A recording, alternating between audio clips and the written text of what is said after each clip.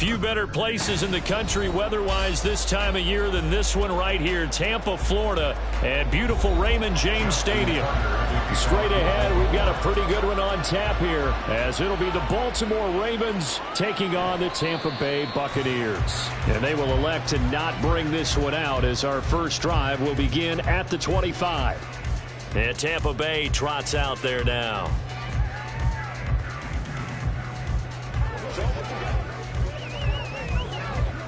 Baby.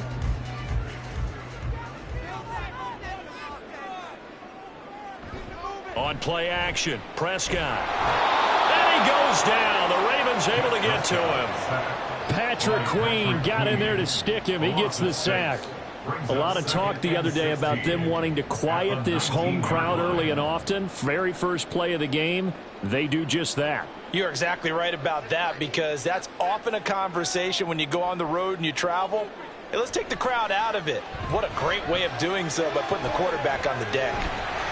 And he'll be taken down at the 20 after a gain of just 1. As a defense, you're more balanced when you're in zone coverage because you're able to keep your eyes on the quarterback and see the play develop in front of you. You're able to keep the quick pass in front of them and stop it right at the line of scrimmage. And I don't think this is the script they had in mind for their opening drive. This is 3rd and long. Out of the gun, here's Prescott. Airing this one out for Evans. And it's knocked away and incomplete. And that might have been a situation where even though you don't hit on the deep throw, you're at least put in the defenders' minds early in the game that we're going to press the ball deep against your secondary. And that can have a ripple effect on how they function throughout. A 4th down, here's Jay Camarda on to punt for the Bucs. Back deep is Tyreek Hill. That's pulled in at the 32. Called that a 46-yard punt, though they did get 9 back on the return. And the Ravens, they'll take over. And Baltimore's offense set for this next possession.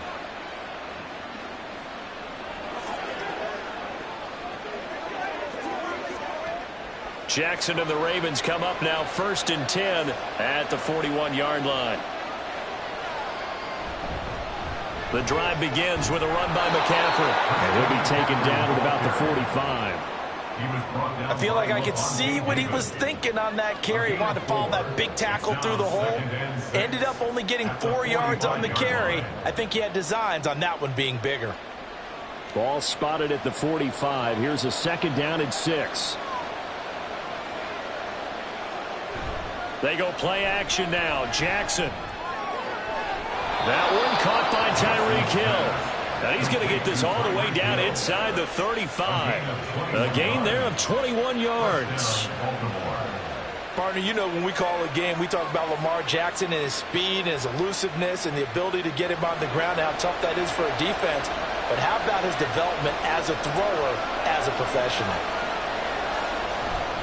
On 1st down, this is McCaffrey. Trying to find a lane, but instead he'll get back to the line of scrimmage. And no more. Call it no gain on the play, and it'll be 2nd down. On that play, it was the defensive front that won the battle. They out-leveraged the offensive line, got into the backfield, and held them to no gain. 2nd and 10. They stay on the ground. McCaffrey again. Ooh, the juke. And he works his way free all the way down to the outskirts of the red zone. That's good for a Raven 1st down, 15 yards there. Well, there's plenty of real estate for him to maneuver on that run, and let's face it, it shouldn't be a surprise. He's one of the better backs in the league. Had to come into this game with the idea, slow him down, otherwise it's going to be a long afternoon. From the red zone now, here's Jackson on 1st down. On the throw, led him too much that time. It's incomplete. Just a little beyond the reach there of his receiver. That's probably one he wishes he had back. He wishes it had been 7-on-7 in practice, or maybe even routes versus air, because that's a completion he makes, what, 9.9 times out of 10? Just missed that one. On 2nd down, McCaffrey. And he is going to be stopped cold behind the line of scrimmage. 2 yards the loss, and now 3rd and 12. Sometimes you just sit back and marvel at what he can do defensively. Speed, strength, quickness, he's the whole package. And that package just wrapped up the runner for a loss. 7th play of this drive coming up, but a long way to go on 3rd down. Now it's Jackson. And that will be incomplete. Oh, he left that one in a bad spot, but fortunately it's just an incompletion and not picked to bring up 4th down. Certainly looked like someone was very confident in his ability to fit that one in. I would say he was overconfident because there wasn't a whole lot of separation there. Had that one covered pretty well downfield and knocked it away. Tucker's kick is good, and the Ravens strike first at 3's in. So they're able to end that drive with 3 points in this one-possession ball game. And ideally, you want to end every drive with points. Most quarterbacks would tell you, let's end it with a kick, right? A PAT, that's number 1. Field goal you'll take. Punts, you really don't want to do that. In this case, they'll take the field goal and get prepared for the rest of the game.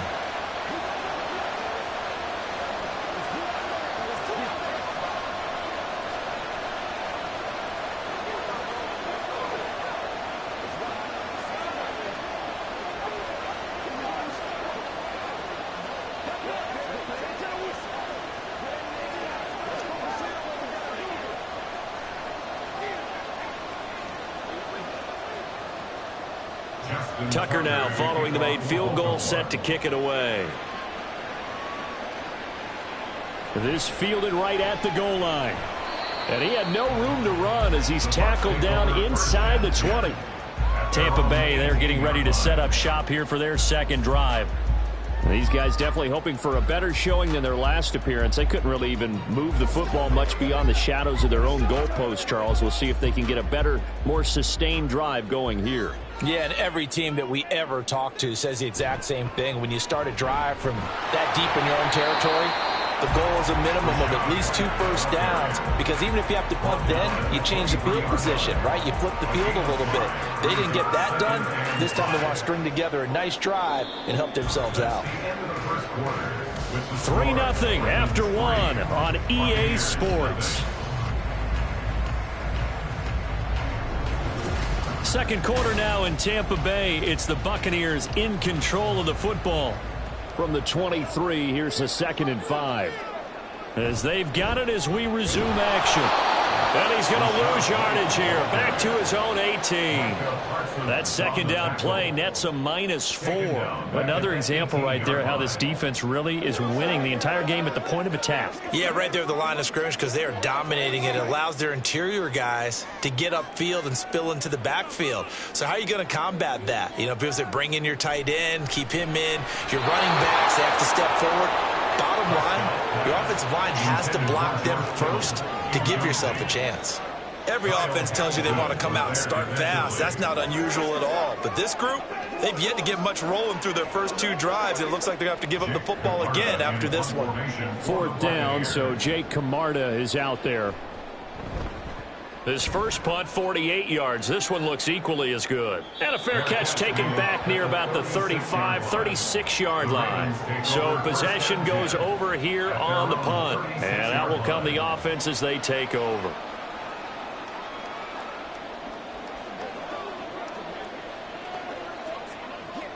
They've got good starting field position as they come up here 1st and 10 at their 36-yard line. They start on the ground with McCaffrey. And he fights forward for a modest 2-yard gain, 2nd down. Well, he hasn't made much of an impact in the running game thus far, and after that last run, not much is going to change in that area. He hasn't been able to get anything going, and really the offensive line not helping him much. From the 38 now, here comes 2nd and 8.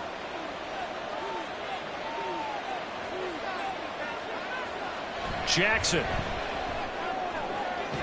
He finds the rookie, Zay Flowers. And he's going to get this all the way down inside the 35. That one covers 29 yards, 1st down. Well, that certainly has to feel good. It's not all the time that the play caller should get all the credit. Sometimes I think in the huddle, the quarterback just says, hey, who's going to make a play for me? I just need something right here. And the end result there, nice 1st down. Drive keeps moving. Just a yard on the first down carry, so it's 2nd and 9. Well, sometimes you just have to give credit to the defense. Great job there at the point of attack, holding up. They won their battles at the line of scrimmage, left him no space to try and run. A really nice job swarming to the ball carrier. From the gun, Jackson. A short throw caught by Andrews. And this is going to lead to another first down as the tackle's made at the Bucs 23.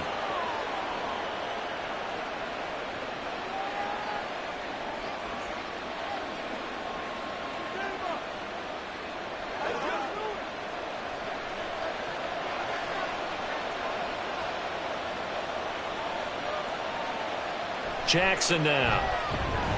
A short throw caught by Andrews. He is taken down at the 21 after a short gain of 2. Got to give credit where it's due. Really nice defense on that play. The pitch and catch was successful, but not any run after it. This is 2nd and 8.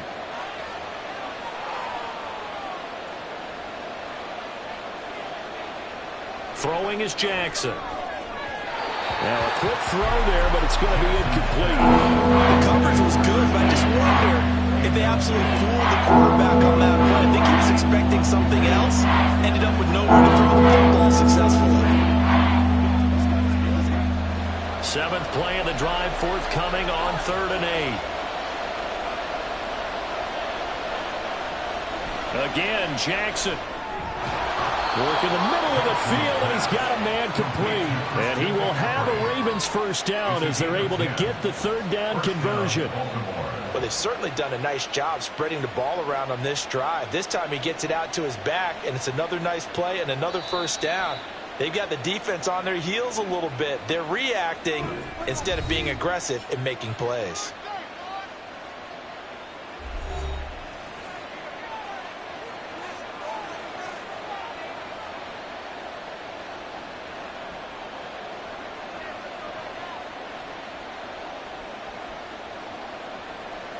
They had to settle for 3 last drive, hoping this second go-around ends in 6.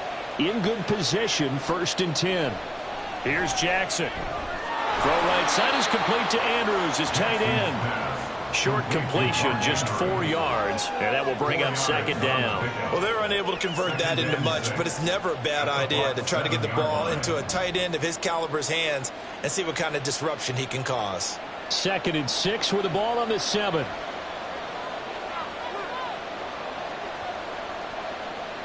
To throw is Jackson. There's Flowers. He's got it. Touchdown, Ravens. A 7-yard touchdown grab. And the Ravens will extend their lead in the final minute of the half. And now, of course, all scoring plays are reviewed, and I think they're going to take an extra long look at this one.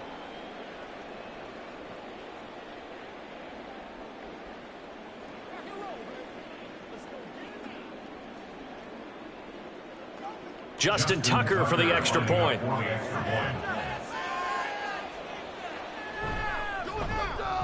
It's up and good, and that'll increase their lead to 10-zip. Ravens 10, Buccaneers nothing.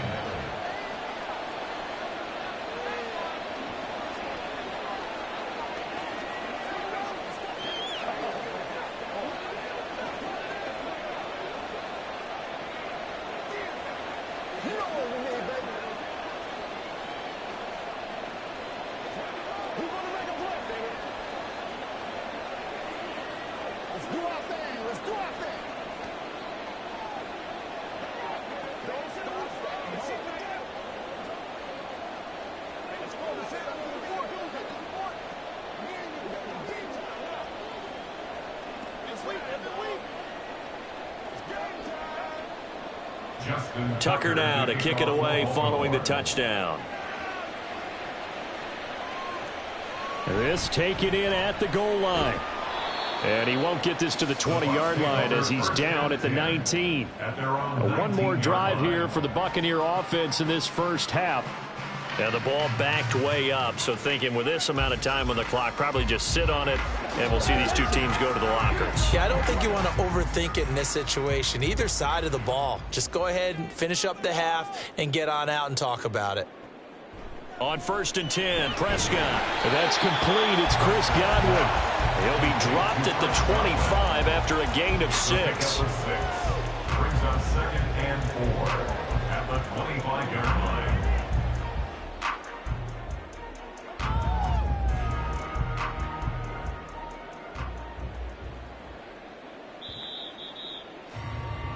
So we have reached halftime with our score 10-0. As we send you a stone's throw away across I-4 to Orlando. There standing by is Jonathan Coachman, ready with our EA Sports Halftime Report. Coach? Tyreek Hill on the return. And he won't quite make it to the 25. The Raven offense set to start this third quarter.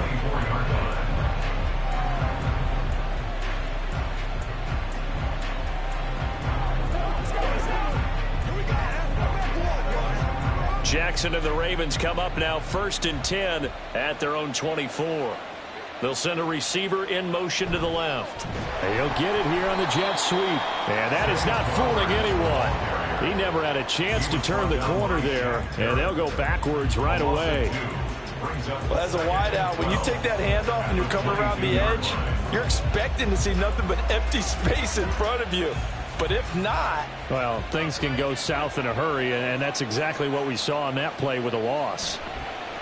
Jackson now off the bootleg. That one into the hands of Flowers. So the completion good for 6 yards. And that'll make it 3rd down.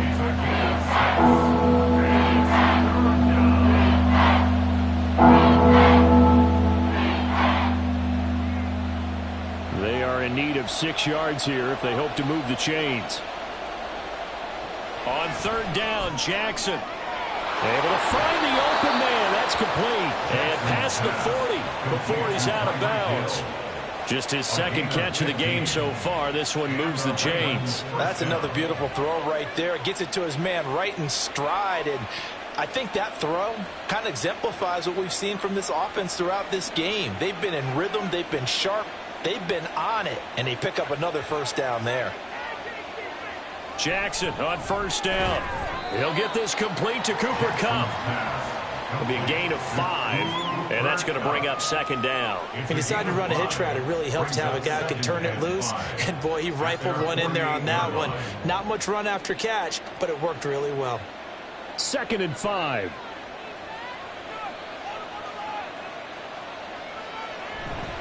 Out of the pistol, McCaffrey. And he's down right around midfield after a gain of 2, maybe 3. In the first half, he was held in check on the ground, but despite that lack of production, they still have the lead. And they've got to feel fortunate about that. If they can actually get production from their lead horse, that would help open up this offense and widen this margin, too. 3rd and 3. They'll try and pick it up with McCaffrey. And this has been a familiar sight all afternoon as they stop him behind the line. So instead of giving them another 3rd down, they'll decline it, brings up 4. Now that's smart football right there. You don't even have to really spend a lot of time considering it. Just know that you're probably going to get the ball back. Good job declining that penalty. The Ravens send their punter out now. And the way this offense has moved the ball, he hasn't been needed till here in the 3rd.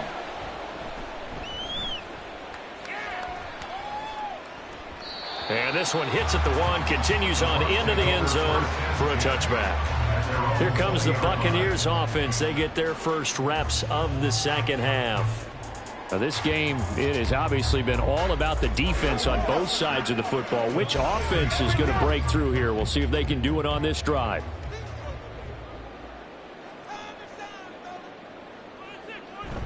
Off the play fake, Prescott. Sideline throw, it's complete. And a nice job there of keeping the toes inbounds. Caught that look from you there, partner. I think we're on the same page on that one. Just his first catch. I think we both thought he'd be a little more active in the passing game. Let's see if that's the start of them trying to get the ball to him a little bit more here in the 2nd half. On second down, they'll run with White. And he's going to lose yards. They take him down at the 26. It'll be a loss of a yard, and that's going to lead to a 3rd and 4 coming up. This defense is just flat getting after it. They have not given up much of anything in the run game. Case in point right there. This offense in desperate need of a conversion as they come up on 3rd down. Prescott going deep for Diggs. This is caught inside the 15. And he's going to be taken down right at the 10-yard line. Well, that was a pretty good time for his first catch of the ball game, and it turned into a huge play as well. He's certainly not been a central part of this passing game so far in this one, but he made his presence felt there. A big pickup on 3rd down. Prescott on 1st down. Left side here, that's complete to Godwin. And inside the 5 here before he's out of bounds right at the 3. They'll wind up getting 7 on the play, and that'll make it 2nd down.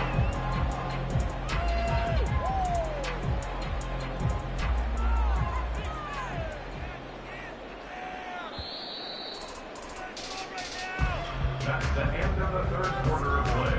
With the score, Ravens 10, Buccaneers nothing.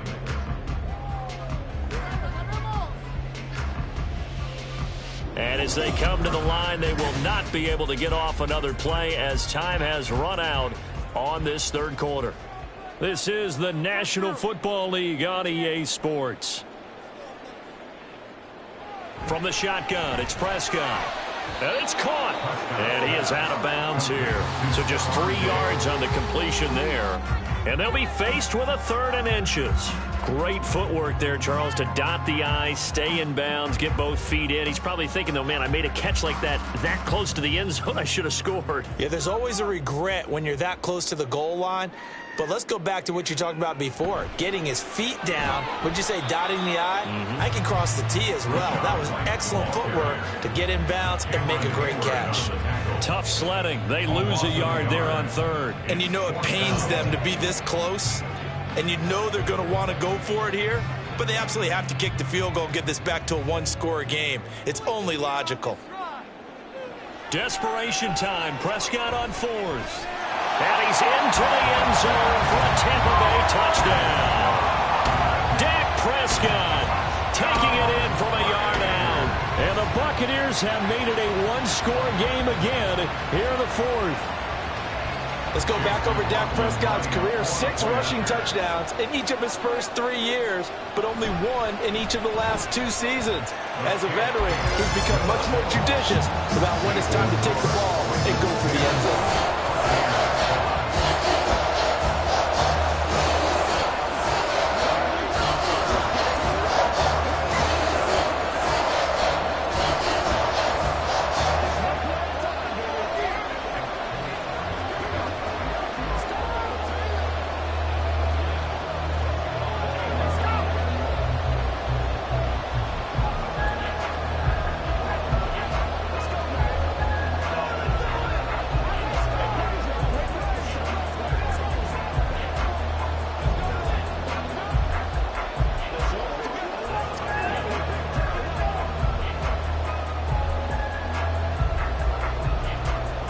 Following the touchdown, here's McLaughlin to kick off.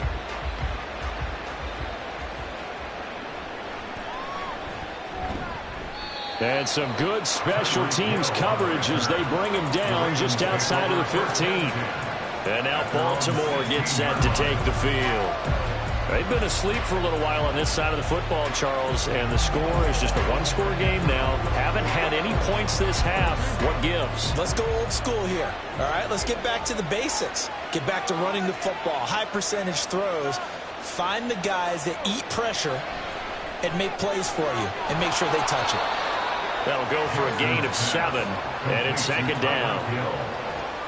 It's a gain of 7. Brings up 2nd and 3. At the 23-yard line.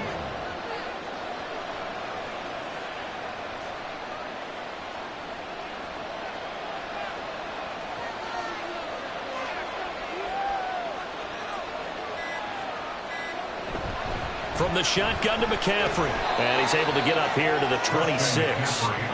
They'll get 3 as the drive continues. It's a first down. I like that run right there, partner. Not the flashiest run, not the one that's going to break for big yardage, but he understands the situation, and taking care of the football, paramount, and he got it done. Nursing that slim lead, you're exactly right. Hold on to that ball.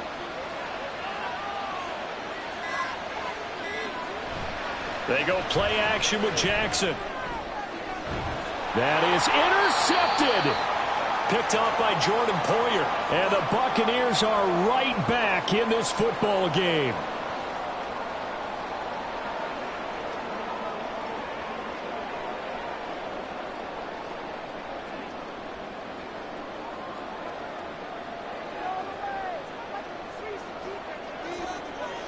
Following the interception, here's Prescott. That's caught by Davis. And they'll get him down as he's inside the 40. And they picked up a little bit of yardage there, and now, in this situation, should be in no hurry to run a play really fast. Let the clock wind down. Plenty of time. All 3 timeouts still remain. Here's 1st and 10 now. Here's Dak. And he can't get a throw off. He's taken down. What a huge play at this point in the game. Dexter Lawrence able to bust free and get to the quarterback. He found his way into the backfield, and he simply would not be denied. Well, they say that life's all about opportunities, and that holds true when you're playing defense as well. How about him seeing that chance, making the most of it, did a great job of wrapping him up and bringing him down. Now the Bucs going to use the first of their timeouts as it comes with 1:04 left to go in the game.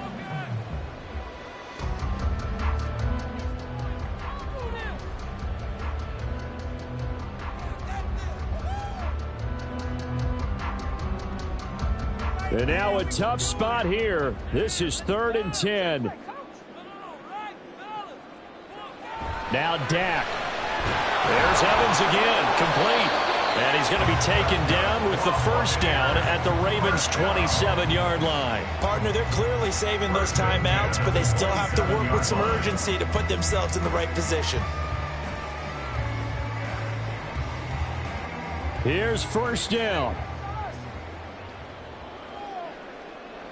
Now Prescott. Oh, a heck of an effort there as he'll make the diving catch. The Bucs going to go ahead and use the second of their timeouts. That'll leave them with just 1 remaining in this 4th quarter of play.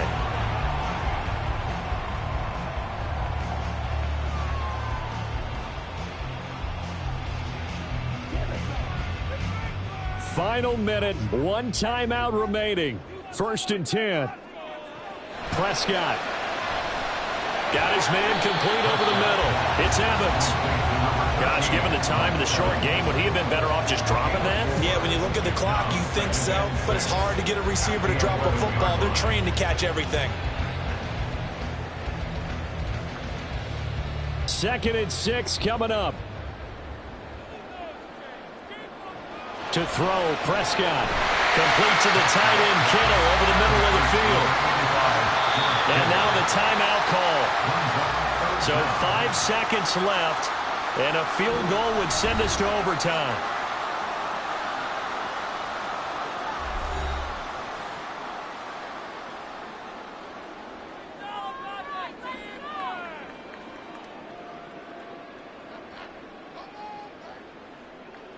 So the field goal unit is on the field as this is a big spot right here. And the clock will now stop as a timeout is called with 5 seconds left.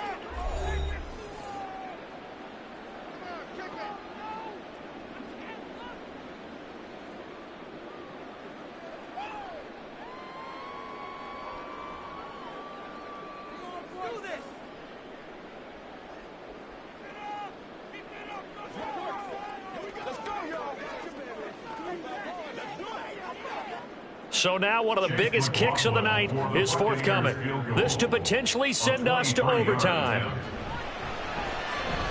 And his kick is right there. It's good, and they will tie this game here in the final seconds. I tell you, the life of a kicker. He has not been called on the entire game. He's over there by the net, but they send him out here in the fourth say, hey, go tie the game, will you? And guess what? He comes through. I just don't know how they do it. I really don't. These cats are a different breed from you and me. That's a pressure kick, but that one was never in doubt.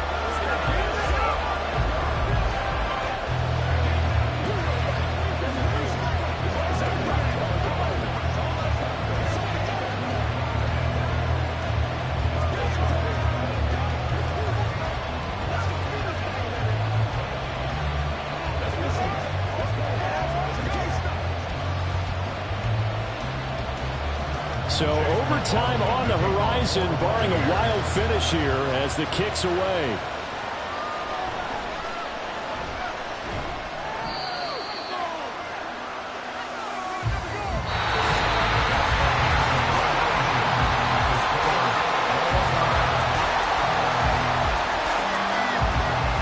And we've got free football. 4 quarters done, and we're dead even. We'll have overtime after this timeout.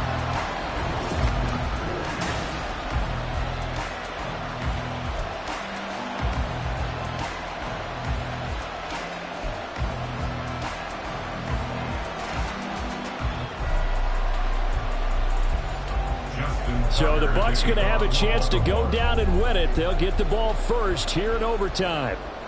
And here comes Diggs. And here comes Diggs. And he'll be brought down right on the chalk of the 20. The Bucs offense set to begin their next possession. And last time they got 3 points, but it was a chip shot field goal. And when you go to the sideline after a chip shot field goal, maybe the offense not too happy. It's a balancing act, isn't it? Because you're exactly right. They're none too pleased that they didn't punch it in for 6 points. But they also have to remember they did put points on the board. 3 points is 3 points. And in this league, you take points when you can get them. Not easily done. And he'll get it up near the 35, right at the 34 here. 7 yards there and a first down. That was a pretty favorable situation there. What would you call that? Second and manageable? Smart play, too. Didn't force it downfield when he didn't have it. Just checked it down, let him get the first down, and that's exactly what he did.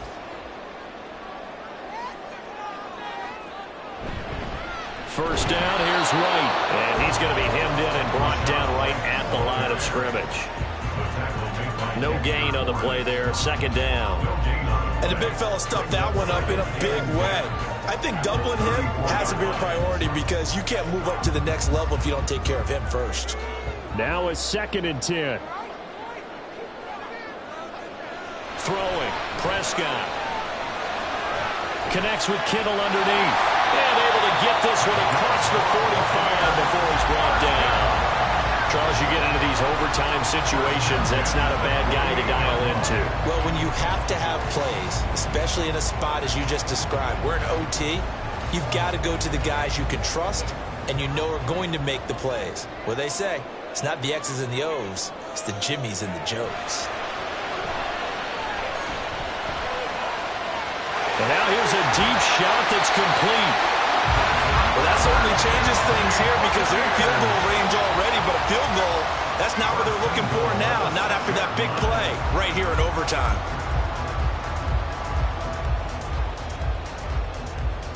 Now a chance to make that big play really hurt. It's 1st and goal just outside the 5.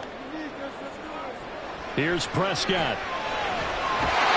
And he throws it in for the Buccaneer touchdown. He was on point throwing the ball right there. He had the big play to get him down close, and then he delivers a touchdown pass on 1st and goal. And you mentioned the big play that got him down close. I think that big play left him reeling a little bit. They didn't recover from it. And you know they always talk about having to have a short memory on defense after a big play against you. Looks like their memory was a little too long there. Extra point by McLaughlin is up and good. And that makes it a 17-10 score.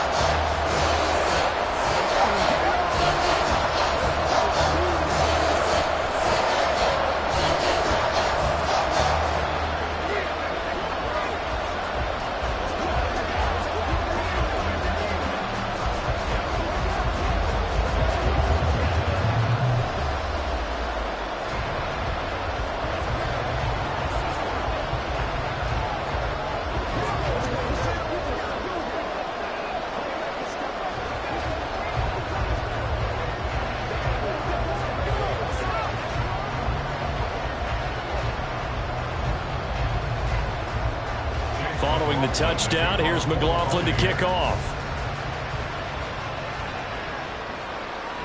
And Hill will opt for the touchback. The Ravens ready to take over. And we'll see if they can bounce back from that last drive. In particular, if they can bounce back at the quarterback position, Charles, after throwing their first interception of the ballgame. Yeah, and some guys, you know they're going to want to try and get a big play right away and take control back. Others, they're going to look to hit a couple shorter passes and get a little momentum back that way. But for the defense, that goal's not changing a bit. They want another pick. You're exactly right about that. In fact, you've got to watch them a little bit because in coverage, they may cut down their gaps a little bit, maybe their splits a little bit in order to try and get to the ball even faster. Here's 2nd and 7 now from the 28. Throwing, Jackson. That's caught. It's Flowers. And he'll be taken down right away up near midfield at the 47. And as a quarterback, you always want to exploit gaps in the defense, and he finds one here. Crossing route, working from right to left across the field. And once you get defenders going in the wrong direction, it is awfully hard for them to pivot back, and you end up getting the first down. Here's Jackson. He'll get this underneath to McCaffrey. Now that's the type of play that gives you a chance to win. Nothing forced downfield where you don't have a guy open. Swing it out to the back, maybe even check it down, whatever you want to call it. Gain of 5. You're just trying to get 4 on first down. They're ahead of the chains now. From the 47, it's 2nd and 5.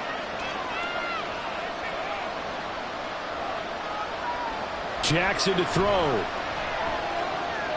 Looking left side, and he's got a man. That's Andrews. And this is going to lead to another first down as the tackle's made at the Bucs' 31-yard line.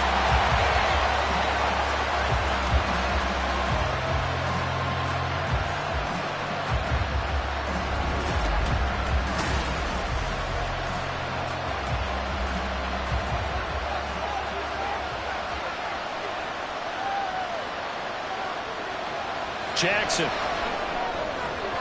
Throwing quickly there, but it's incomplete. Here's 2nd and 10. To throw is Jackson. A short one there, caught by Likely. And he went nowhere. Well, he went backwards, back to the 33. 7th play of this drive coming up, but a long way to go on 3rd down. Jackson will throw again. And that's to the left sideline and incomplete. How about the coverage we just saw him break out on 3rd down? Dime defense, blanketed the field with extra defensive backs and speed, unable to find an open hole to complete that pass. A big call here in overtime. They're going for it on 4th down. From the gun, it's Jackson. And this is caught. And he doesn't quite make it, taking it within an eyelash. Dropped at the 1. Wow, 1st and goal, and defensively all they can do is shake their heads. Not only did they allow the conversion, but a big play as well.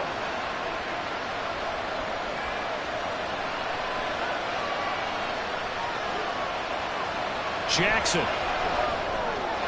Got a man right side, it's McCaffrey. And he'll actually lose a little bit of yardage here. Back to the 2. It'll go as a loss on the play. Not what you need down here. It's going to be 2nd and goal. That's a great job of tackling right there. If he could have made the first man miss, maybe he could have taken it into the end zone. Instead, they stopped him pretty well right in his tracks, and you often see that in the red zone. Offense has to be quick. In this case, and that'll be taken in by Andrews for a Ravens touchdown. Touchdown, Baltimore. There was no going through the progressions on that touchdown pass. Yeah, nor was it necessary. His receiver won that route early, presented himself, no reason to wait. Go ahead and put it on him and score a touchdown. Tucker able to connect on the extra point, and that will level the playing field at 17 all.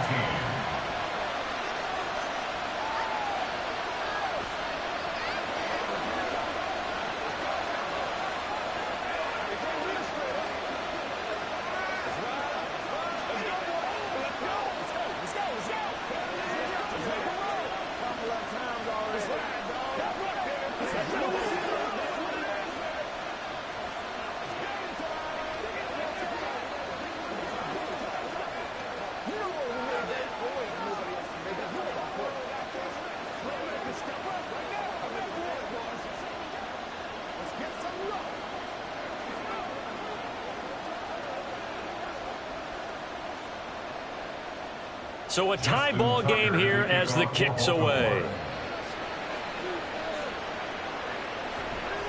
And he won't return this one. He'll go down to a knee, and they'll start at the 25. And Tampa Bay trots out there now. So both of these teams, Charles, coming off touchdowns now, but this offense, they just had to stand on the sideline, watch their opponent author a really impressive drive to reach the end zone. Yeah, and I think you're not telling yourself the truth if you don't think there's some one-upsmanship going on right now, because they just had their touchdown answered by a drive of double-digit plays that also found the end zone. Now they want to do something even more impressive to answer that one. They have 3 tight ends in that formation. That's almost a universal sign that they're planning to run the football. But how about the defense there? They met force with force and caused a stack up behind the line of scrimmage and threw him for a loss. Here's Prescott. That's complete to his receiver, Godwin. And he'll get this up past the 25 before he's out of bounds. Brings up 3rd and 8.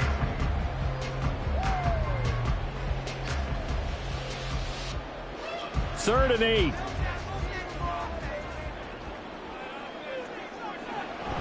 Prescott off play action. Able to find the open man. That's complete. And he'll be taken down, but not before they work it across midfield.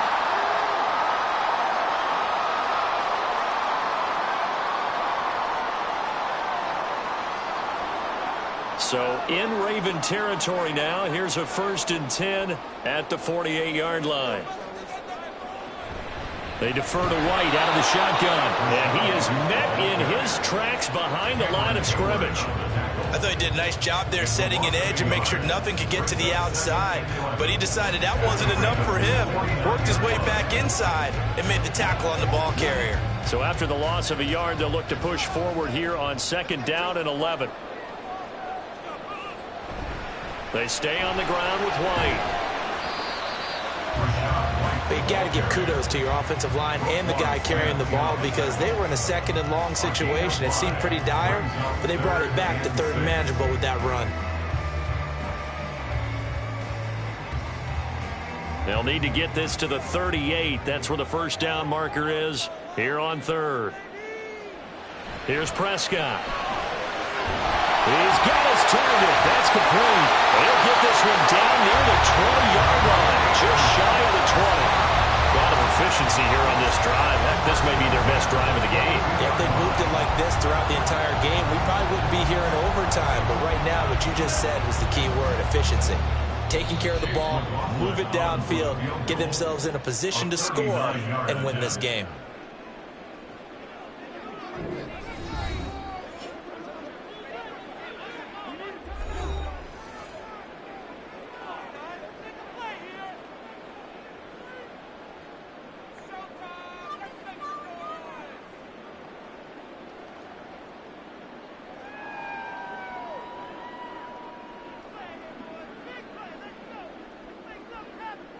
And now this game's going to come down to the right leg of their kicker. This to win it in overtime. And he got it. The kick is good. And they have won it here in double overtime.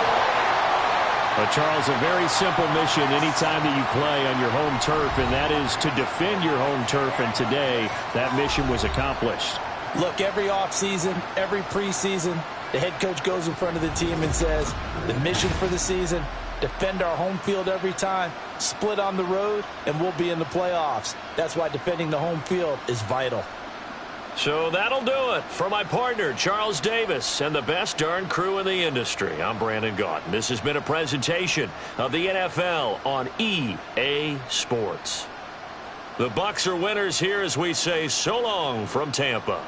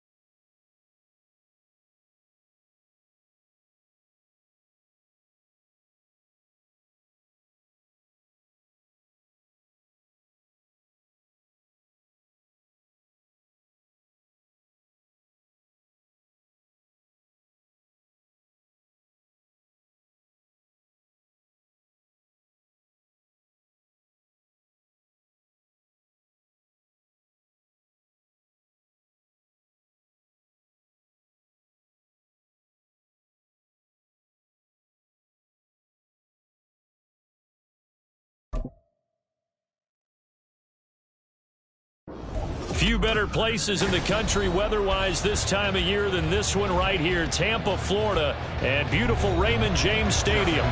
Coming up, we've got what should prove to be a good one, as it'll be the Baltimore Ravens taking on the Tampa Bay Buccaneers. And we will not get a run back here to start. It's a touchback, and it will come out to the 25. And Tampa Bay trots out there now.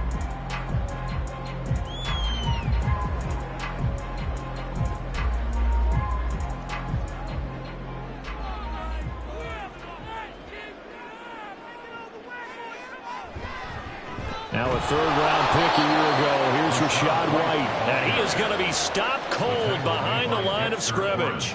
Call it officially a loss of 2 on the first play from scrimmage. Second down. That was well played there defensively. 2 tight ends in the formation, which essentially gave them 7 blockers up front. Hard to imagine with all that size and beef that they could let a tackler through. But that's exactly what happened. A loss resulted. Meanwhile, Prescott's throw pulled in by Kittle. So the completion results there in 9 yards.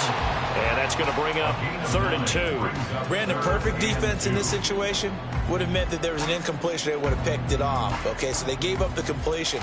But I really enjoyed watching how the defense stayed in sync, stayed in great communication. And as he dragged across each zone, you see him pointing, communicating. There he is, and they passed him off to each defender.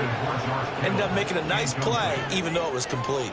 That was their first third down try of the game, and clearly something was off in the execution of that play. Good news, they've got a whole game left to clean that up and start clicking on those key third down throws. Here's Jake Camarda now.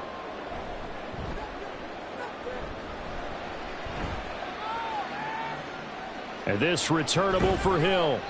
A 7-yard return following a punt of 45 yards. And they will take over 1st and 10. And the Ravens taking the field.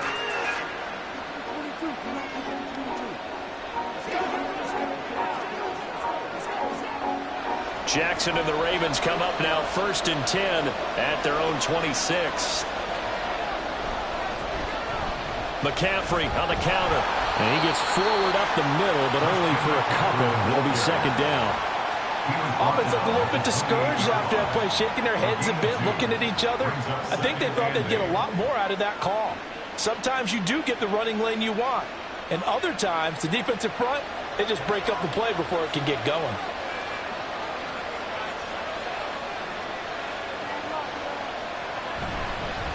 And now a fake on the jet sweep, and instead they'll give it to McCaffrey. That's a big loss of 3, and it brings up 3rd down. That's not an easy play for a defensive end because most of his responsibility has him getting upfield and working. But how about his vision to see where the play was going? Crashed down inside and tackled him for a loss. On 3rd down, Jackson. He had a man open, but he missed him, and it's incomplete. A 3rd down is a key down in any game you play. And 3rd down defense, something we got to watch in this one. Got to be effective on the passing downs. That's a pretty good first step right there. Facing 4th down, Baltimore will punt. Jordan Stout out there.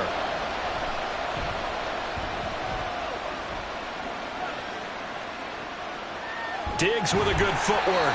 So a change of possession here on the punt. And the Bucs will get ready to go on offense. Tampa Bay, they're getting ready to set up shop here for their 2nd drive. And they'll certainly be trying to do better than that first drive where they went 3 and out. And sometimes the first drive is just simply to settle nerves. You know what it's like at the start of a game with the emotion. Guys a little bit jumpy. But you do. Oh, you understand the same way. It's just like us calling one, right? Making sure we ease into the game, let it come to us. Well, you went and now they have that opportunity. No, you didn't go 3 and out. I went 3 and out on that first drive. I'm trying to do better here. That run right there was an offensive line coach's dream, wasn't it? Guys picked up all of their assignments, created a nice gap for the running back to get through, pick up 7 yards. Yeah, he's probably chortling on the headset right now saying, we got it going, boys. Let's keep it going. He completes it to Evans. And he slips up past the 45 before being tackled. So a PI call going to cost him there defensively. What did you see? Well, I think it's the right call, partner, because sometimes we'll see officials kind of let them play. But by the letter of the law, that's definitely a penalty. After the penalty, a fresh set of downs. It's 1st and 10. Looking to throw. Prescott.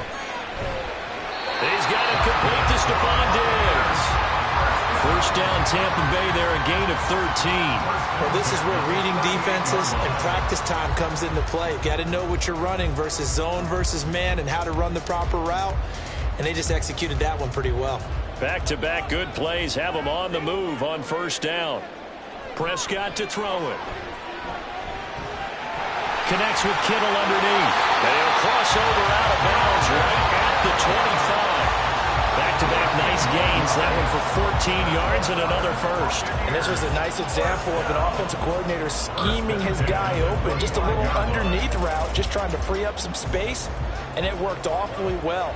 Got him not just space, but plenty of room to run after the catch to pick up really nice yardage. They will run with White out of the shotgun. And he maneuvers up the middle for 3. And it's 2nd down. Yeah, I don't know if it's exactly a win-win, but if you're on offense, you'll take that kind of a run, all right? It was kind of stacked up, found a little bit of yardage, and frankly, they're pretty close to staying on schedule on offense. The playbook is still open for the coordinator. Play fake. Here's Prescott. And that's incomplete. And that's the knowledge you gain from being in this league for a long time. He's learned the hard way when to give up and fight another down. And that's a smart move to throw it away. They head to the line facing a 3rd and 7 following the incompletion on 2nd down. Prescott. Godwin's got it. Touchdown Tampa Bay. A 22-yard touchdown grab. And the Bucs get the upper hand as they're on the board first here this afternoon. And, partner, they found a gap there on the post pattern, and it was in the middle third of the field. And that's really difficult to do because ordinarily the safeties are back there to prevent that happening. But they found the opening and exploited it. Extra point by McLaughlin is up and good. And that makes the score 7-0.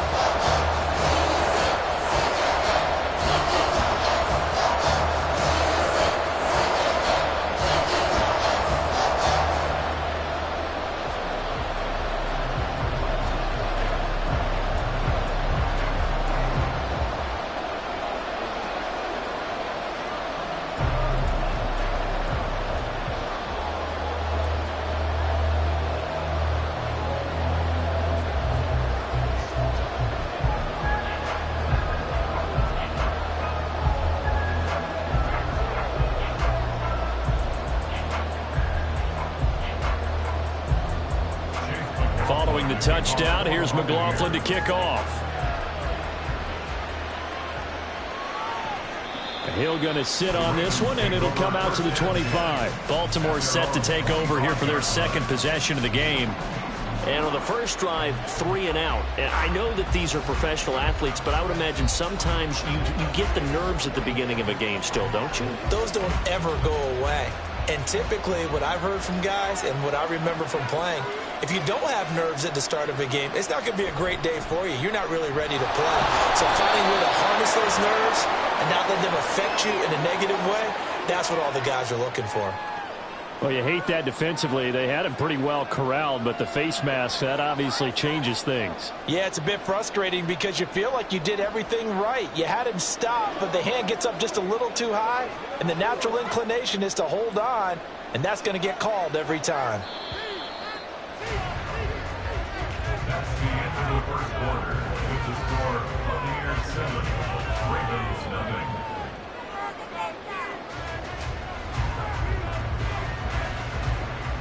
After 1, 7-0 on EA Sports. So good starting field position for them here as they come up 1st and 10 at their own 43. Give him a couple on the scramble. It's 2nd down. Brandon, once that one broke down, there were only so many options left for him to take. Fortunately, only 1st down, so he smartly got the yardage he could get and didn't worry about trying to turn it into a bigger play and end up taking a bigger loss. Here, they hope they can regroup and get something different going here on second down. They run with McCaffrey off the option. And a gain of 4 gets him right to the midfield stripe.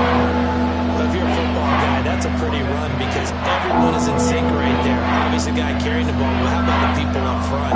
Leverage, athleticism, they created some nice space for him. Coming up here looking for 3 yards to pick up the first. From midfield now, here's Jackson. That ball nearly intercepted, but he could not hang on. A pick there certainly would have been nice. Instead, at least, it'll be 4th down.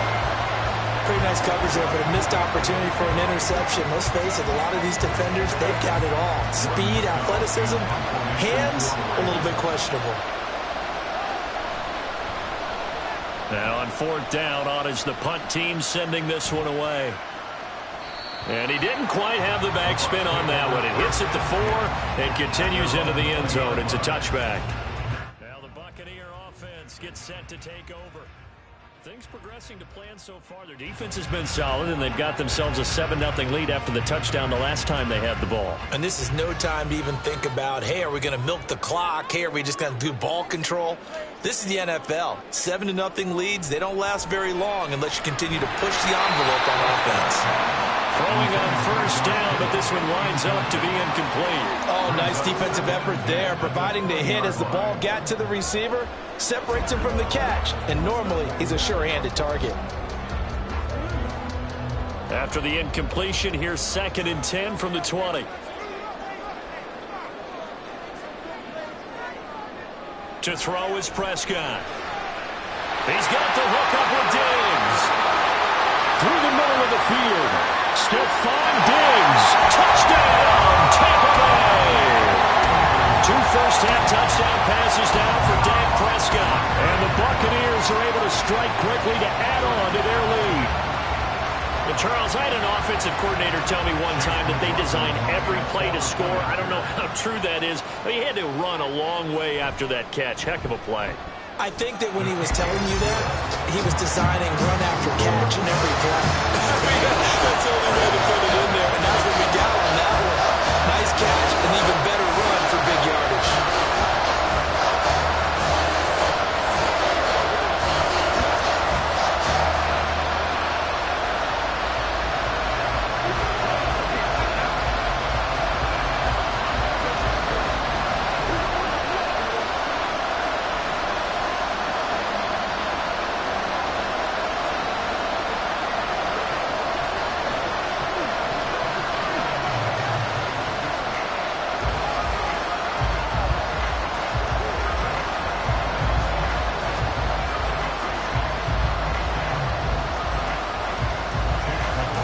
Touchdown. Here's McLaughlin to kick off.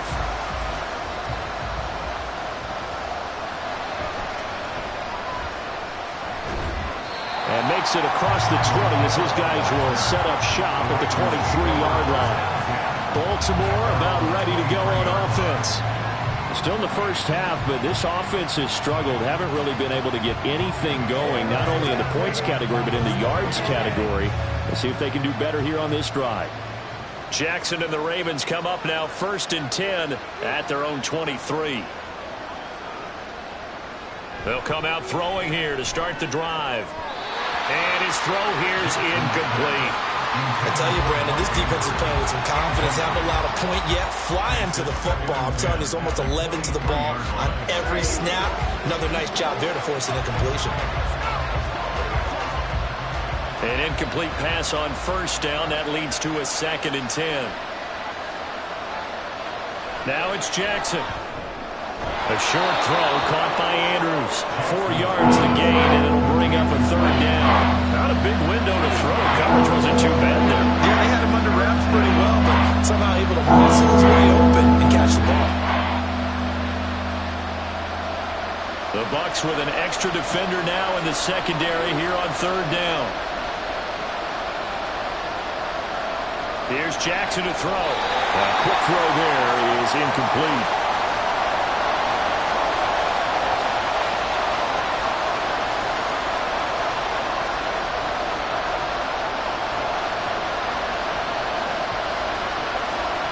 4th down, and out comes Jordan Stout here to punt. He's been a busy man here in this first half as he gets it away. Fielded just inside the 30. 42-yard punt, 6 on the return. And it will be 1st and 10 as they take over. And Tampa Bay trots out there now. It's been a good first half so far. They're up 14-0. Points here, that could really put them in command before intermission. Yeah, and it's all well and good what they're seeing and how they're feeling right now. But this is the NFL. How many times have we watched 14-0 leads evaporate and quickly? So how have we seen them combat it? Continue to run your offense, but don't back off at all. Don't start looking at the clock. Don't start thinking about, hey, just take care of the football. Keep attacking. Usually the best way to maintain control.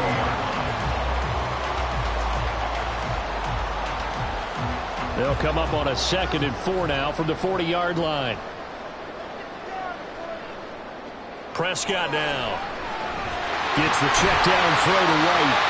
And he gets this one to midfield before he's brought down. 10 yards there and a Buccaneer 1st down. We always talk about having to read defenses and how complicated that is. Well, this was an excellent read. Read the pressure and got rid of the football before it even got to him for a nice game. And when they're blitzing like that, running back usually a good spot to go with the football? Without a doubt, because he's right in your sight line or he's near you. So you're able to just get it to him easily. And once he gets in space, that's usually a good matchup for him. Now the Bucs going to use the first of their timeouts as they get the stoppage with a little over 50 seconds to go in the first half.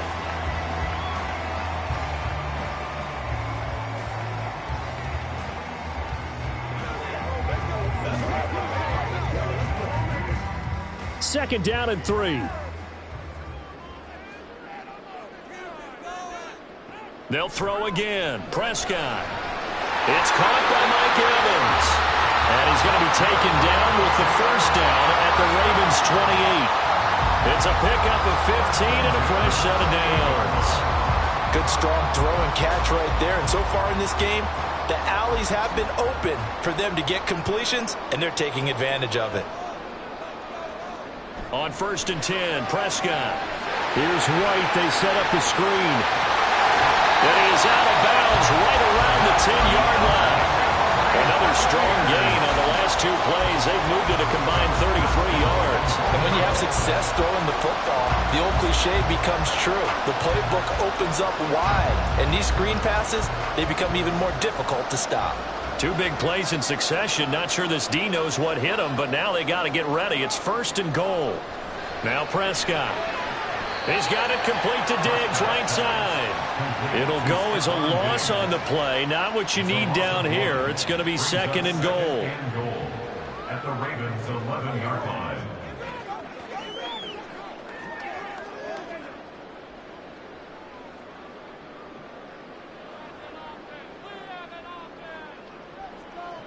And again, it's Prescott. And he will throw this one out of the back of the end zone. It's incomplete.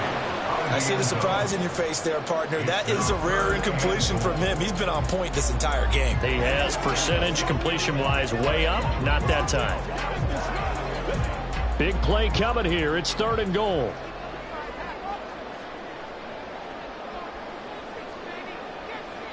Now Prescott. 3 touchdown passes now for Dak Prescott. And the Bucs will extend their lead here just before halftime. Well, I don't think that we're ready yet to say the route is on, but they have certainly looked near flawless here in this first half, and now an extra point away from making it 21-0. Yeah, and your experience led you to say that because we have both seen those 21-0 leads come and go in this league. But this one feels pretty darn secure. And here's the other part. Even when people chip away at it, it forces you into being almost perfect on the other side, doesn't it, in order to try and mount a comeback.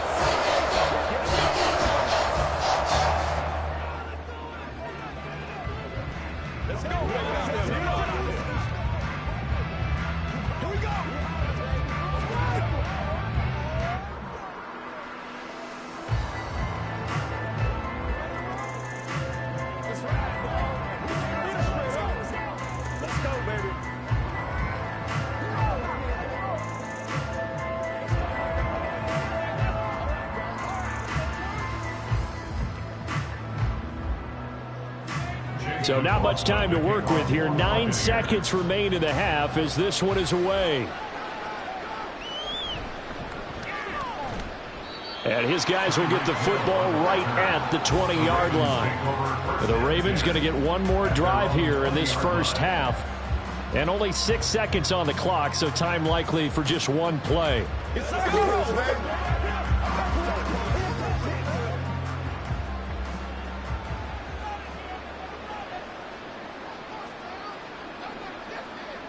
And with time running short here, they'll simply take a knee, and that should do it for half number one.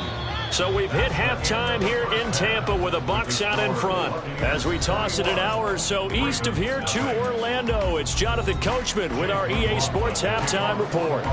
The Ravens set to receive the football, trailing here as we resume action in the third quarter. Hill is going to take it out of the end zone. And tackled at the 21-yard line, so a net negative there of 4 yards. Out come the Ravens now. They'll go on offense first here in this third quarter. And you have to think, Charles, down 3 scores already. They need to play an almost perfect second half to have a solid chance. And that absolutely starts with finding some way to put together a touchdown drive here. They need to be smart, fast, efficient, get the ball into the end zone, and do it again multiple times in order to have a chance to win this game.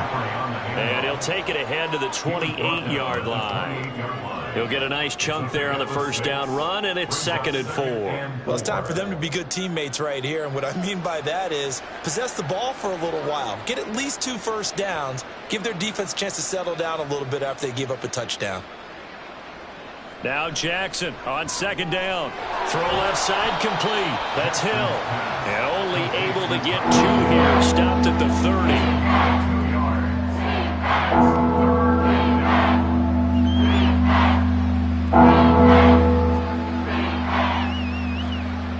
This offense in desperate need of a conversion as they come up on 3rd down. Now it's Jackson. That is caught, and he will have a Ravens first down as they're able to get the 3rd down conversion. Well, we talk all the time about playing situational football, and right now I think the scoreboard is dictating what they need to do. Where they are in this game, they've got to push the ball downfield, take their shots, try and get big chunks of yardage in a short amount of time. That was a nice play there. They run the option here on 1st and 10. And he'll push this forward only to about the 42-yard line. 2 yards the gain on the keeper, and it's 2nd down. Anytime you decide to use your quarterback as a runner, most of the time when you design a play, you're expected to break a little bit bigger than this one, because when you run him on short gains, your risk-reward and him taking hits, I'm not sure that's the payoff they were looking for. Jackson now. He short arms that one just a bit. It's low and incomplete.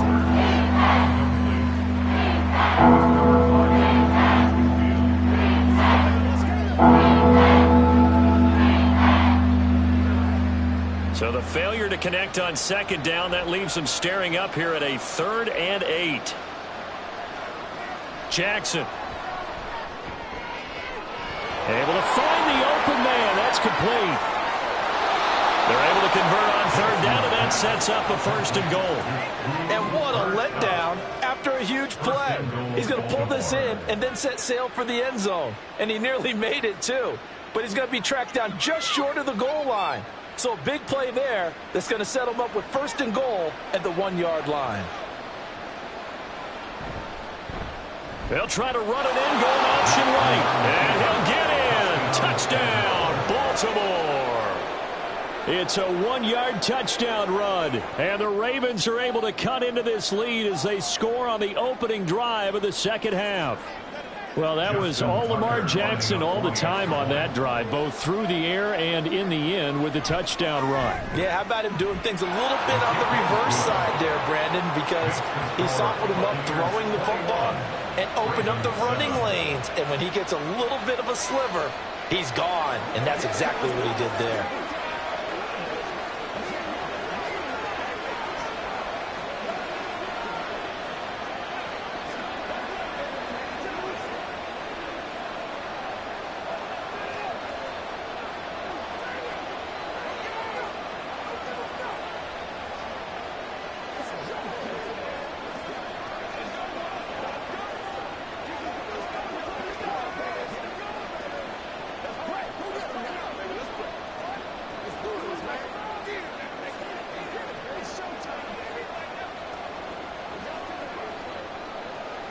Tucker now to kick it away following the touchdown.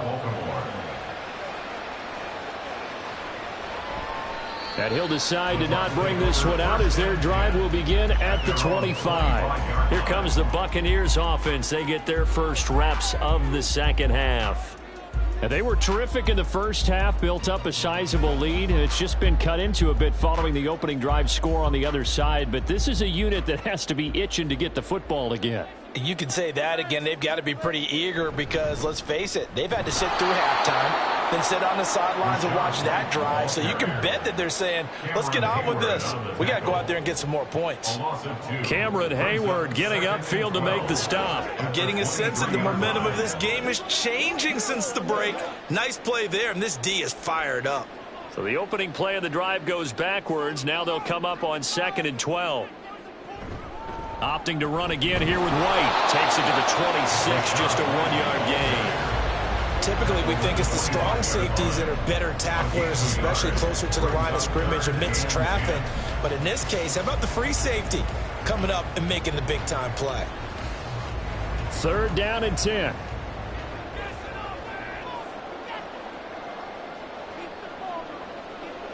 Here's Prescott. He's got his running back out of the backfield. And he is going to have the Buccaneers first down as they're able to get the 3rd down conversion. A big 3rd down pickup of 20 yards.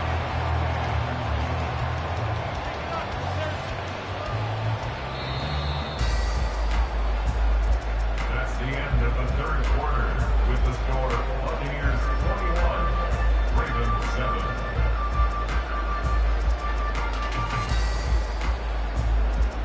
And they're not going to get to the line to run another play. So we will switch ends as the third quarter has come to a close. We'll return with more after this. This is the NFL, and it's on EA Sports. And now a throw on first down there, but it's incomplete. That certainly appeared to be a play call where they were just trying to make 2nd down, 2nd and short. I think they thought the coverage was off a little bit more than it was. Nice job there pressing up on it and forcing the incompletion. Under 4 to go now as they come up on 2nd down.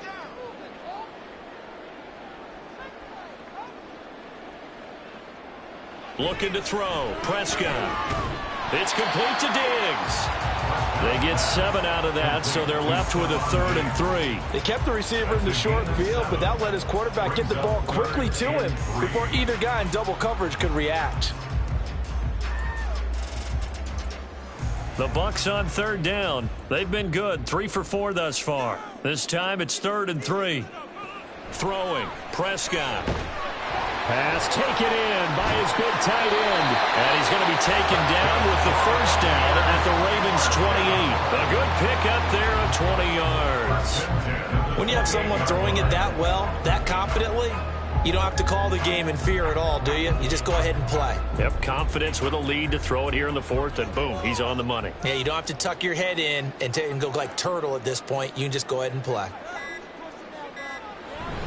Now a give up the middle. This is White. And he's able to motor his way down to the 16-yard line. Another nice gain, 13 yards that time, and another first down. As I take a look at the clock, I realize that this drive has eaten up a good portion of the 4th quarter already. Got to tell you, partner, when you're trying to salt away a game, this is exactly what it's supposed to look like.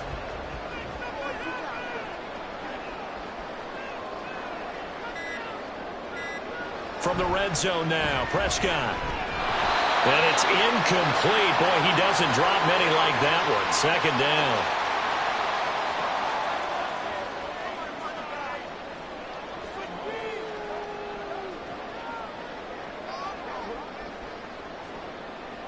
Second down here after the incomplete pass.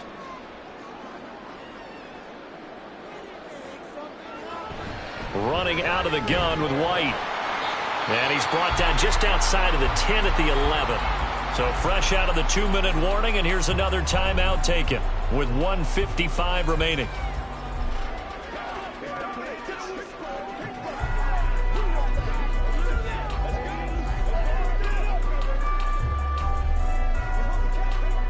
This is a big 3rd down, and you'd have to think we'd see a timeout right away if they can't stop him here.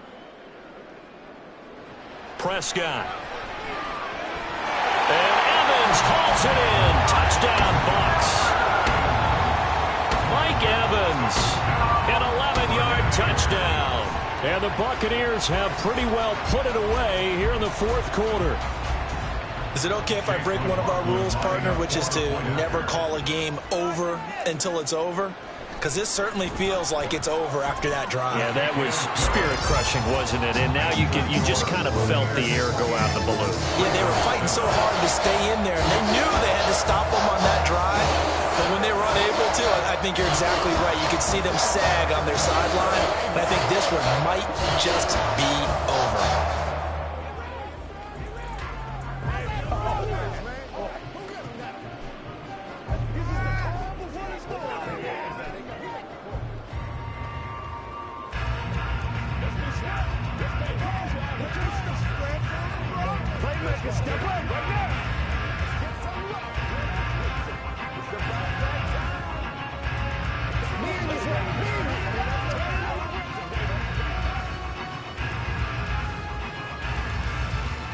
Following the touchdown, here's McLaughlin to kick off. Tyreek Hill set to return it. And able to get this across the 20, but not much further as he's dropped it to 23-yard line. And Baltimore's offense set for this next possession. But we said it at halftime that they would need a nearly perfect second half to erase that deficit that they were facing, CD. But unfortunately, the second half has pretty much been a carbon copy of the first. Yeah, that early lead was almost insurmountable the way their opponent was playing. And, partner, they do have some good news, though. This one is getting close to being over, and they can try and hit the reset button starting tomorrow. So the completion results there in 9 yards, and they'll have a 2nd and 1 forthcoming. He's been quiet today in the passing game, just his second catch. Yeah, and people have to come up with schemes to limit him, and what a lot of teams do, they'll double him, use a linebacker underneath, a safety over the top. Sometimes they'll just take a corner, maybe their third corner if he's a bigger guy, and put him on a man-to-man to try and limit his touches. Just keep mixing it up, give him different angles, different looks, like a good boxer does. One thing you're hoping for when you run drag routes, you're able to hit a receiver in stride, and he can pick up a lot of yardage after the catch. But in this situation, the defense was effective, able to stop him before he could get a good head of steam going. Now here's a pass on first down that's knocked away and incomplete. Well, it just seems like all game long there hasn't been a lot of sync quarterback to wide receiver on this side of the football. They haven't been on the same page, quarterback and receivers. Heck, they haven't been on the same grease board when you draw plays up. They haven't been on the same surface tablet that you look at on the sidelines. Nothing's worked for them. They've got to find a way to start matching each other's movements.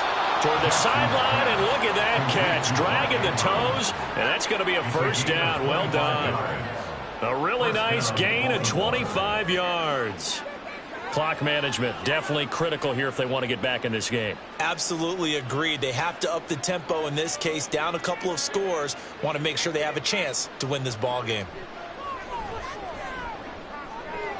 We'll get this out right here to McCaffrey. And he gets this down inside the 35 before going out of bounds. So the completion good for just 3. And it'll be second down.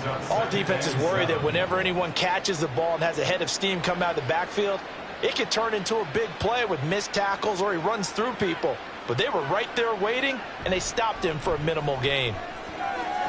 Jackson's throw into the hands of Andrews. And they'll have it in the red zone before he crosses over out of bounds. The Raven passing game getting in sync, another first down. Well, I can put my defensive cap on right now, and I know they're saying don't give up any big plays now. They've controlled this game throughout, and all they want to do is see it through to the end. I think they let their guard down a little bit with that last completion. Sometimes when you're trying not to give up bigger plays, you don't react as fast as you should on other throws. Now, meanwhile, a pass that should have been intercepted, but it winds up falling incomplete. He didn't just deny a big throw there. He broke that one up in the red zone. An excellent play, one that may help save points on the board when this drive is over. So now 2nd and 10 after the incompletion on first down. To throw is Jackson. He's going to drop this down to McCaffrey. He's down inside the 10 to the 8, and it comes on a gain of 8. And we see another pitch and catch there to the running back. This position just continues to evolve. They become just as critical to the passing attack as a lot of receivers, tight ends, because their ability to make people miss in the open field can really generate big plays for an offense. And that is incomplete, but a penalty flag coming in. This could be a first down. And since the penalty occurred in the end zone, move the ball to the 1-yard line. First and goal from the 1-yard line. Costly penalty.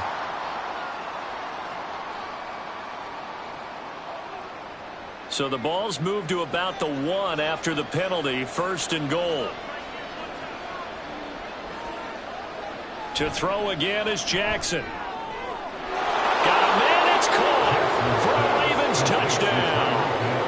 Tyreek Hill from a yard out. And the Ravens have got it back to a 2-score game here in the 4th. I'm not sure win-win is the proper term here, but it certainly felt like it. They got the touchdown they needed, but if I'm on the defensive side of the ball, okay, you got the touchdown, but it sure took you a long time. Yeah, because offensively there, you're probably hoping for a 1 to 5 play drive. That one ate up a little more time than they were hoping. You're exactly right, and if you have that 1 to 5 play drive, you actually build up momentum and even more hope. When they had to slog their way downfield, they got the touchdown, but it's almost like, yeah, you know, doesn't feel right. Exactly.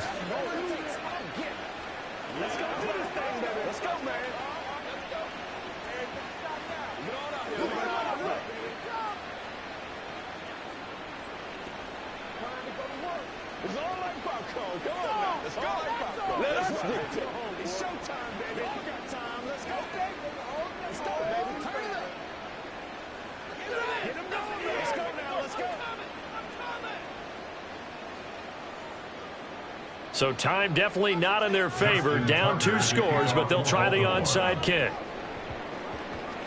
And this is going to be recovered by the hands team. And that should just about put a capper on this one. They knew they needed a miracle. They had to have that onside kick. They didn't get it. Well, as we knew, even before they put the toe to the leather on that one, their chances of getting that done, slim and none. And I do believe we saw Slim just leave the door, didn't we? We did indeed. I think we're down to none. The defense can stop it twice more as they take a knee here. And now we're going to get a timeout. Somewhat pointlessly called with 3 seconds to go in a game that's already been decided.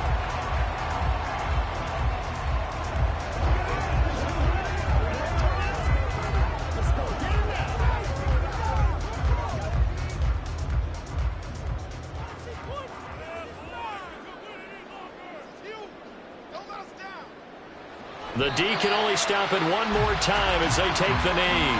And we will get a timeout with 2 ticks left.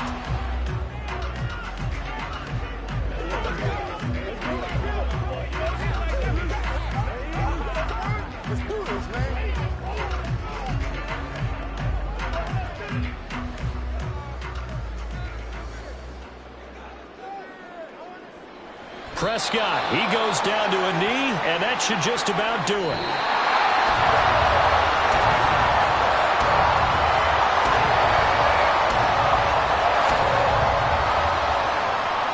So time has run out on what will be a Tampa Bay victory. And you look back over the score sheet, interesting. A very clean game, no turnovers by either side. An absolute rarity when we watch games now because defenses have put such an emphasis on taking the ball away.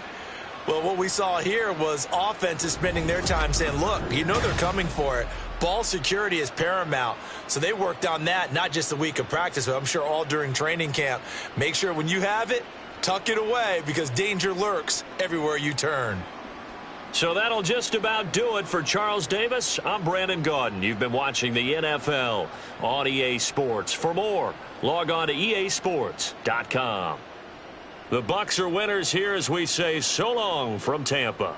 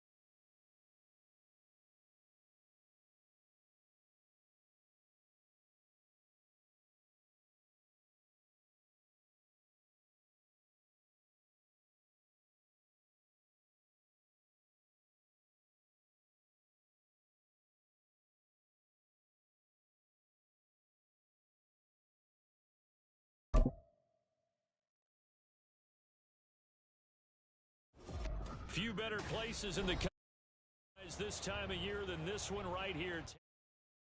And beautiful Raymond James Stadium.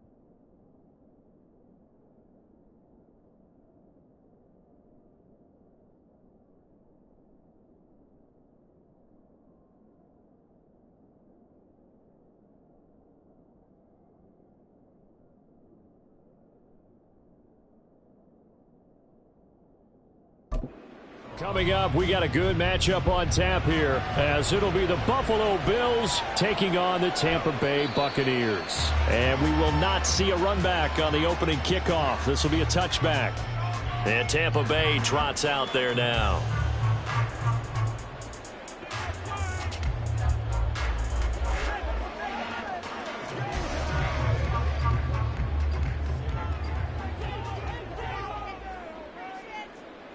Prescott looks to throw right away.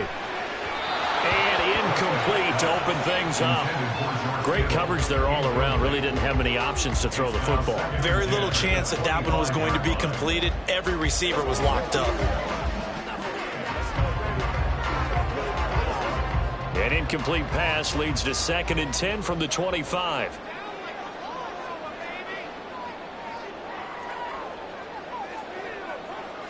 To throw is Prescott.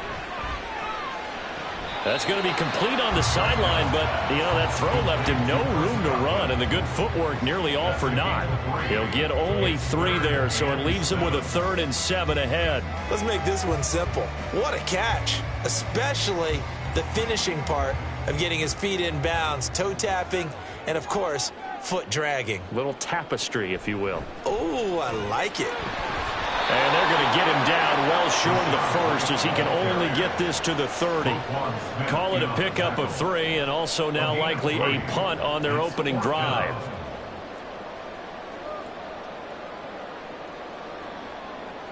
A 4th down. Here's Jake Camarda on to punt for the Bucs. Back deep is Tyreek Hill. That's taken on the 25. Here's the Buffalo offense now as they get set to take over here. At their own 32-yard line.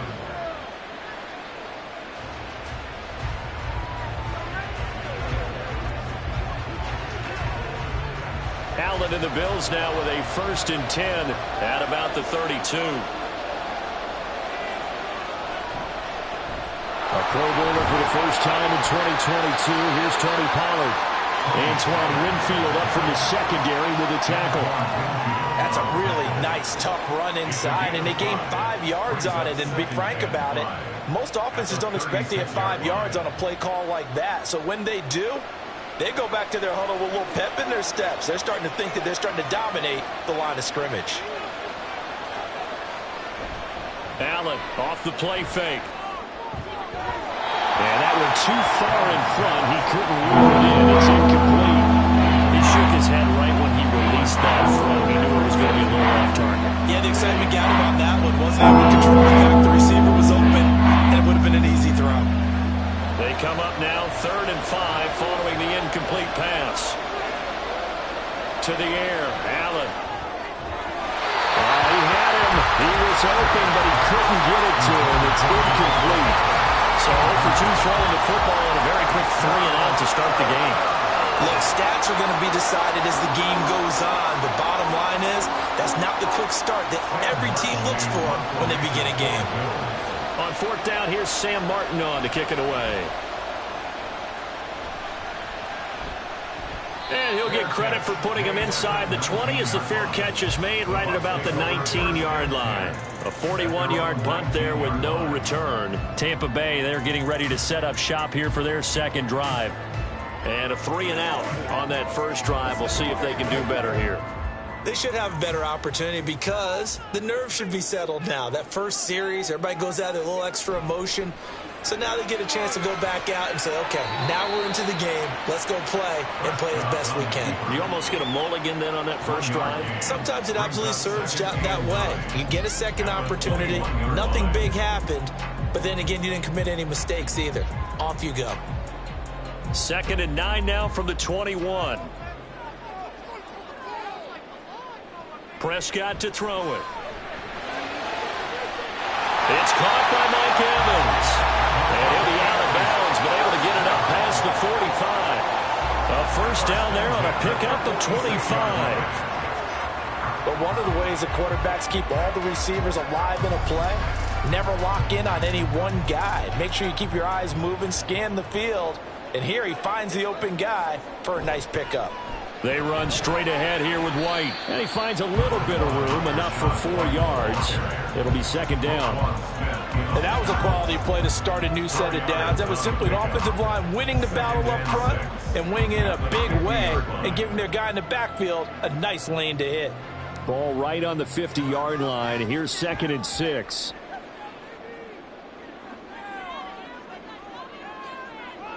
Prescott now from the 50. Connects with Kittle underneath. His first catch, good for 9 and a first down. So the completion there, but Charles, looking at this defense, certainly in for a tough task here this afternoon. What are some of the keys for them if they want to come out on top? Well, the first thing, partner, is they just allowed a completion there. They don't want to get a string of those going. Let him get his confidence. Let him get into the rhythm of the game, the flow of the game, and all of a sudden, he's feeling like he can do no wrong. You want to really get after his timing a little bit, knock a few balls away, and make things uncomfortable for him. Because if he feels relaxed, you are in for a tough afternoon. I think Cameron Hayward's ability to take on blocks, hold the point of attack, and get upfield serves him very, very well. What a nice play there. Yeah, he can take on blocks because he's built like a block. Now Prescott. Looking for Godwin, and he's got him complete. And he's got a first down as a tackle made at the Bills' 30. Give him 12 yards on that one. It earns him a fresh set of downs.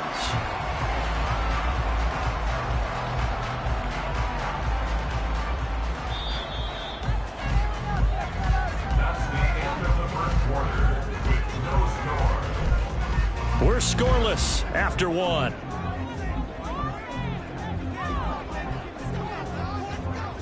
Second quarter now in Tampa Bay. It's the Buccaneers in control of the football. So 1st and 10 now from the 30. As they've got it as we resume action. They'll go up the middle with White.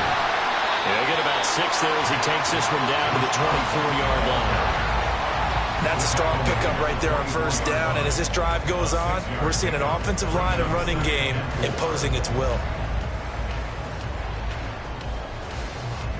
Here's 2nd and 4 from the 24.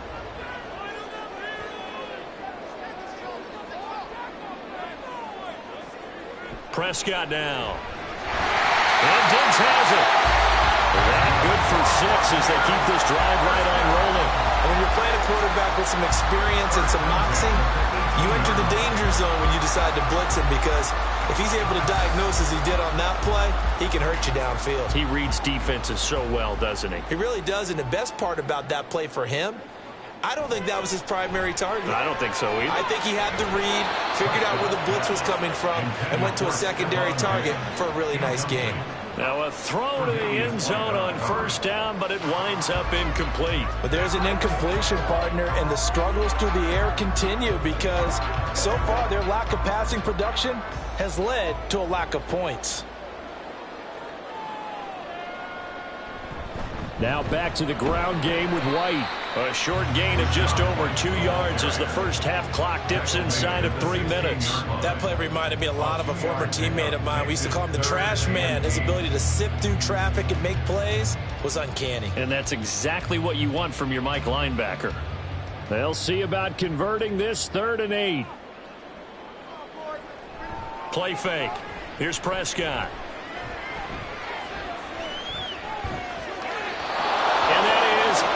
Complete. Really good coverage all over the field. It took away his intended read and almost dared him to try for his guy out of the backfield. No surprise on that one. It doesn't connect. Chase McLaughlin now for the field goal try. A 33-yarder from the left hash. And his kick is indeed good. And the Bucs take a 3-0 lead. Both teams kind of feeling each other out here, and now after 3 drives we have a score with that field goal. Yeah, they're still waiting for their breakout drive to come to them, all right? They're using the playbook well. They're looking for that extra section that says touchdowns instead of field goals, but they'll take the 3 for now and try and get set up for more later.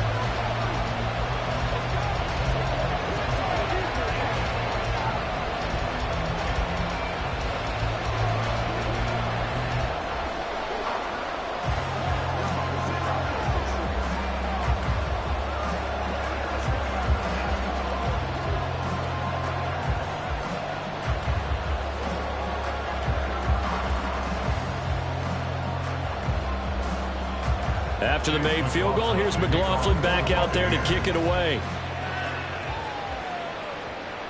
Hill going to think better of bringing this one out, and the drive will start at the 25. So here come the Bills out for their second drive. This one a little slow to get cooking. Just a 3-0 scoreline as they begin with a 1st and 10.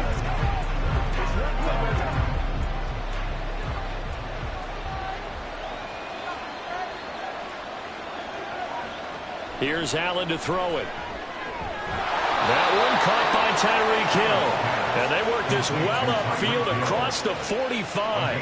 And a nice gain at 21 yards. Certainly no settling into the drive there. They came right out on the first play and attacked the middle of the field for a big gainer and a 1st down. A big hitter to start the drive has him up near midfield here for 1st and 10. Gets it to Hill. It's a jet sweep. And he is not going to go anywhere. They're going to get to him behind the line, and that is going to get us to the 2-minute warning.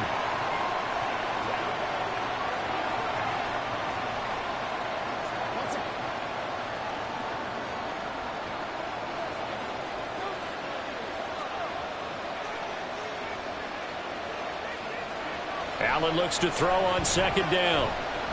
Open man is Hill. He's got it. And he'll get it into enemy territory just across midfield at the 49.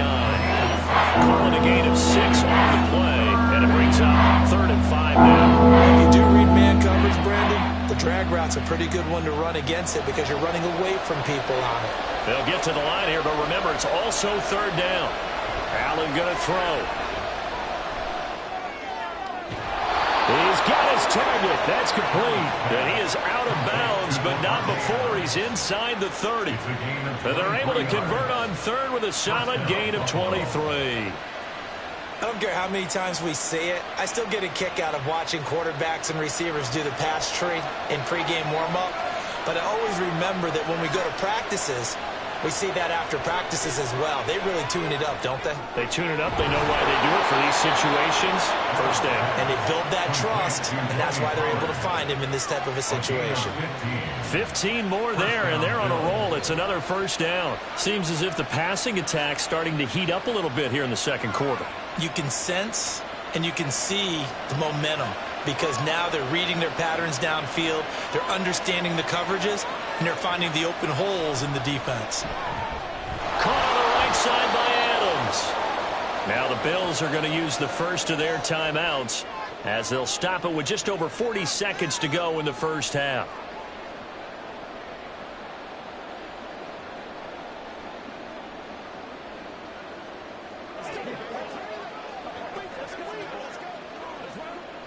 Now 2nd and 5. Snap will come from the 6. From the gun, it's Allen. He goes right back to Adams. That's complete. And this is going to result in losing yardage. They're driven back to the 8-yard line. Now the Bills will use the 2nd of their timeouts as the clock will stop with 33 seconds to go in the 1st half.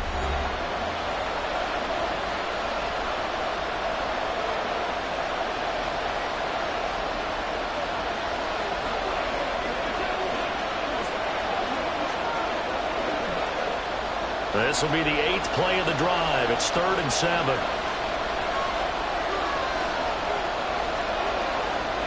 Now Allen. To the end zone, but it's incomplete. As a defensive back, you have some weapons at your disposal that we don't often talk about. And you can read the receiver's eyes, you can read his hands, and you know that the arrival of the ball is imminent. And that allows you to make a play on it and oftentimes knock it away.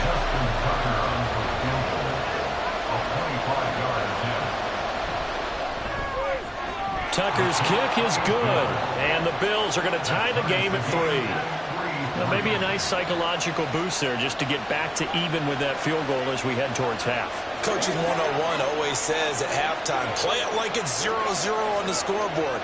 Well, in this case, it's level, right? Same score each side. Just start over. Now you get the 2nd half to play.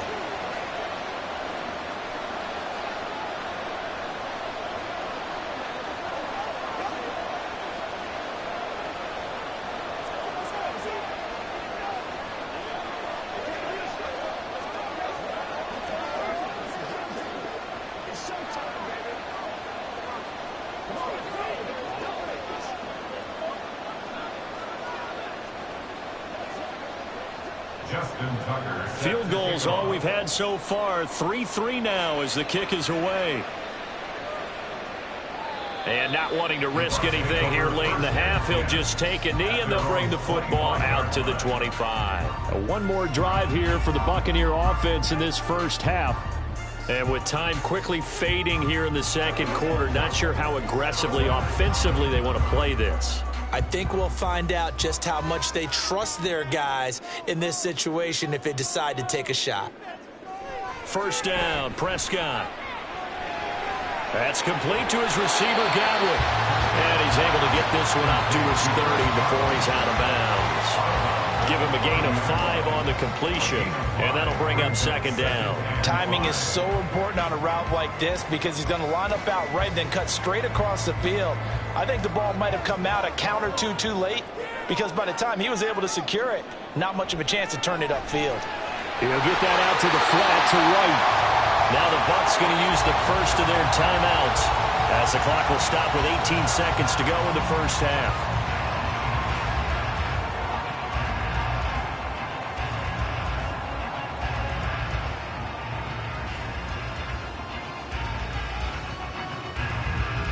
So from the 36 now, 1st and 10.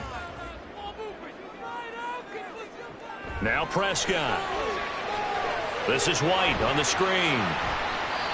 The Bucs going to go ahead and use the second of their timeouts. So that means they're down to 1 remaining here as we head toward halftime.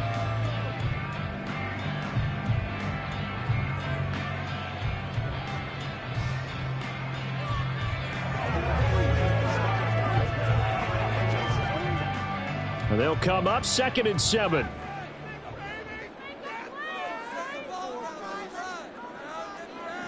Prescott yet again. Over the middle, he finds Godwin complete. Now here's a timeout as they're going to get it with 8 seconds remaining here in the first half.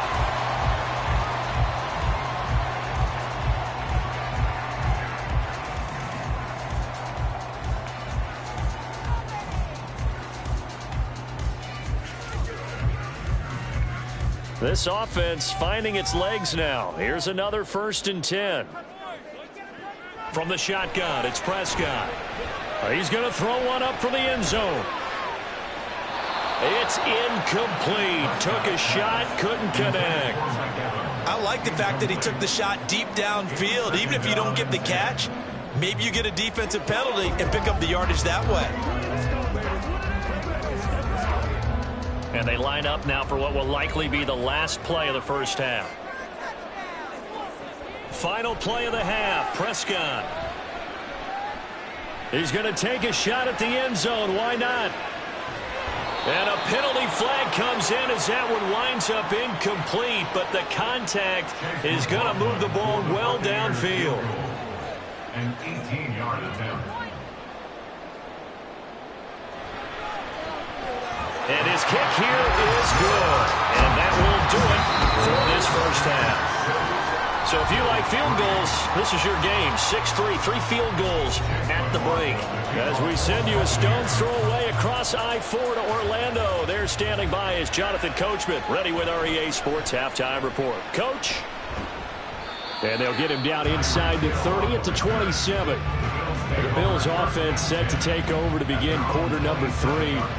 Charles, it'll be interesting to see what adjustments this offense made in the locker room. Haven't really been able to get anything going offensively, virtually nothing in the ground attack either. So certainly something has to change here in quarter 3. And I'm pretty sure their friends from the defensive side of the ball told them exactly that because the throw left side is complete on the diving effort. It's a first down, his 4th catch of the game after having 3 in the first half. I know at retirement ceremonies a rocking chair is often one of the major gifts, but don't give this guy one just yet. He may be plus 30, but my goodness, how about that effort? Yeah, he's not that old. Hey, I'm on the wrong side of 32. You okay? You feeling all right? I'll be all right. Okay, good. I just need down the numbers. There he goes. And they'll bring him down at the 13-yard line. A big play here for Buffalo. 44 yards. And the offense is saying to itself right now, if only they were all this easy because he was wide open. And once he made the catch, plenty of room to work his way downfield. That was a breakdown on the defensive side of the ball, one that they want to fix immediately. And he'll get this one down to about the 10-yard line. The excellent play last time is followed by a much more routine gain of 3. I have to think a major focus at the halftime means had to be figuring out how to create space for the running game to get operating. Well, what you pointed out to me at half seems accurate. That line has struggled to sustain blocks. Yeah, I would agree with that totally. They've got to focus on staying on their double teams at the first level, make sure that block's secured before they slide off and try and chip someone at the second level. Second down throw for the end zone, but it's incomplete. So they thought they had open work beyond the first down marker to his receiver, but they just couldn't connect, and that will send them back to the drawing board. They head to the line facing a 3rd and 7 following the incompletion on second down. Allen now looks to throw. And this is caught for a Bills touchdown. Davante Adams from 10 yards out. And the Bills have taken the lead as they go right down the field and score on the opening drive of the second half. Justin Tucker for the extra point.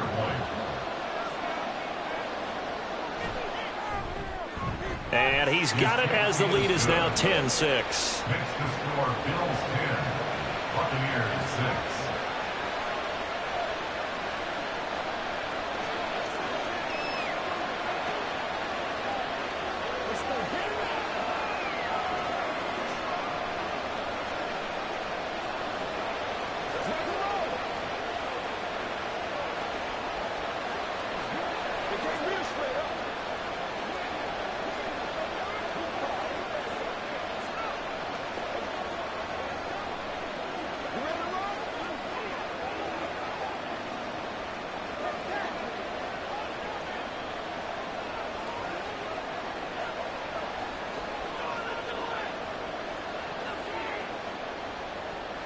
Tucker now to kick it away following the touchdown. And this will be a touchback, so they'll bring it out to the 25. Here comes the Buccaneers offense. They get their first reps of the second half. And, Charles, it feels like we're set up for a good second half here. Came out of the locker room, one-score game. Now the lead has already changed hands. Well, this offense, they've got an opportunity right now to take that lead right back. Yeah, and it feels like you're going back and forth almost a little bit like a tennis match, right? And we're just, our heads just keep moving. Which side has it? Which side's going to score? How are they going to go out doing it? A little bit of a challenge for each side trying to match each other. Right off the bat, it's a first down to start the drive, 12 yards. And it's pretty evident that this passing game has been frustrated so far. They haven't really moved the ball the way we might have expected, but this is a good pickup here for the first down. They couldn't ask for much more to this point in the second half. A gorgeous day, one-score game, 1st and 10 here. Out of the gun, here's Prescott. He'll dump this one off here to right. And this winds up a gain of 4 to the 41. I know it was a game, but you have to sense probably a little bit of disappointment there because when it's out there in open space, I think they expect to get more out of a play, don't you? Especially when you're getting it to your guy out of the backfield. You're expecting him to be able to create something, be a little more shifty. Yeah, no doubt about it. Good open field tackling held it to an okay gain. Prescott now on second down. This is caught by Evans. And he's got a first down as the tackle made at the Bills' 42. A nice pickup of 17 yards. 1st and 10 at the 42-yard line.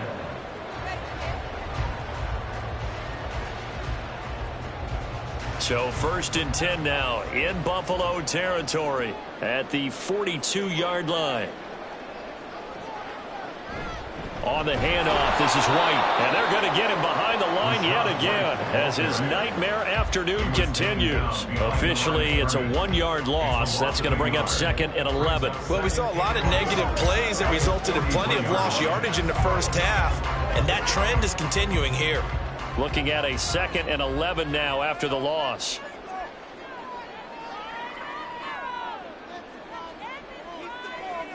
Here's Prescott. He completes it to Evans. It'll go as a gain of 4. 3rd and 7 now. With the score, Bills 10, Buccaneers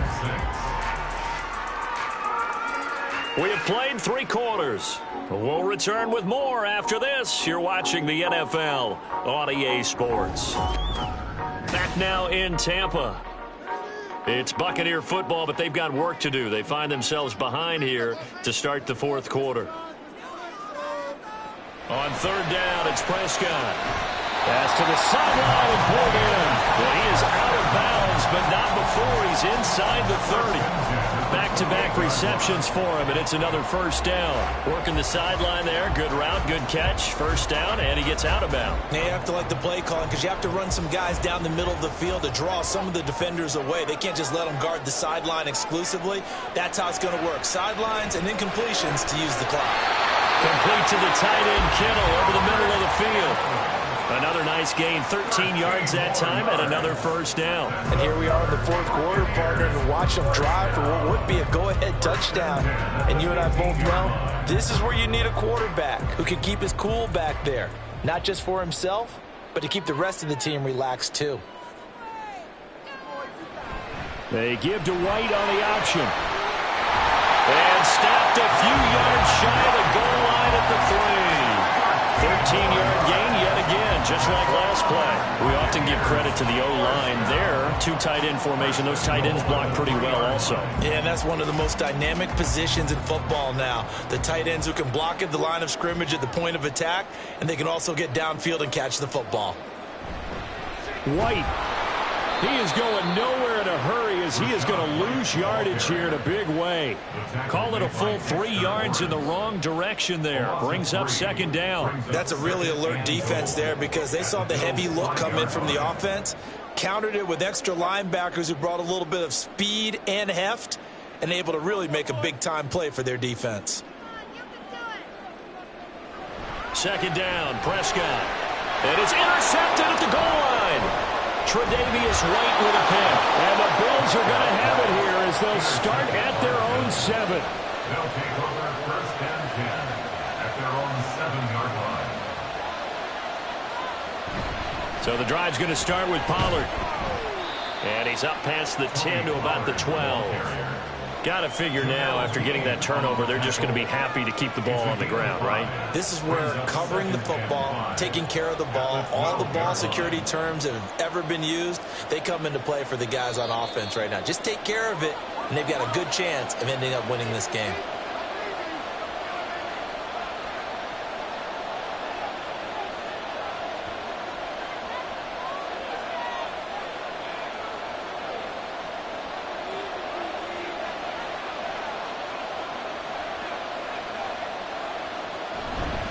He's going to get it again. Just looking to get forward and protect the ball.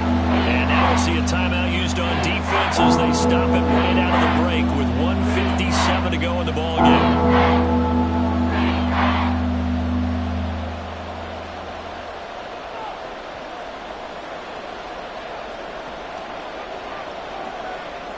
Now this is a big 3rd down, and you'd have to think we'd see a timeout right away if they can't stop him here. Allen to throw. Pass taken in by his big tight end. And he'll be corralled well upfield right around the 40-yard line. The Bucs going to go ahead and use the 2nd of their timeouts. That'll leave them with just 1 remaining in this 4th quarter of play.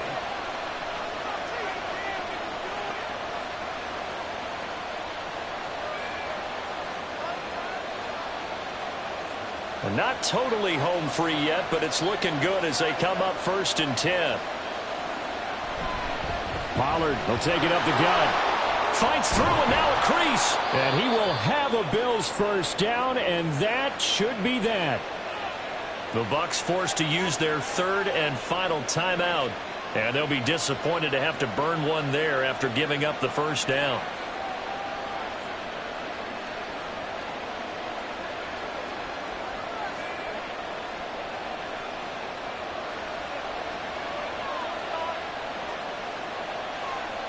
And they'll indeed take a knee.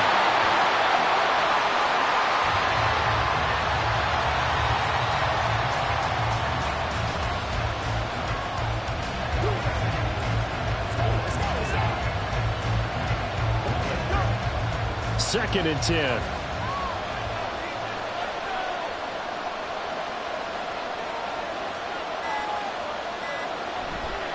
Running right, it's Pollard. Looking for a brace, can't find one. Stopped at the line of scrimmage.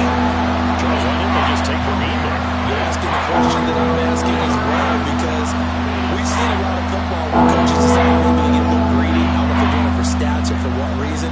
We've seen it happen in college, and we have done in the NFL. The miracle of the Meadowlands. All they had to do was take a knee, and the game was over. The Giants ran it one more time. Ball popped free. Philadelphia picks it up and wins the game. What year was that? 1978. I think it was in November. I don't know about you, partner, but watching them take the knee there and finish this one off, I feel like I'm going to be sore tomorrow. This was one bruising affair. Low scoring, but my kind of football. Not a work of art, but maybe in your world, a little bit of a work of art. You like the defensive side. I thought it was pretty. I can't help myself. I thought it was pretty. And it ends in a kneel down as the clock rolls down to zeros.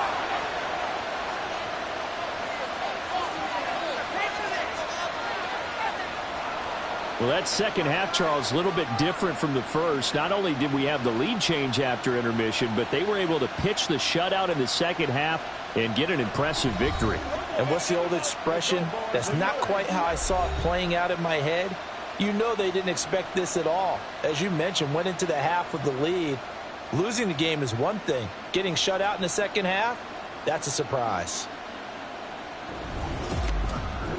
That'll do it for us. For Charles Davis and all our hardworking crew, I'm Brandon Gaudin. You've been watching the NFL on EA Sports. For more, find us on Twitter at EA Madden NFL. With that, we say so long from Tampa.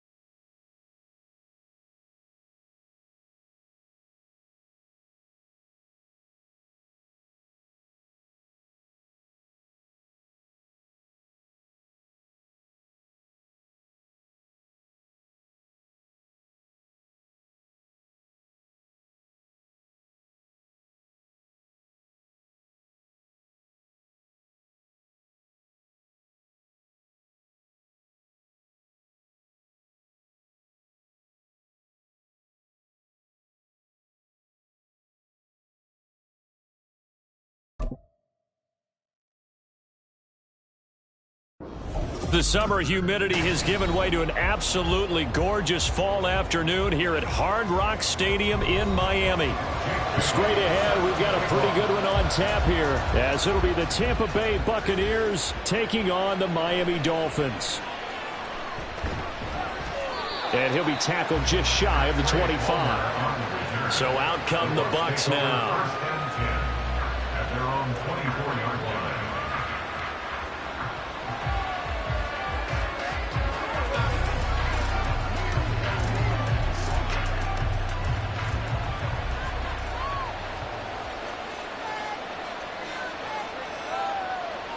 Dak going to start out going to the air. And this is caught by Evans. Only a couple for him there on the game's first play, and it's second down. I think defensively you're okay with that. Here in the first quarter, he's going to get some catches, but they rallied to him quicker. And that's what you count on, and I like what you just said. First quarter, can you do it all game long? They catch it, you tackle them, they go down on the spot.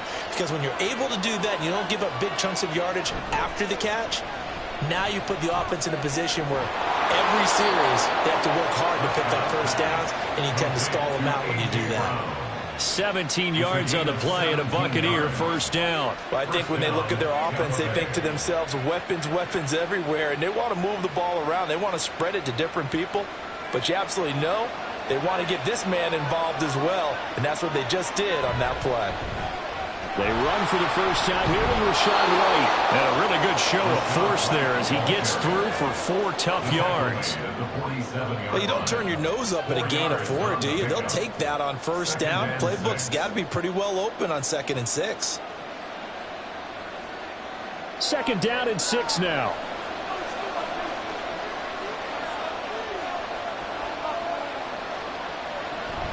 They keep it on the ground. White again. And running room scarce here. He's going to be stopped in his tracks at the line of scrimmage. No gain on the play there, so they're left with a 3rd down and 6. And he got off the end there very quickly to make that play. Yeah, it was almost like the bullet train, wasn't it? I mean, just zoom, quick, and what a terrific play, holding them to no gain. Looking to throw, Prescott. And the throw there going to be incomplete. 1 first down here, and that's all, folks. Good work by this defense to hold things in check and force a punting situation.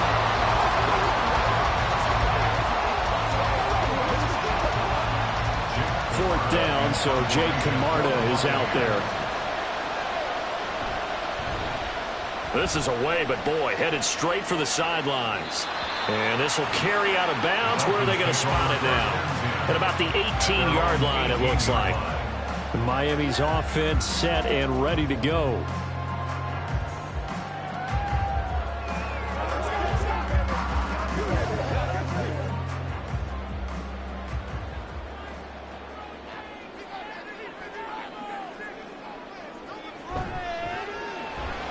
Allen going to fire quickly and get it to Diggs out wide. And he's going to get this one across the 30-yard line. Solid way to start the drive. 13 yards, picking up the first. Zero hesitation that time. That was get ball, throw ball.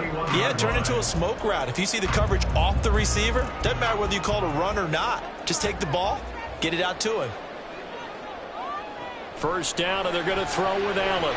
And this one almost intercepted. Not a good throw there. Nearly an opening drive INT. And I think he was a little surprised to see the ball sitting out there like that. That's a ball he had a chance to come away with, but it winds up an incomplete pass. Line of scrimmage, the 31 as they line up 2nd and 10. On play action, Allen. And this throw incomplete. And the defender all over it that time, and it's going to lead to 3rd down. Well, they've got man coverage on the outside, and my scouting report on these DBs tells me that they love to take matters in their own hands.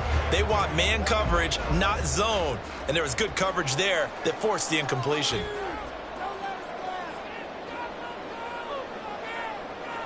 Again, they'll throw with Allen.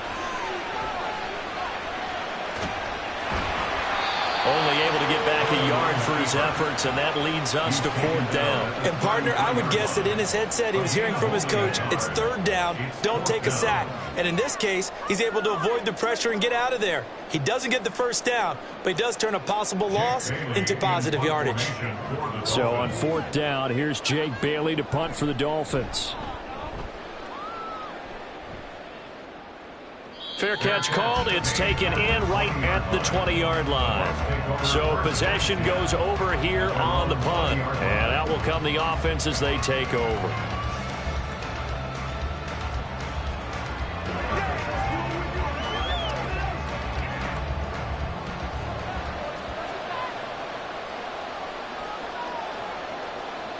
Prescott on 1st down. Now a quick throw there, but it's going to be incomplete. I think he's got to be careful not to force anything into coverage right there. There weren't really any throwing lanes, but the best part for him, he's got 2nd and 3rd down to fall back on. Again from the 20 after the incompletion. Here's 2nd and 10. Here's a toss right side with White. And that play going absolutely nowhere as he's belted before he could get out of the backfield. Give him a loss of 6 yards, and it brings up 3rd down. That's a play to take note of there for the defense. I think in the future, if you're going to try and block him, maybe you get a guard to help double team him and try and steer him out of the play. They should have done it on that snap. Now on 3rd and long, they'll look to throw. Fighting to stay upright. Pressure gets to him, and down he goes. Back at the 4-yard line. It was Myles Garrett that time who got in there and brought him down. That's the end of the first quarter with no score.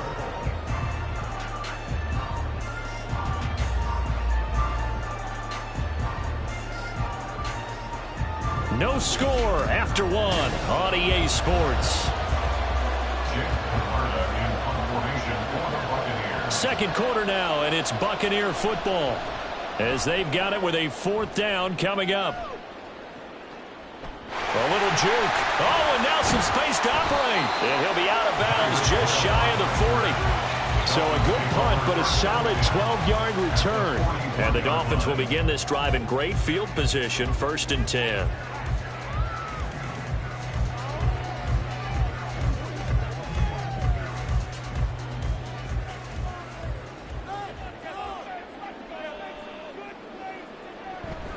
Now their 31-year-old running back, Raheem Mostert. And maybe a little over-pursuit there as he's able to take this down to the 25-yard line.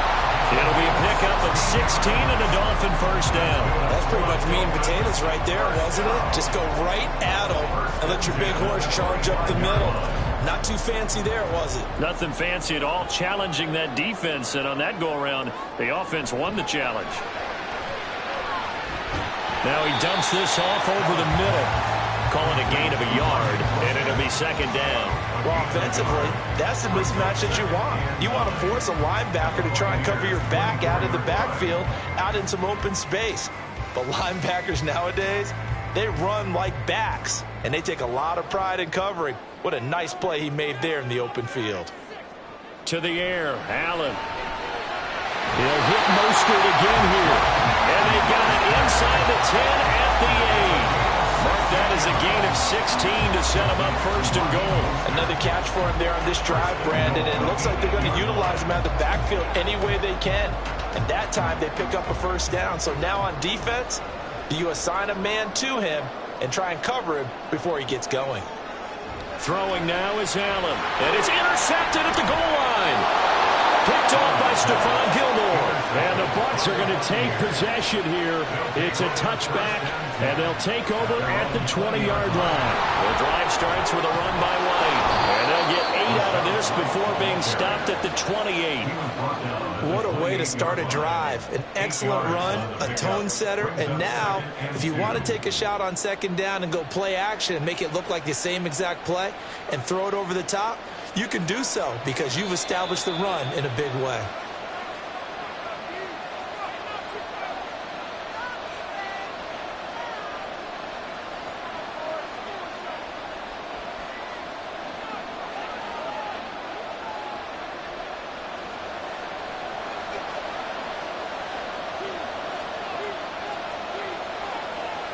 A 2nd down throw for Prescott.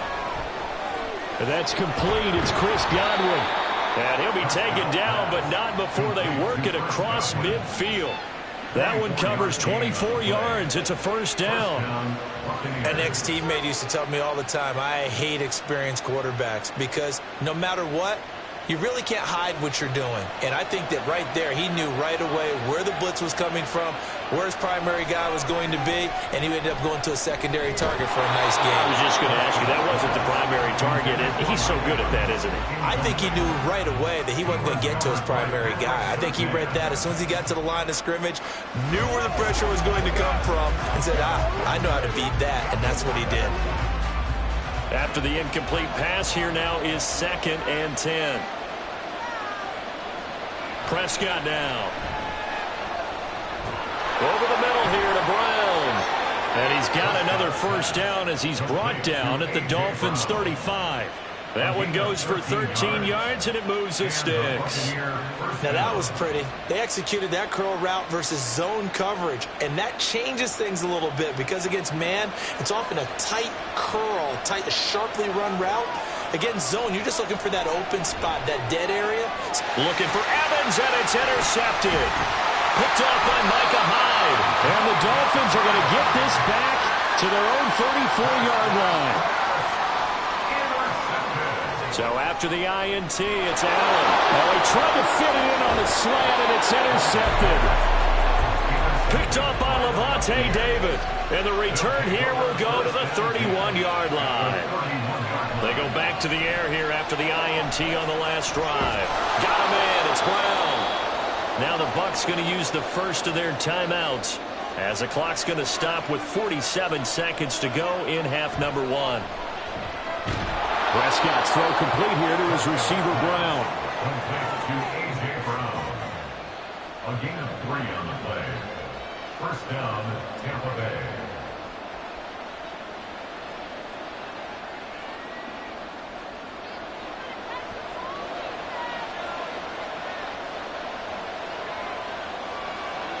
A first down throw for Prescott. This is White on the screen. And he'll get him inside the 15 down to the 14-yard line.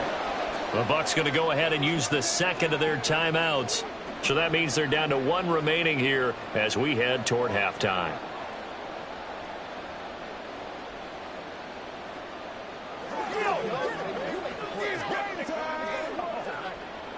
Now 2nd and 3.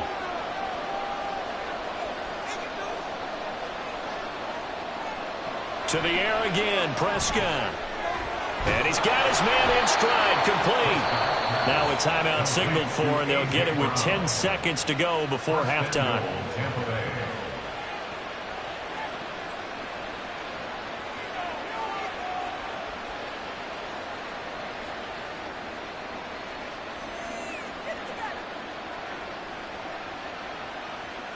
So 1st and goal now from the 7-yard line. Now Prescott. Looking for Brown, and he's got it in the end zone. Touchdown, Tampa Bay. A.J. Brown in the final seconds of the first half. And the Bucs have taken the lead here in the final stages of this first half. Chase McLaughlin on for the extra point. And that one gives the Bucs a 7-0 lead. Next to score, Buccaneers 7, Dolphins 0.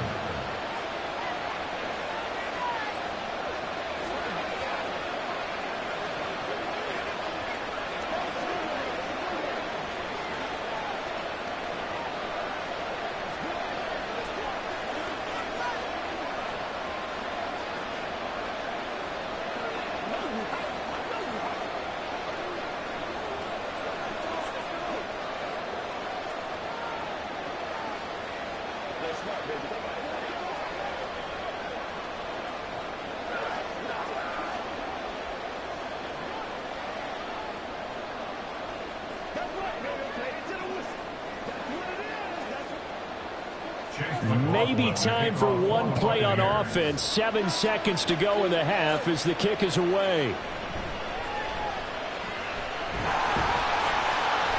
And a good return as he'll be stopped just shy of the 30-yard line. And the Dolphins with one final possession here in this first half.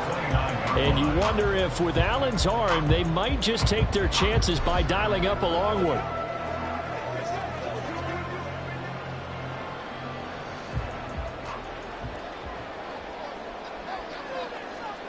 He'll take the knee, and the final couple seconds will tick by in this first half. So we've reached halftime with just the lone touchdown here. 7-0 is our score. As we send you up to Orlando to check in with Jonathan Coachman and our EA Sports Halftime Report.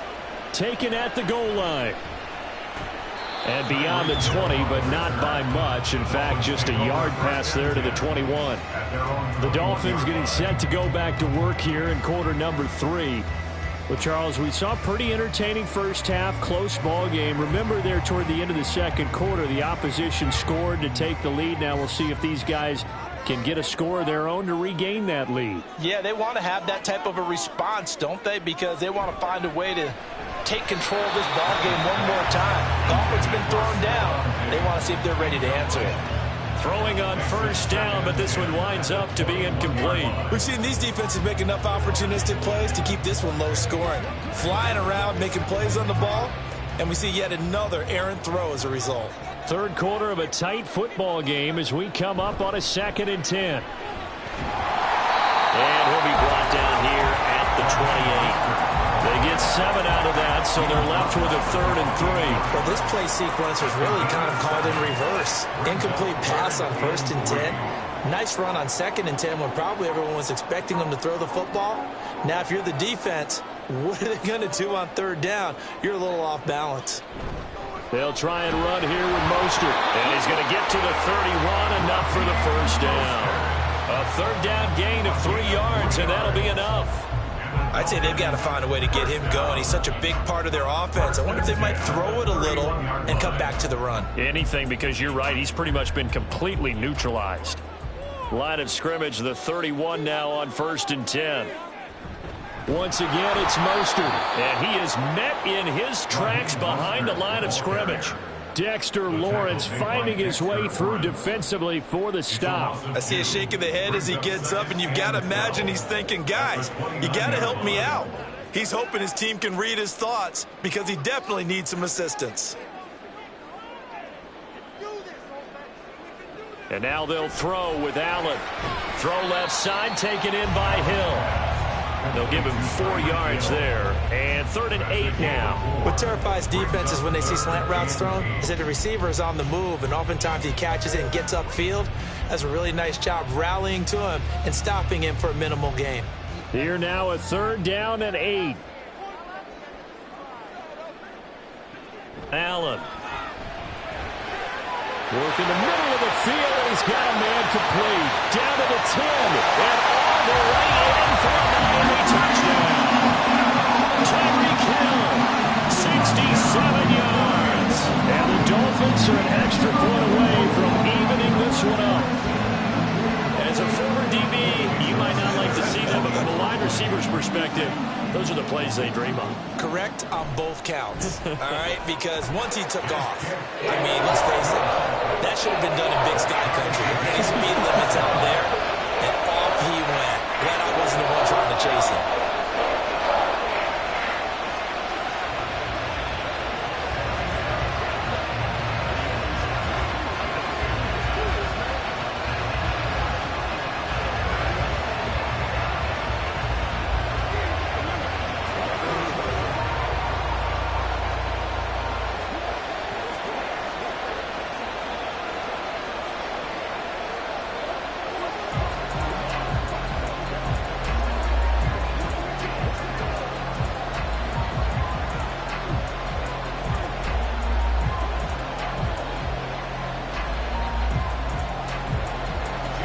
Separating these two teams on the scoreboard as the kick's away here.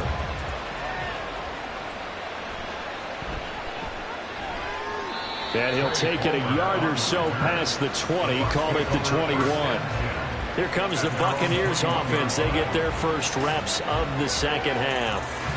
Their halftime lead now evaporated. We're back to level following that touchdown a moment ago.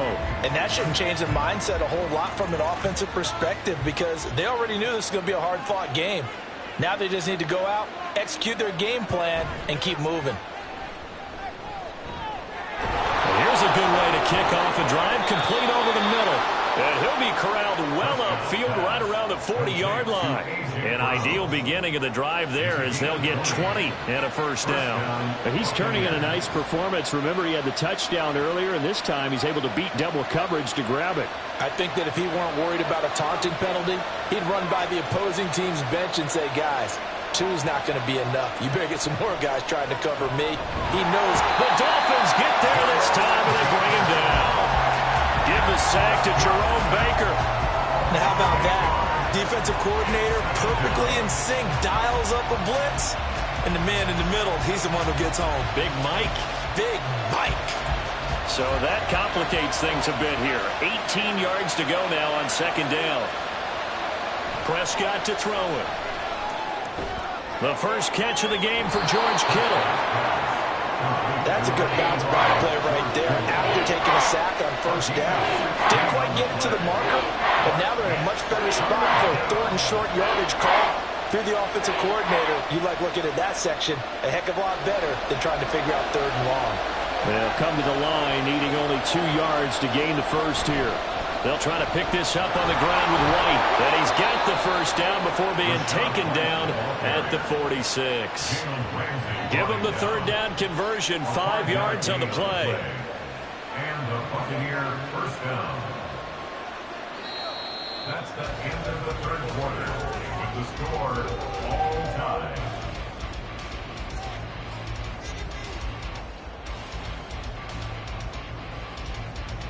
And they won't be able to run another play. Time has expired on this 3rd quarter. We'll return with more after this break.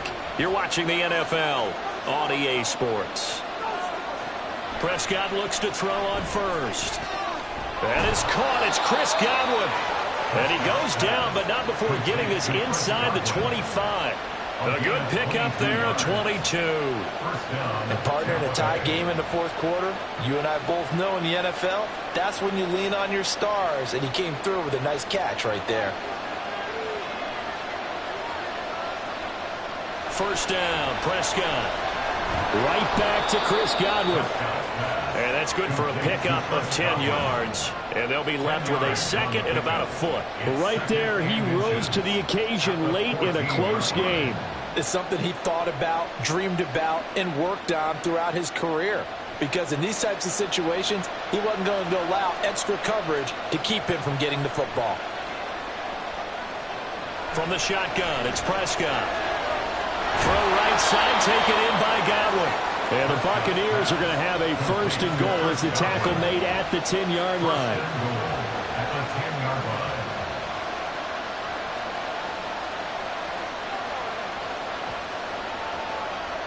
A field goal could get them the lead, but it might not be enough here as they come up on first and goal. Here's White.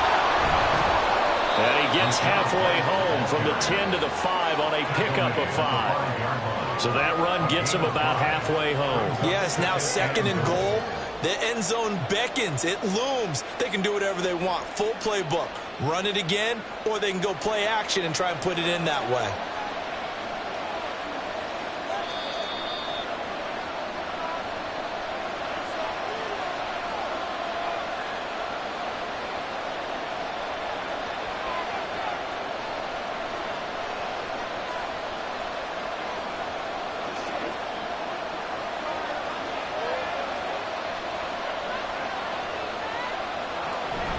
Once again, it's White.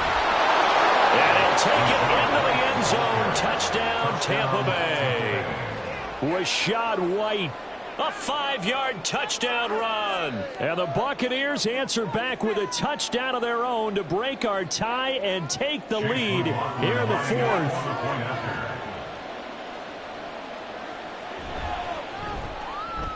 Important extra point up and through, and that makes the score 14-7. 14, Dolphins 7.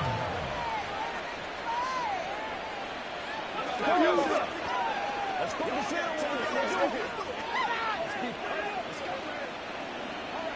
You know over here, baby. That's what it is. That's what it is, baby. Let's go. It's game. This is the game before the storm, baby. This is your game, baby. Let's go do this thing, baby. Let's do this, man. Let's go. Let's go, baby. Come on, let's go. Let's dominate this.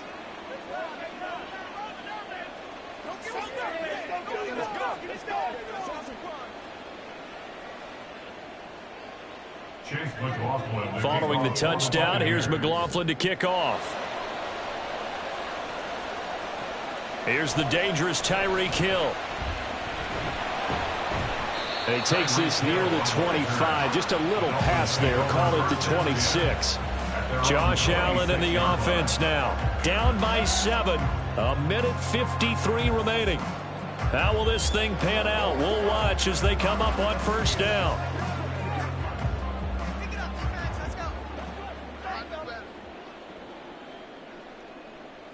Now Allen. The short throw there, that's to Smythe, the tight end. And even with that broken tackle, can't get very far. Stopped short of the 30.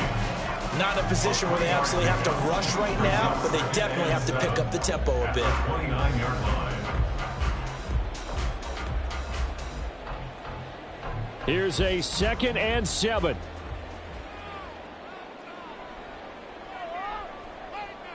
Throwing, Allen.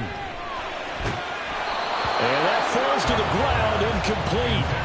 A nice job of bodying him up defensively, and now it brings up 3rd down. Now we're in the situation where the quarterback's got to take full charge of his huddle. Got to totally command it, make sure all eyes are on him. All focus is locked in. Going to call multiple plays and go over different situations and scenarios to make sure everyone is on the same page. He gets this complete to Diggs. And he'll be taken down, but not before they work it across midfield. And this is obviously a spot where you lean on your stars. Get the ball to them in open space. Let them do what they do. First and 10 at the 47-yard line. Plenty of time. All 3 timeouts still remain. Here's first and 10 now. Allen. And that one incomplete, but now a penalty flag coming in late. That might be PI. So the defense helping him out a little bit here late in the 4th. Yeah, and you're exactly right. And when you're the one doing the chasing, you'll take a little help from the other guys, won't you?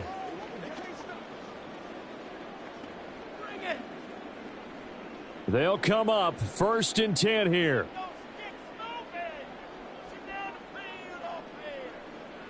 Here's Allen. That's caught by Davis. And all the way inside the 15 before they drop it. Now the Dolphins going to burn the first of their timeouts as the clock stops here with 46 seconds left to play. First and 10 at the 13-yard line.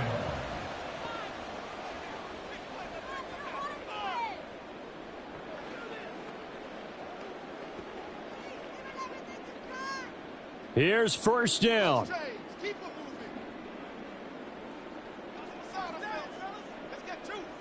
To throw is Allen. Completes it to the tight end, Smythe.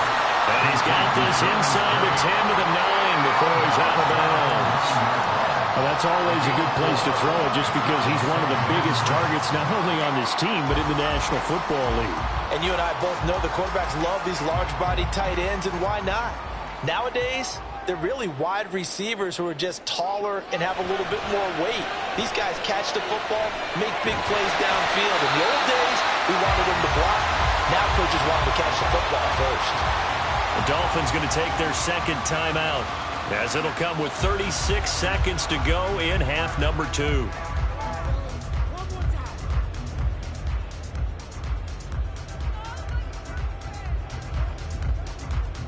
Now first and goal. Allen. And it's caught. It's a touchdown. So they rally here in the final minute, and they're an extra point away from tying this game. Well, that's just how they drew it up, CD. His first read was there, got it to him quickly, and into the end zone. Absolutely excellent execution by all involved. And the coordinator, got to give him credit, found the perfect play call. Quarterback let it fly as soon as the target came free, and his guy made a nice catch. Just how you draw it up in practice and then execute it in the game.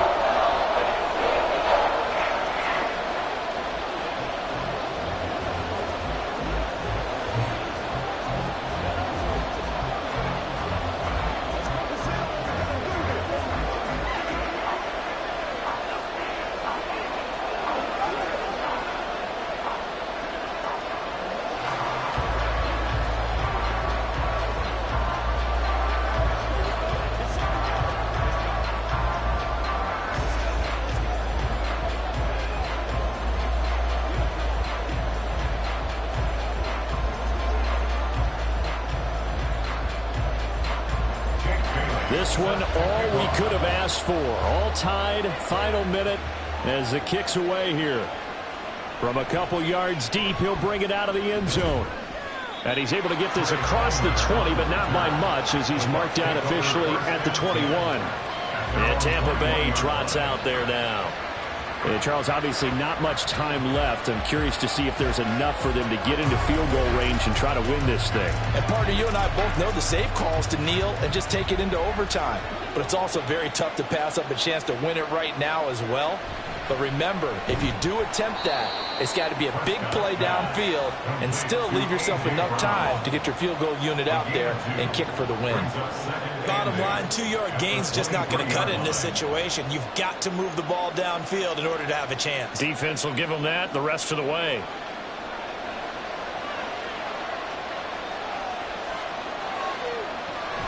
On second down, they'll run with White.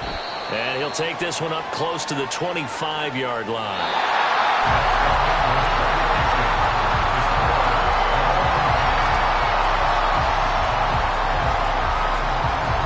Four quarters not enough. We're all even, and to overtime we go. How much fun is this for everyone who's watching the game? How much fun is it for us to see this one get an extra period to get settled?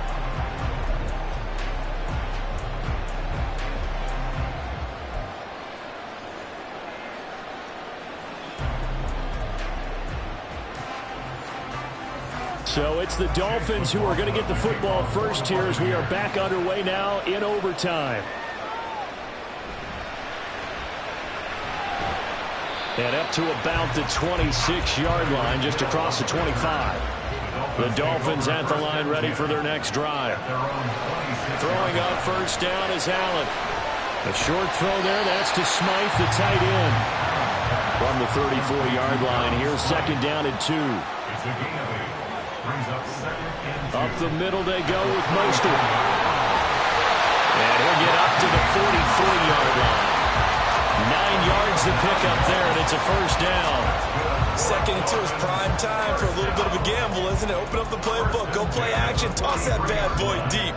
But in this situation, go ahead and give it to your back. Let him pick up a first down. Keep the sticks moving.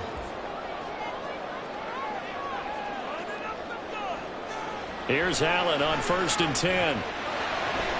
Looking left side, and he's got a man. That's Hill. Nice rhythm throw there on first down. He located his tight end, made it a nice, easy pitch and catch. Hoping he could break a tackle or two. Wasn't able to do that there, but still good yardage. Second down and a little more than a yard here.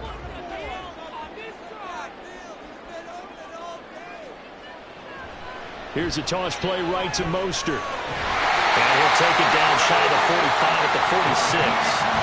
They'll get 3 as the drive continues. It's a first down. Ordinarily in short yardage, most people don't run a toss because it takes a little bit longer to develop. But some teams see it as a very physical type run because the amount of people that get out in front of the runner, offensive linemen, tight ends, sometimes an extra back, they like to run that play there and try and run over people. And they'll let the quarterback keep it here on 1st and 10. And a strong run there as he'll take this all the way down to the 35. Well, he is certainly dangerous when he spots a lane, and he keeps it himself there. Worked out well. And how about the moving parts on a play like this? You know you have to practice it over and over because it's almost like a ballet that has to be choreographed. But how about once he made the decision to go, he committed to it and went. Let's face it. Most teams are going to defend the running back much more than the quarterback on that type of a play. Brandon, all things considered, they have to feel pretty good about getting that type of a gain, considering the blitz that they just had against them. Brings up 2nd and 4 at the 28-yard line. Ball on the 28-yard line. Here's a 2nd down and 4. They run with Mostert off the option. And he gets it inside the 10 to the 9. Nothing too fancy, just a carry up the middle, but a successful carry up the middle against this 3-4 defense. And to be able to do that, what do you have to control? The nose guard, right? Got to be able to move him, otherwise you're not getting anything up the middle. Nice job by the center. Got a little help from one of his friends playing guard. Here's Mostert. And a nice pick up there. He gets about 5 down to the 4-yard line. Hat tip to that offensive line. They're clearing some holes, even down here deep in the red zone. And that's a nice pickup on the ground on 1st and goal. 2nd and goal from inside the 5.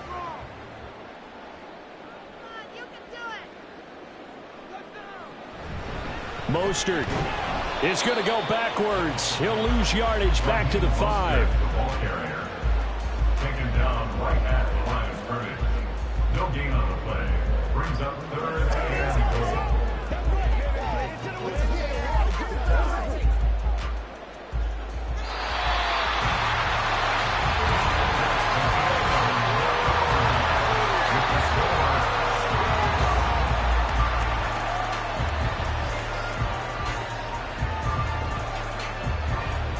One overtime. How about 2? We need another. We're still even. We'll switch sides and have that 2nd overtime in just a moment. A big play forthcoming. Here's 3rd and goal. Now Allen. Flush to his right. And he will take it in for a Dolphins touchdown. It's a 5-yard touchdown run. Extra point up and good by Sanders. And the lead is now 21-14. Buccaneers 14.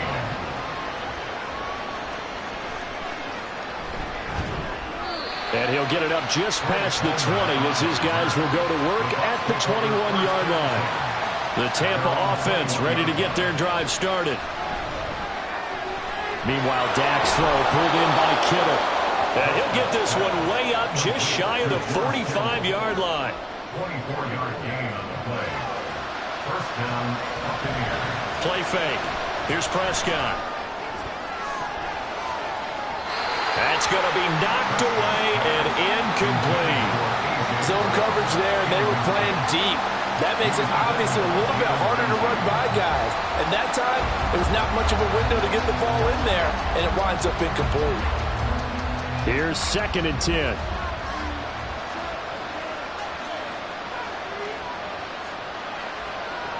Looking to throw. Prescott. And he takes a shot on the release as this will be incomplete. What we're seeing so far is the defense is certainly coordinated. Both levels doing their jobs in tandem. The back helping the front helping the back. The pressure got home on that last play and forced him to try and throw through contact and short of the sticks. On 3rd down, it's Prescott. And that's going to be incomplete. They decided the opportunity was there and launched a deep ball. But he was unable to get away from the defender. Couldn't create space. Couldn't uncover at the end of the route. And that one winds up incomplete. A big call here in overtime. They're going for it on 4th down. Now Prescott. That is caught. They'll have the first down and then some. Touchdown, Tampa Bay. Wow, talk about a big 4th down conversion for the score. Defensively, how do you let that happen? I think you start with the offense and you give them credit for going for it and having that type of, well, let's face it, audacity. But defensively, I think you're right on target, partner. There's no way something like that's supposed to happen in that situation. You're supposed to be able to shut that down and get the ball back for your own team. Instead, they give up not just a big play, but a touchdown.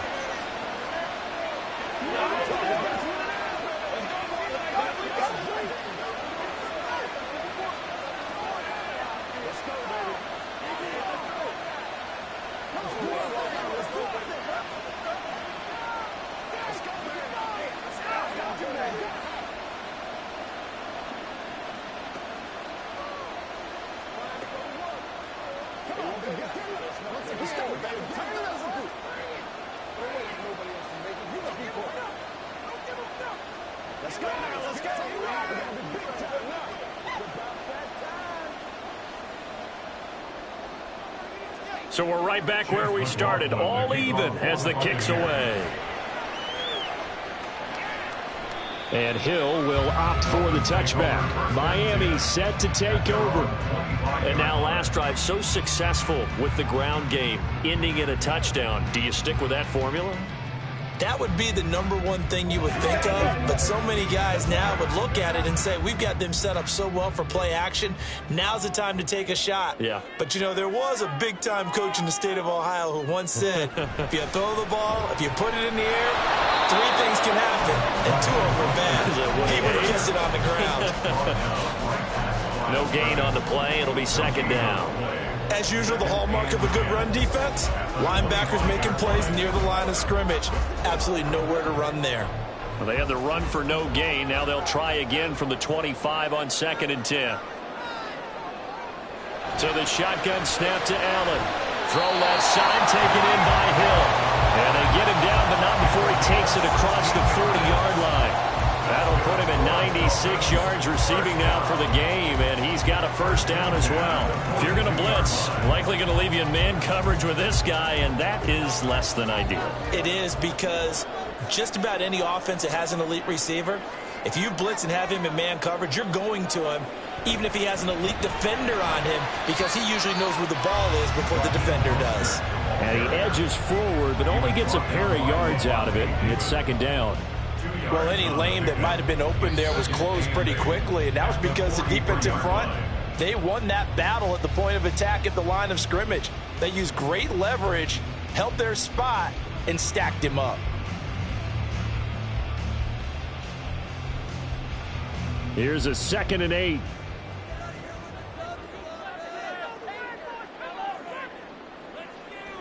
Here's Allen. And that'll be off the mark, too far out in front, and it's incomplete. The coverage keyed in on him since that last completion his way. He earned a little more attention on that route, and that made it a lot tougher to get a clean throw his way. So the failure to connect on 2nd down, that leaves them staring up here at a 3rd and 8.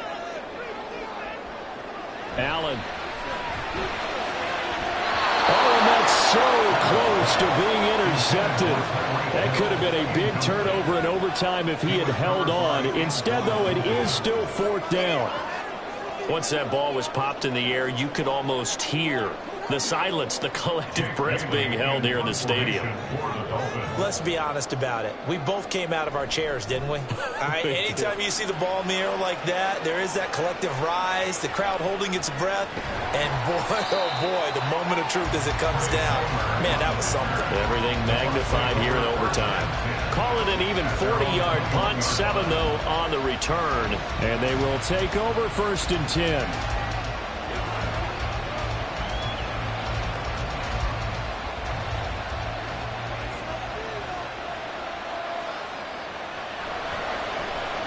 They'll get that one out quickly to Brown. And he got blown up on that play. Back at the 20. They threw the screen to the perimeter, but to no benefit at all. Tackle behind the line of scrimmage for a loss of yardage. After the loss to start out, here's 2nd and 11.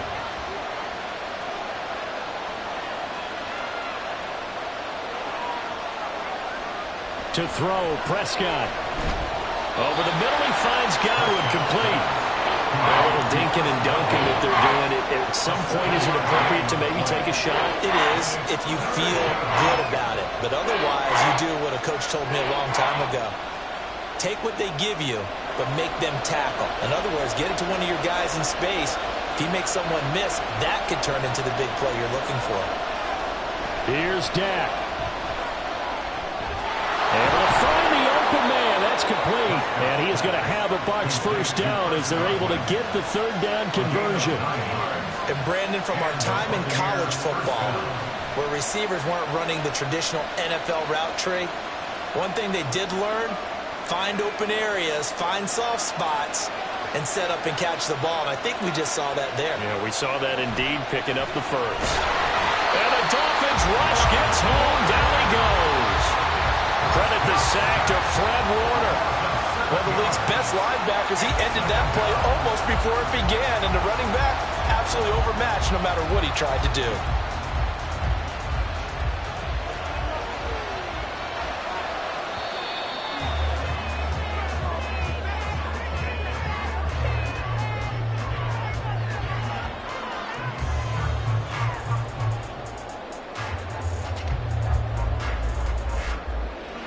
So the OT clock hits 0, and we're still not done. We'll switch sides and need at least one more OT to decide it after this. Throwing on 2nd and long. Prescott looking for Godwin, and he's got him complete. And he's got this almost to the 40 before going out.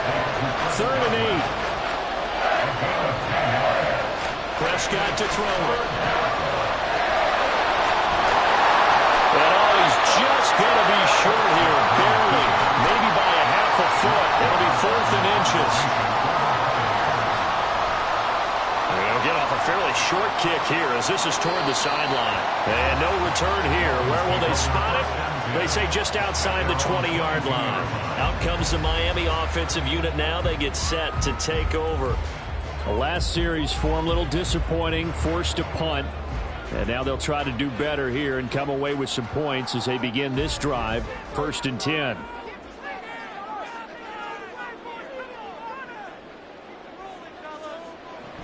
They'll start on the ground with Mostert. And not much doing there, maybe a yard up to the 23. Absolutely love the effort there. The ability to flow from his inside spot and stop that one at the line of scrimmage. Nice linebacker play.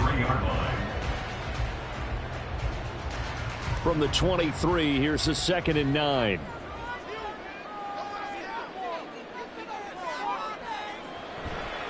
Here's Mostert, toss left side. And he's going to be met at the line of scrimmage and taken down. Officially no gain on the play, and they're left with a 3rd and 8. Well done to sniff that out defensively. He had it diagnosed pretty quickly. I love that description because diagnosed is perfect on that one. Read his keys, made the play, and he couldn't even get going moving the football. Throwing is Allen on 3rd. And up to the 35 before they're able to knock him down. Well, he and his offense were staring down what was likely a 3 and out. Zero fear from his side, though. Never doubt for a second they pick up the first. He's ready to pull the trigger on a keeper the moment it revealed itself. Ball up to the 35 now as they come up on 1st and 10. And now they'll throw with Allen. They're unable to connect, but a late flag comes in. And the contact may have come too early. So they saw the contact before the ball arrived. Penalty flag for pass interference. And trying to avoid pass interference is so difficult. You're trying to slow down these skilled receivers, and somehow, some way, they make plays on the football, and sometimes you're there too soon. So the yellow flag came out, and that leads to a new set of downs for this offense. 1st and 10. Allen's throw is taken in by Waddle. And he's brought down.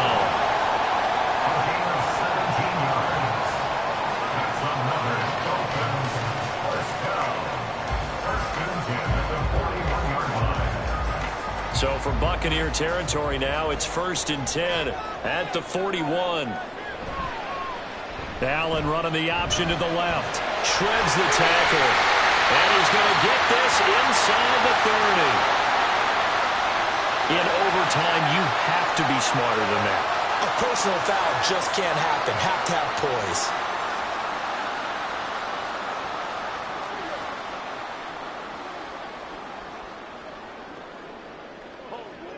So it all rests now on the right foot of Jason Sanders. Now the Buccaneers go ahead and take another timeout. They'll be down to just 1 remaining as we step aside here in overtime.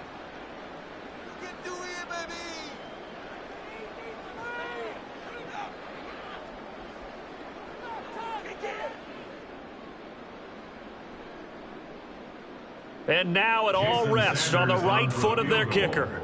This to win it in overtime. And the kick is good. And finally, this one is over. We thought it may never end. But that kick puts the exclamation mark on it. Charles, a very simple mission anytime that you play on your home turf, and that is to defend your home turf. And today, that mission was accomplished. Look, every offseason, every preseason, the head coach goes in front of the team and says, the mission for the season, defend our home field every time, split on the road, and we'll be in the playoffs. That's why defending the home field is vital. So that'll do it for us. For Charles Davis and all our crew, I'm Brandon Gaudin. You've been watching the NFL on EA Sports. The Dolphins are winners here as we say so long from South Florida.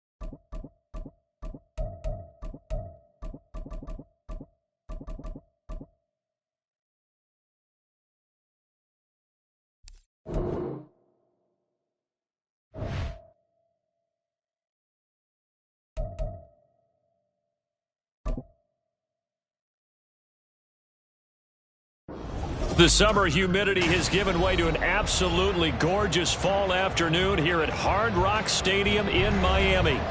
But today, two AFC teams set to do battle. It should be a good one, as it'll be the Cleveland Browns taking on the Miami Dolphins. And he'll get it up across the 20 to the 21-yard line. And now Cleveland geared up to take the field.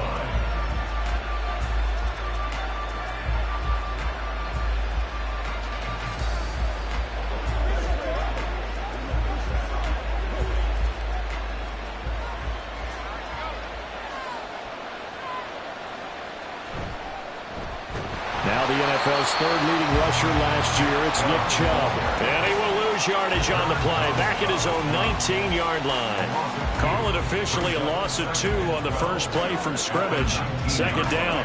Run coverage, excellent there from the defensive end position. How many times do we sit with coaches and they talk about a base defensive end, a guy who can anchor and play with leverage? We just saw a great example of it. And how about the bonus? Tackling the runner for a loss. He is taken down at the 21 after a short gain of 2. Vision is so important for the man in the middle because his ability to look through all the clutter that's happening in front of him, diagnose a play, and then go make it and finish it, that's when the great ones know that they have the goods. To throw is Prescott. And that's going to be incomplete. The coverage too good there. The contact popped the ball free, and it's 4th down. And that's That's exactly what defenses talk about. You've got to find ways to get off the field when you can, especially on third down. And third down defense going to be vital in this game. Able to knock that one away and force a fourth down. And Bojorquez on to punt as he gets it away. Watch out for Hill on the return. It'll be a 10-yard return following a punt of 45. And it'll be Dolphin football. Miami's offense set and ready to go.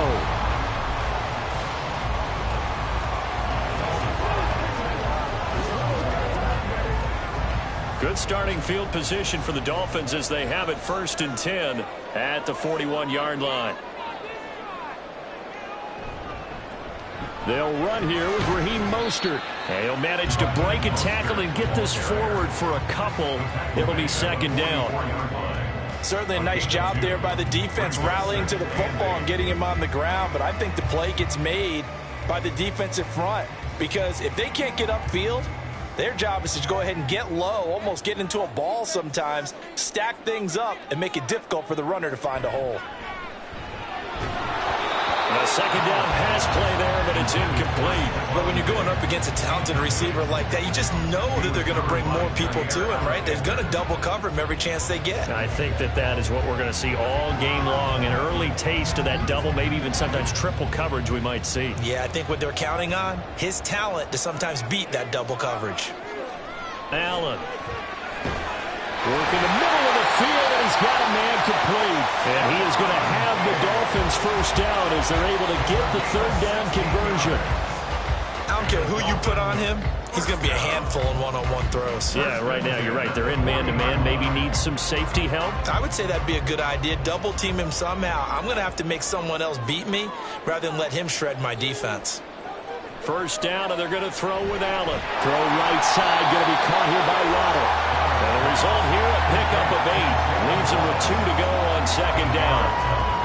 But that's what you're looking for when you want to throw the ball downfield. You want one of those guys who can play out on the perimeter, can play out wide, who can not only get open, but when they're covered, can uncover themselves downfield and create catches. Again, they'll throw with Allen. And they'll get this on the screen to Mostert. And he went nowhere. Well, he went backwards, back to the 33. He'll lose a yard on the play, so now they need 3 yards on 3rd down. And forget about the run to set up the pass. They're just coming out throwing. Forget trying to set anything up. They feel like they have the advantage. They feel like they have the matchups, and they're just attacking right now. Yep, going to the air on the opening drive. And they'll try and run the option to pick it up. And he is going to have the Dolphins 1st down. It won't be by much. He needed 3, and he got 3, barely. But the mark shows 1st down. So that was all you're looking for on a play like that. Get the 1st down and keep the drive moving. Yeah, it just looked to me like he just said to himself, I've got this. I'll take it. I'll pick it up, and let's keep moving. Get the 1st down, get a new set, and let's start over. Now, loose football. The ball comes out, and this is picked up by the Browns. And now off to the races down the right side. And a great return as he takes us up just shy of the 45.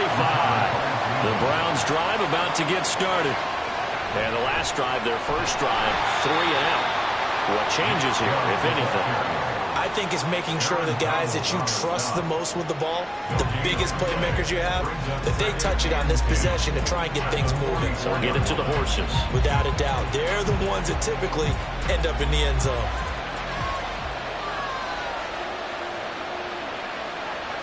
Throwing, Prescott. And there is Amari Cooper, his first catch. And he's going to be brought down on what will be the final play of this 1st quarter.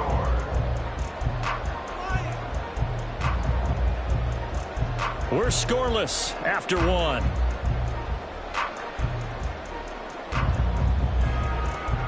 The start of the 2nd quarter, and it's the Browns in control of the football as they've got it with a 1st and 10. And Chubb will try. And now a fumble. The ball's out. But fortunately, he's able to recover his own fumble. That could have been trouble. All I can say about this play is that someone's living right. I mean, he's trying to gain yardage, trying to get upfield. Ball comes free. What's that panic that we've talked about oftentimes that you feel when you lose the ball? You can sense it. Oh, you can sense it, and somehow he got to it and was able to recover it for his squad. Meanwhile, Prescott's throw taken in by Cooper here. Second catch for him today, and it'll wind up a first down. This has to go down as one of the simpler routes in the playbook, but oh so effective. Nice completion there. Keeps the sticks moving.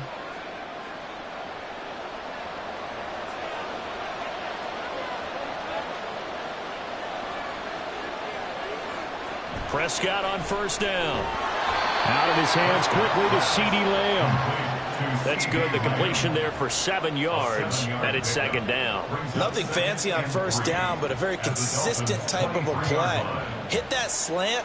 A lot of people call it an extension of the running game, and it can be if that pass is completed, because you hit a guy on the run like that, he often can go for big yardage. Sets him up nicely for second down, staying ahead of schedule. And he still has yet to get on track in this first half as they're going to stop him behind the line. It'll be a loss of a couple on the play, so now third down coming up. The running lanes have definitely not been there for him here in the first half, and I don't think it's all been his fault. His offensive line hasn't given him much space. A loss results there. Prescott from the gun on third.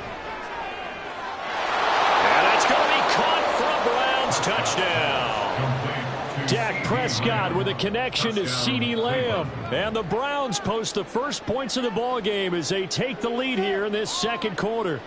And when the quarterback drops and has a guy that wide open in the end zone, his eyes have to get just as big as grapefruits. Oh, without a doubt. This is the easiest throw you're going to get, and you're going to get the benefit of a touchdown on top of it. Make that throw. Extra point good by Hopkins. And it's now a 7-0 game.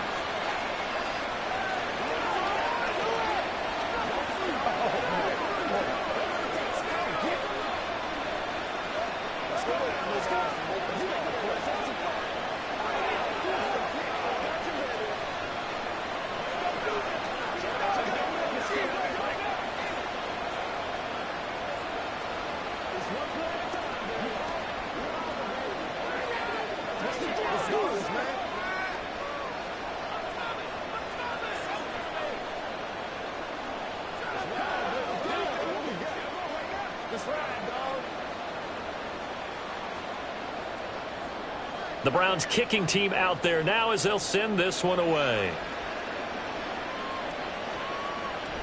And Hill going to sit on this one, and it'll come out to the 25. So Miami coming out for their second drive. They had the fumble on the last drive, wound up leading to the opening touchdown. Now they'll try again here, 1st and 10.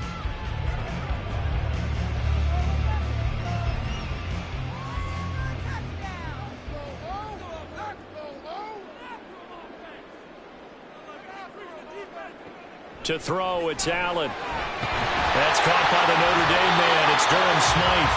And they're able to get this one across the 35. Give him 13 yards on the opening play of the drive and also give him a first down. Well, there wasn't much of a window there, Charles. Had to deal with a couple of defenders, but able to find his big tight end. And, partner, we know double coverage is a challenge for any player to try to defeat. But maybe it's a little easier if you're one of those big tight ends because you have a size advantage on just about anyone trying to cover you, and you use your body to create some space.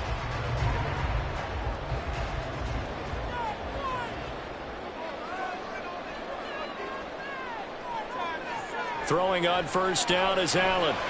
Throwing quickly there, but it's incomplete. Had an open man that time, but ended up putting a little too much heat on it, don't you think, partner? Absolutely. Just needed a touch more air under it. Instead, he fired an absolute bullet.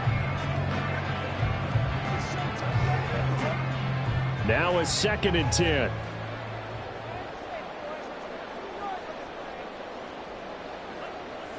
Allen going to throw.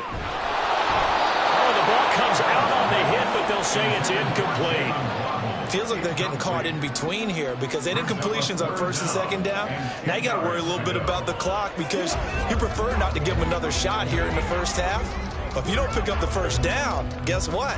You're likely going to have to. So back-to-back incompletions, and that has them staring at a 3rd and 10. Allen to throw once more. He had a man open, but he missed him, and it's incomplete.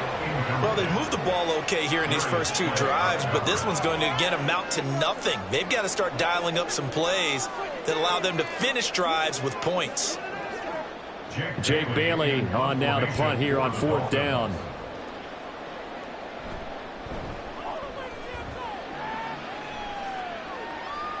And a fair catch signaled for and taken successfully. 37 yards on the punt with no return.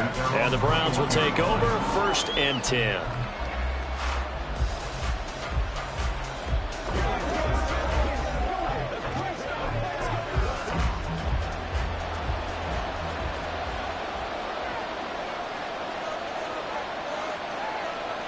Prescott looks to throw on first. The Dolphins get there this time, and they bring him down.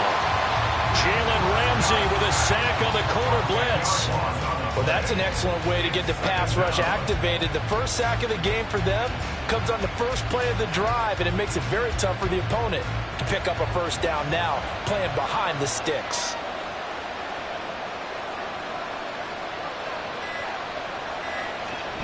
They give the Chubb out of the gun. And a short gain here across the 10 to the 12. Now the Dolphins going to burn the first of their timeouts as they'll stop it with just over a minute to go before halftime.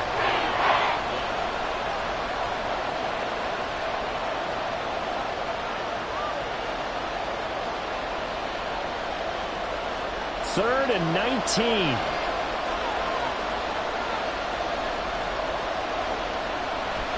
And again, it's Chubb. And that's not going to get it done. He'll come up well short of the first at about the 21.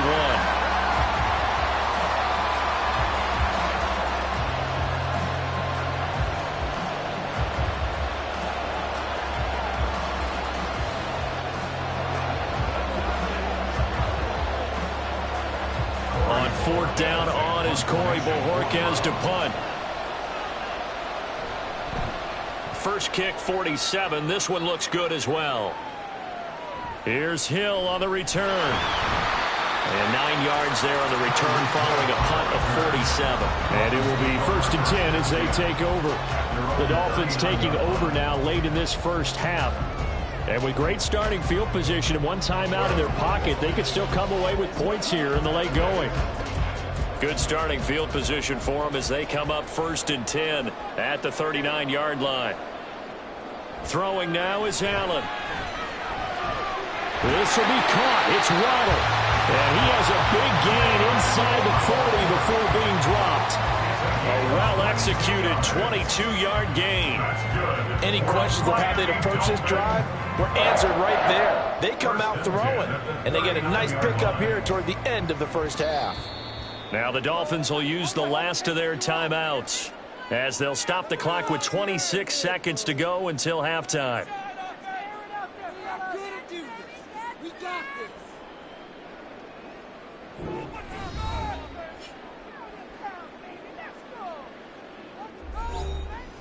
So from the 39 now, they'll come up on a 1st and 10.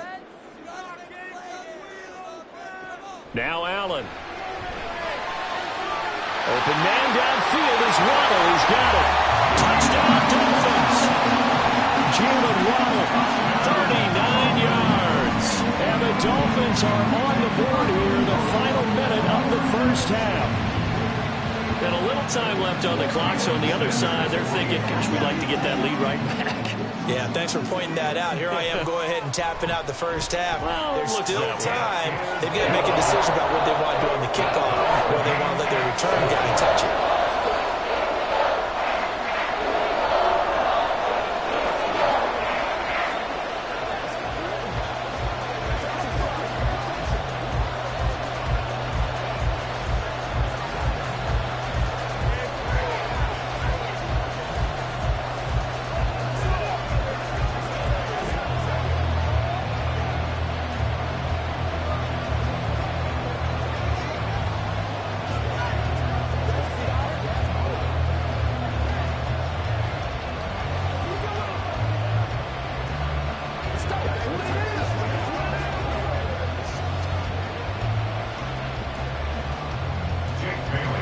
So all even at 7 now as they kick it away. And here comes a return from just beyond the goal line. And that decision to bring it out ends up not being a good one. Costs him about 5 yards as he's tackled at the 20. The Browns going to go on offense one final time in this first half. And with time quickly fading here in the second quarter, not sure how aggressively, offensively they want to play this. I think we'll find out just how much they trust their guys in this situation if they decide to take a shot. And they're just going to run it here up the middle. And the running lane's non-existent in this first half as they'll stop him behind the line. He'll lose a yard there, and it's 2nd and 11.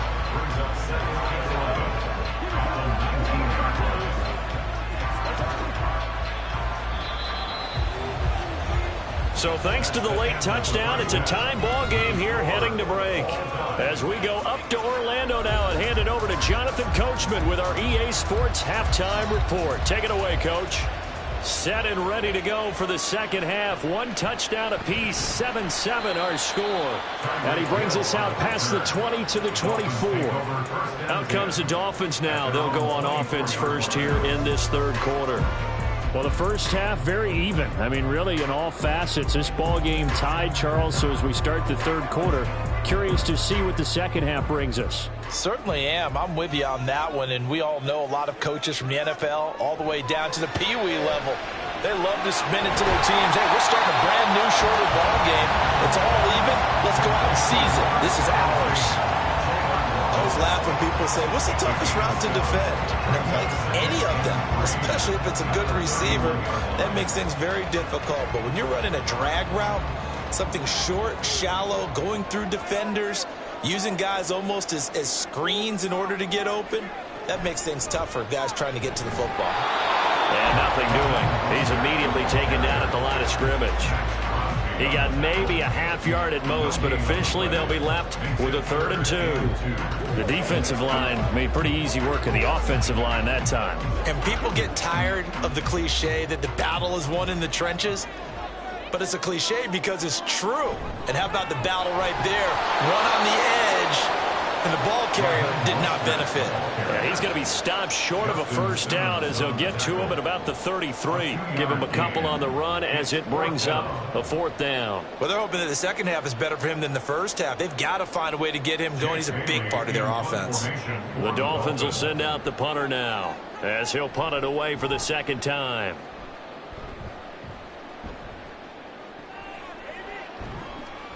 So just a 3-yard return following a punt of 45. Here's the Browns now. They get set for their first possession of the third quarter. And both of these defenses have been stifling these last few drives offensively. Just not able to get anything going. So what needs to change? I think a lot of the guys will go back and review, so to speak, because everyone has someone assigned to how did each play work. Okay, what do we... And he loses the football a second time. Oh, one of the linebackers has got it. And his guys will take over at the 30-yard line. Here's Allen following the fumble recovery. Quick throw there is incomplete. But defensively, you're over there trying to catch your breath and trying not to show the offense that you're a little bit fatigued. You're right back out there after the turnover. Now they've got to work towards getting another couple of stops and forcing them into at least a long field goal situation. Third quarter, all tied up. This is 2nd and 10. To the air, Allen. Over the middle, complete. It's Hill. They get 6. That'll leave them with 3rd and 4. When you see zone defense and you know you've got a drag route on as your primary call, you've got to be really careful as a passer about how far you let your guy go because he might wander into some tough coverage. Well, they were handed great starting field position on this drive, but now they face a 3rd and 4. Here's Allen. That is caught. And he is going to have the Dolphins first down as he'll be marked down a yard or 2 past the marker following a gain of 6. A little football 101 there. You just see the receiver try to run down the defender, meaning he goes right at him and really trying to move him a little bit towards the center of the field so he can put his foot in the ground and break to the out, to the sideline, and make a catch. Allen off the play fake. And he can't get rid of it. He's taken down. finally hauled down for the first time this game. Multiple defenders in there to drop him. It's interesting, partner, that most defenses try and guard the 35-yard line actively because they think the way kickers are nowadays, about a 52-yard field goal, they're kind of giving up points. But you get even deeper into territory, you get into the red zone, they're going to guard it even more, which means more pressure, more blitzing. 4 yards on the pickup there, and now they're left with a 3rd and 8. Roquan Smith in on the tackle. That's a gain of 4. Brings up 3rd and 8. They'll be in search of 8 yards here as they hope to convert the first down. Throwing is Allen on 3rd. And this pass broken up. And the contact well timed there. And now 4th down. Oh, that's going to hurt a bit because they needed to come through with a completion there. Now a drive that started with great field position is facing 4th down. So on 4th down, Dolphin kicker Jason Sanders comes on. This a 33-yard attempt. Sanders' kick is good, and the Dolphins have taken the lead. So the defense are able to force their first turnover of the game, and then they add on to that by getting the field goal. And you don't just want to take the ball away from your opponent, partner. You want to make them hurt as well. And if you don't score yourself on defense, turn it over to your offense and have them put points on the board.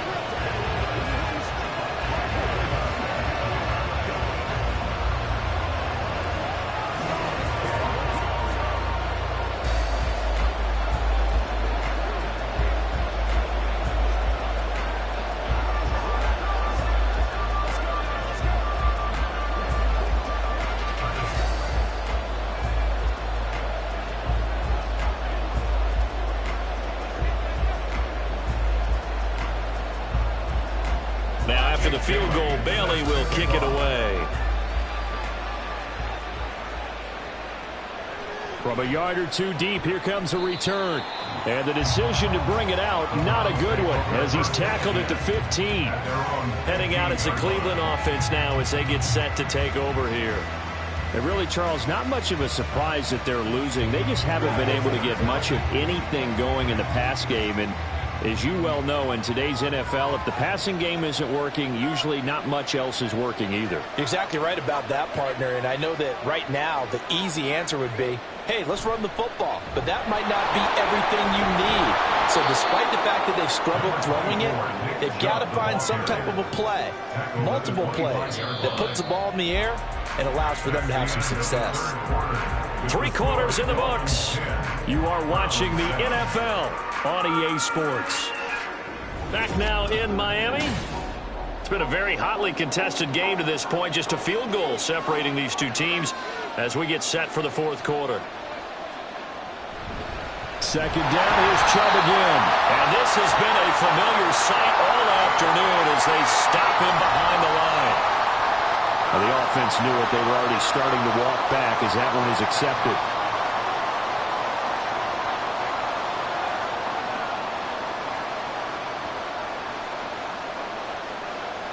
Now they face a 2nd and long following the holding penalty. Here's Prescott. Throwing middle, but it's incomplete. And we just saw another example. These cornerbacks have played tight coverage all game long. Might start wanting to think about a few double, triple move routes to try and shake their guys free. You're right, they have had no room to breathe. Possibly a turning point. Big play coming. This is 3rd and long. Now Prescott. The throw out wide going to be incomplete. How about some applause for the defense there? They forced him to throw that one into coverage, and just like that, they're staring at a 4th down. Well done.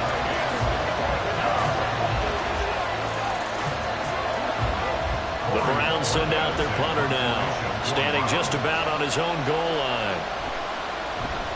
He's averaging just under 50 yards a punt as he gets this away.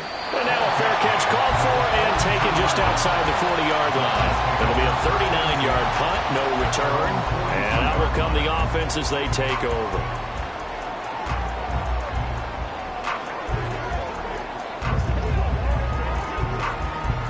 They couldn't ask for much more to this point in the 2nd half. A gorgeous day, 1-score game. 1st and 10 here. pass. It's taken in by Hill, and he's brought down. That play going for 16 yards to start the drive. First down. Well, how about this aggressive approach? Got the lead, fourth quarter, continuing to throw the football. Are you thinking about Super Bowl 51? Atlanta had the lead against New England, and they ended up giving it up? I was going to say don't say it, but you did say it. I did, didn't I? Yeah, anybody watching in Atlanta, our apologies. The result, only 4 yards there on the play, and it'll be second down.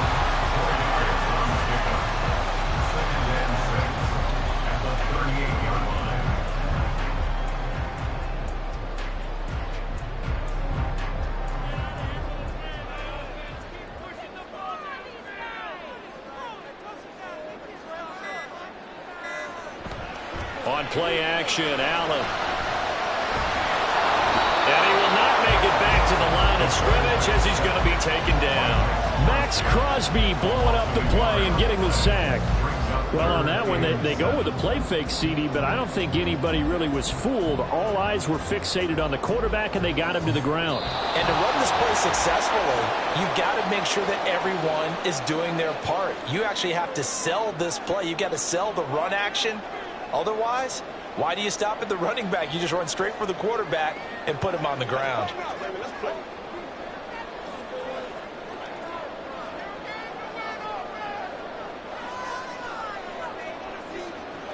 Allen. This is caught by Waddle. And now right out of the 2-minute break, we'll get a timeout used defensively with 1:56 to go.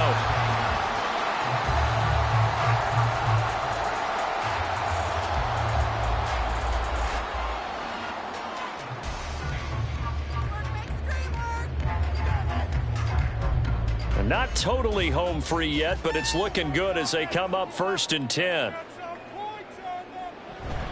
A run with Mostert up the middle. And a hard-working run here as he's got it inside the 20, down to the 17. Now the Browns signal for the second of their timeouts. That'll leave them with just one remaining in this fourth quarter of play.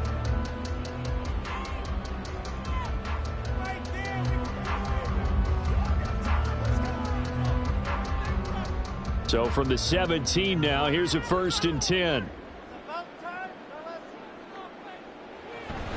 They'll stay on the ground with Mostert. And they'll take this into the end zone for a Dolphins touchdown. Raheem Mostert From 17 yards out.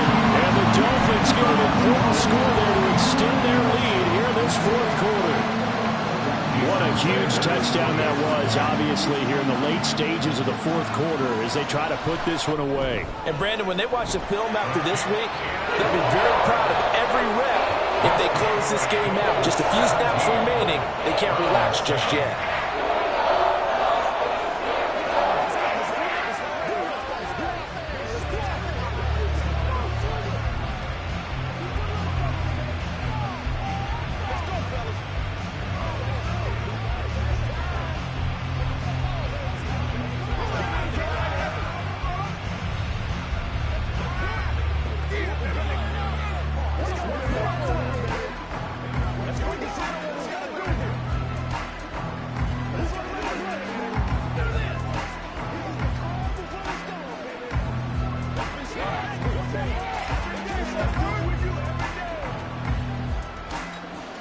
Bailey now to kick it away after the touchdown.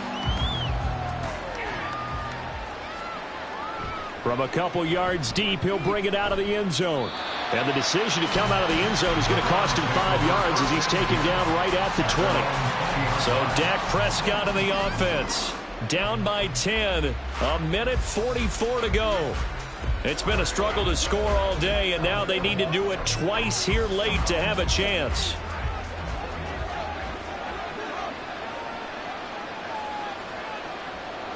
Now Dak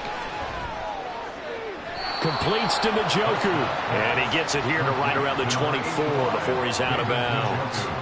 Short play like that in this situation this late, that's a win for the defense. No doubt. I remember something Coach Madden used to talk about all the time. Sometimes you can't just take what the defense gives you. You have to take what you need. And in this case, the offense is taking what the defense is giving them, not what they need. Throwing again on second down, but this time it's incomplete. If this offense can't get it done, they'll think back to just a few plays and say to themselves, this was a winnable game and we let it get away. Still a chance to save it, but time's definitely running out. Well, the noise got to be an issue now offensively. Here's 3rd and 6. Prescott. And this is dropped. Oh, it's incomplete. He had a big gainer in his sights, but he could not reel it in. And that is not what you expect from a receiver of his caliber. Sometimes you get a little ahead of yourself. You don't look it in, and all of a sudden it's on the ground. A surprise to all. Where will the pressure come from? 4th and 6 now. Desperation time. Prescott on 4th. This short pass into the hands of Njoku. And he's taken down, but able to slip across the 35. They keep the game alive, at least for the moment, as it's a 1st down. This defense has certainly had an outstanding second half, haven't they? I know they just gave up a 1st down there, and for the offense, they're hoping that that's something that they can jumpstart with and maybe start to move the ball a little bit better. But it's been tough sledding for them here the entire second half. And a Dolphins rush gets home. Down he goes. Jerome Baker in there to drop him as that clock continues to run. Partner, the Mike linebacker, the middle linebacker has so many different responsibilities. How excited do you think he was to get home with that blitz? Yeah, he wants a sack. He got it. Here's 2nd down. Here's Prescott. He's going to let it fly. And he knocks the ball away, and it falls incomplete. Just a difficult situation to be in here in the final minute. Down 2 scores. You know you need some providence from somewhere. They're going to keep firing away till the end. But this one falls incomplete. This crowd turning up the decibel level. It's 3rd and long. Here's Dak. Pass taken in by his big tight end. And he'll be taken down, but not before they work it across midfield. For a tight end, he's got good straight line speed, and on that route, he's often the guy that gets overlooked. Nice job there finding him in stride for really good yardage. This is 1st and 10. To throw, Prescott. And that's incomplete. Clock stops with 10 seconds left. Well, this defense has been physical all game long, and it certainly looks like they're not going to back off and make things any easier. They want to keep making life miserable for the receivers all the way to the end. Here comes 2nd down.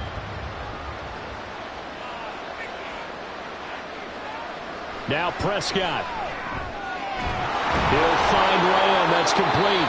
Now we'll get whistles, and they've signaled for a timeout. Not sure I see the logic in this, but we'll get a stoppage anyway with 5 seconds remaining.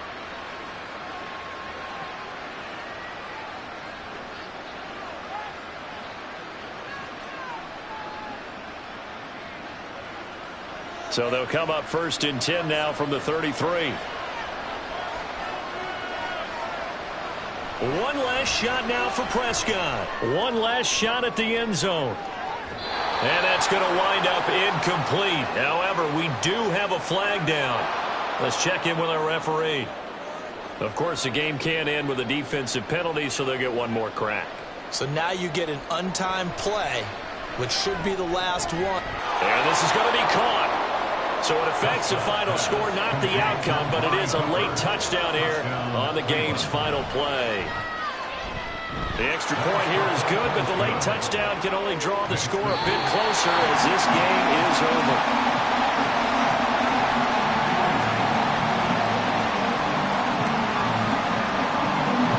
Well, on the one side, if you try to take away something positive from this game, they played to the final whistle, getting the touchdown there on the last play, but still, all for naught, really. Yeah, I'd say give them points for positivity. I like that. That part is good.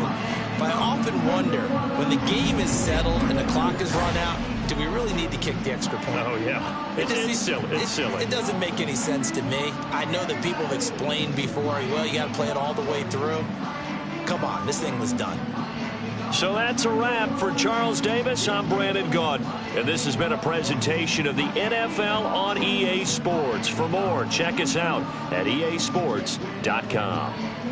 The Dolphins are winners here as we say so long from South Florida.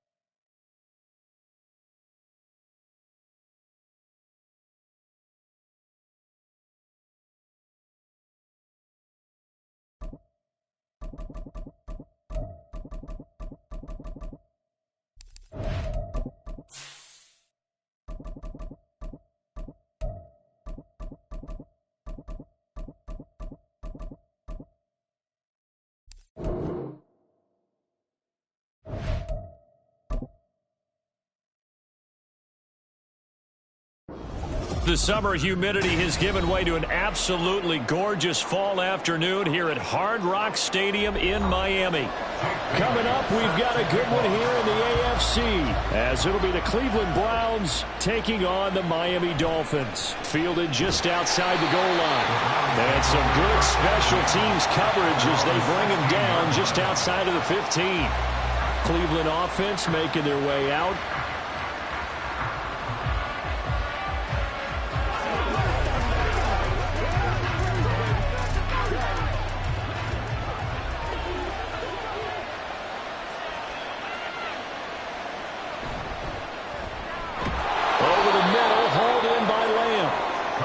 So the completion good for 7 there, and that will bring up second down. That was a lightning-fast decision that time. He just caught it and got rid of it. Because he saw his guy was going to be open immediately. So he took the R, the run, out of the play. He took the O, the option, out of the play, and immediately got to the pass. Play fake. Here's Prescott. And it's incomplete. Took a shot, couldn't connect. Well, that's some good closing speed there defensively, because that looked open for a minute. That's great work with the ball in the air. Never gave up, converged on his man, and broke the play up. Third play of this opening drive as they're looking at a 3rd and 3. Prescott now. Able to find the open man. That's complete. And he is going to have a Browns first down as they're able to get the 3rd down conversion.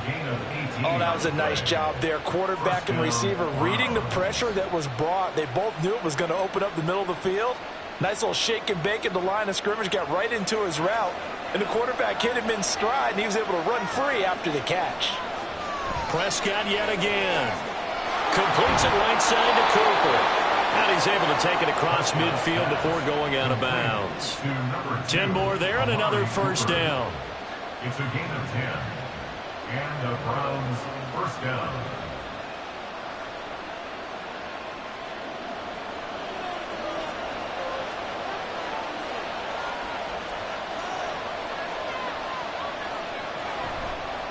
A guy coming off his best season as a pro. Here's Nick Chubb. And nothing much materializing there on the first down run. He'll get a couple, and that's it.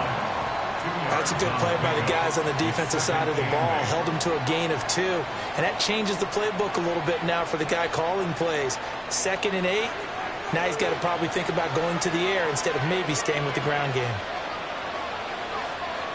Prescott now on 2nd down. Over the middle, that's caught by Adams.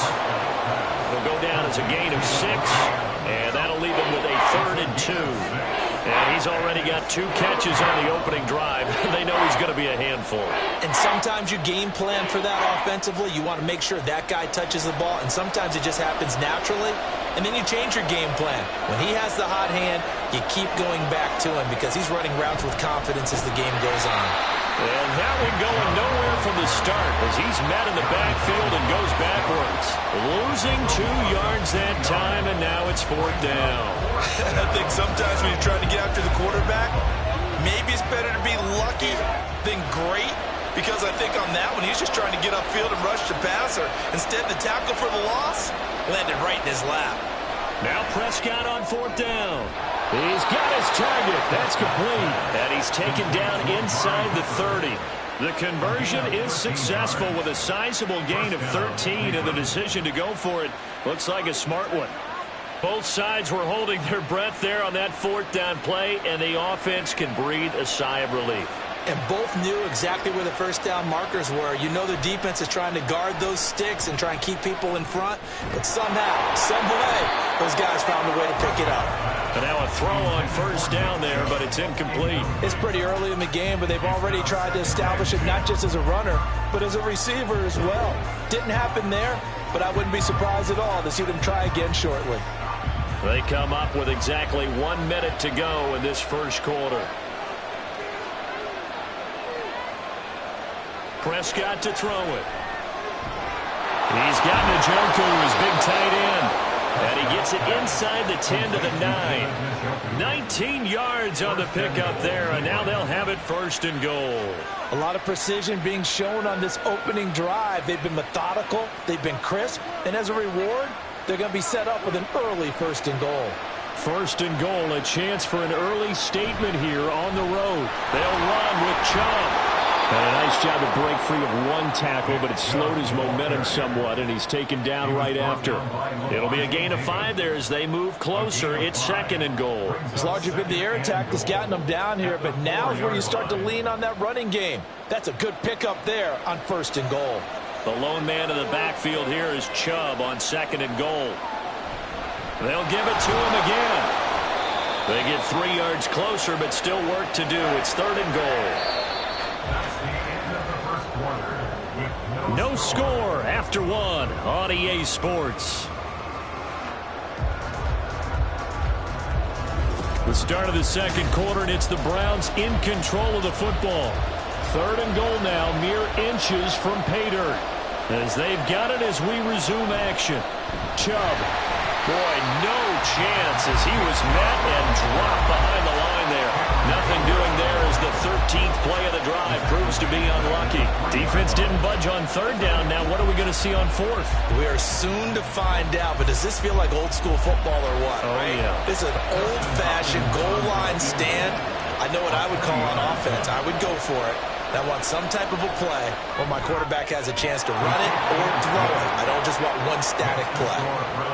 So a long drive gets them down inside the 5, but ultimately they settle for just the field goal. And I have to think that if maybe they were a yard closer, that would have made their decision tougher, and I think they likely would have gone for it. But in this situation, they just decided to take the 3, and I think it was a smart move.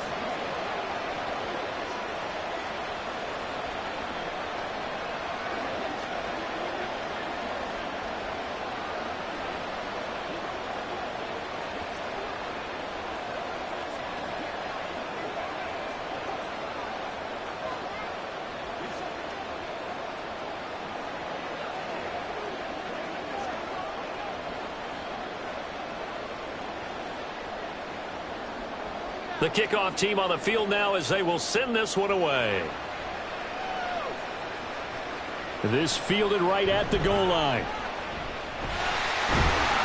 And a nice return sets him up pretty good here right at the 30-yard line. And out come the Dolphins now.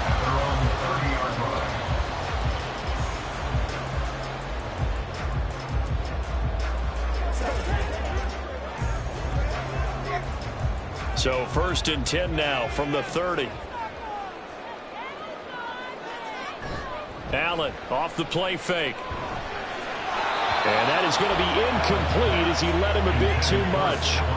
Not sure what happened out there, but it looked like the timing was a little off on that throw. Now, you know I'm a defender, so what am I going to say? Great defense. Darn right. They did something to disrupt that timing. 2nd and 10.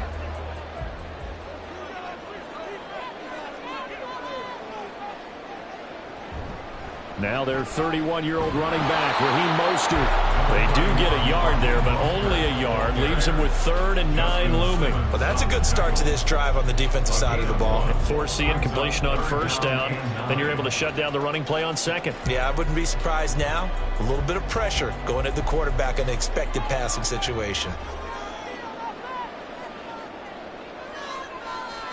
Throwing is Allen on 3rd. Being chased out left. And he'll be taken down, but not before they work it across midfield. Josh Allen, very athletic at 6'5", showing the versatility, picking up the 1st on the scramble. I am willing to bet that he got a monster grin on his face when he saw what was happening. Man coverage was so committed to denying a big throw that it pulled attention away from him, and he had an easy lane to hit, and hit it he did. They run the option here on 1st and 10. And he stopped immediately there. No gain there as he kept it himself at 2nd down. Well, for that being an option play, there really weren't too many options available for him, were there? No, there weren't, and at least he was able to get back to the line of scrimmage, so they didn't lose anything, but you're exactly right. Nowhere to go.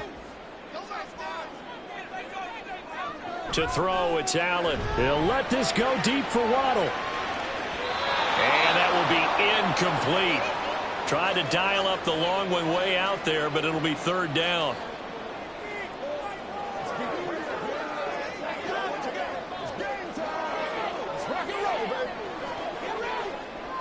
Right where this set of downs started, they need a full 10 here to pick up the first down and move the chains. Allen now looks to throw. And he comes back with one complete. And he will get him down a couple yards shy of the first down marker. A nice tackle coming up from his free safety spot. So the completion results there in 9 yards. And that'll bring up fourth down. So on fourth down, here's Jake Bailey to punt for the Dolphins. And look at this. It's a fake. And this is caught. And he is out of bounds, but not before he's inside the 30. Fourth down, no problem. Just a ho-hum pickup of 14 to keep the offense on the field. I'm not sure that the surprise was that they actually faked it. That's classic territory to go ahead and do it. The surprise to me is that they were successful. I'm not sure the defense was really prepared. And now they're going to keep the drive alive here. Really big play on the fake punt. Allen's throw caught by his receiver Hill. And down inside the 15 he goes. A 14-yard pickup. That's 14 yards on 2 straight plays. Well, they obviously read man coverage their partner, and he got downfield, broke down the defender, made him think. What do you mean by that, bro? Yeah, he made him think he was going to run a different route. Probably thought he was going to take it upfield. Then he curls back inside for the completion. Throwing on first down, but this one winds up to be incomplete. This defense not going to make it easy for you. They're a physical group, and we just saw it there on that play. They came in, made the contact, just as he's trying to haul it in. So after the incompletion on first, now 2nd and 10. And again, it's Allen. And he's able to work it here to the 8-yard line. Now the Dolphins going to burn the first of their timeouts as the clock will stop with just under 30 seconds to go in the first half.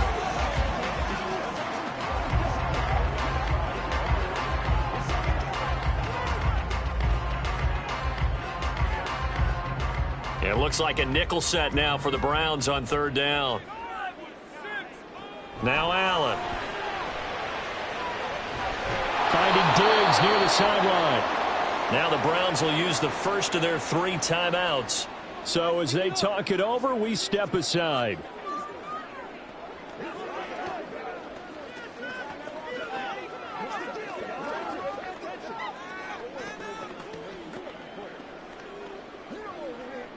Mike McDaniel dialing up the risk here a little bit on 4th down. They're going to go for it.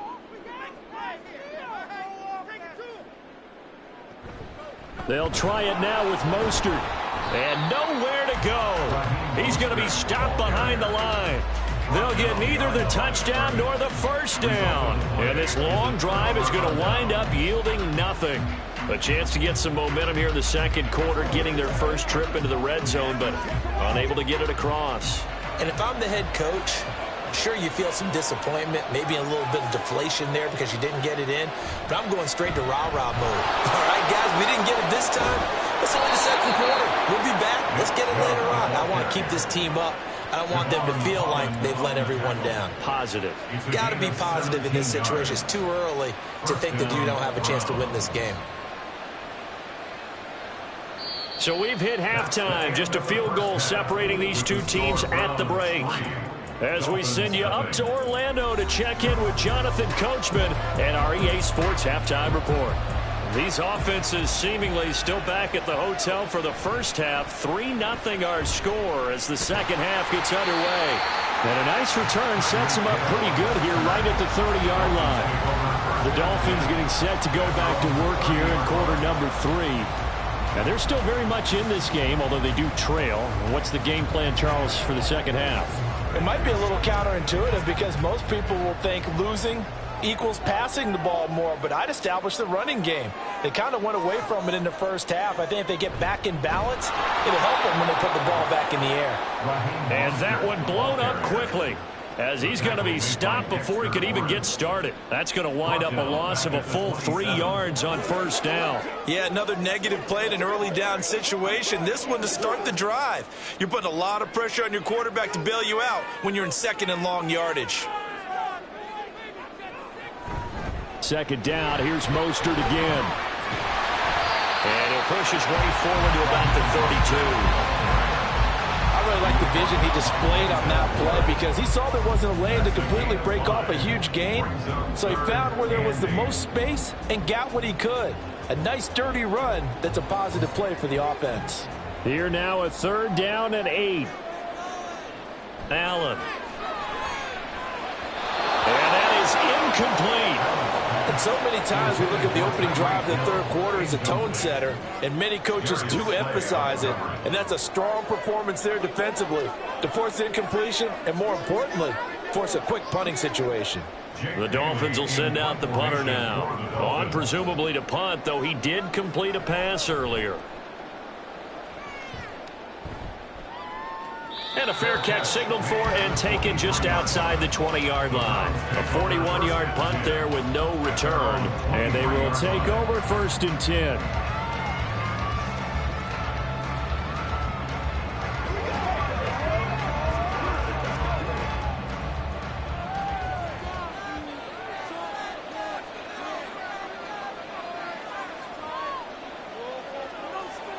Now Prescott. This is the tight end, Njoku. He'll be brought down on the 30-yard line after a gain of 6. Completion was given up, but that's why you play zone defense, so that you can have people around the ball when it's caught, and you don't give up much run after the catch. And the ball on the 30. Here's 2nd and 4.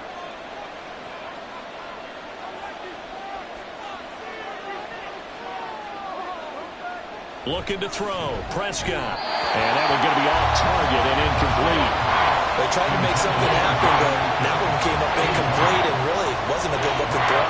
Yeah, maybe even go as far as to call that a little ill-advised. Yeah, I would say so. I think that's the right phrase for it. Definitely ill-advised. Just wonder about his mechanics right now, you know, and that's the tough part. You do so much stuff in practice to make it repetitive, but it has to repeat under pressure, whether it's pressure from the defense or just the pressure of playing the game. And he is going to have a Browns 1st down, and he was able to get it by plenty. A gain of 8 on 3rd and 3. That was a route run not just with dexterity, but with intelligence. Found the hole in the zone, made sure the quarterback saw him, and was able to make the sure catch and flip the down marker back to 1. On 1st down, they'll run with Chubb. And he is met at the line of scrimmage, and he goes down right there. Cameron Hayward in on the tackle. And as a defensive end, getting off the ball quickly, swarming to the football, making a tackle. That's what we saw right there. Yeah, and that's what their job is. And really, a lot of the time, they have to throttle back a little bit in the run game because you know those defensive ends, they're like in a sprinter stance. They're just headed straight for the quarterback. That was good recognition on that play to hold him to no gain. And he'll take this to the other side of midfield before going out of bounds. 2nd catch for him today, and it'll wind up a 1st down. I like watching the wide receiver screen because it's a real teamwork play. Because guess what? The guy catching the ball, he'll get all the credit. But how about the people up to block in front of him, either fellow receivers or offensive linemen? That makes that play a really nice timing play, and sometimes it can break big. They go up the middle with Chubb. Down to about the 45. You've got to be impressed by that defensive front on reps like those. They were not being moved off the line, kept their shoulders square, and gave their teammates time to fight to the ball and limit that gain. 2nd down and 8.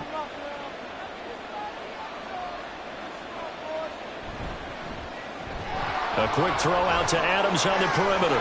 And he'll go out of bounds right around the 40. When you call a wide receiver screen, no matter how many blockers you get in front of the guy that catches the ball, there's still an aspect of the guy catching it, turning into a runner, breaking tackles and creating his own yardage, and he just did on that play. The 8th play of the drive coming up. It's 3rd and 3. And now we've got flags down. Looked like one of the Browns might have moved.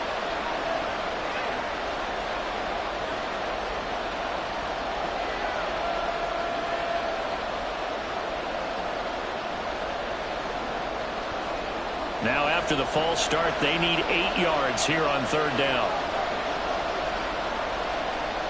To throw is Prescott. He's got Njoku over the middle.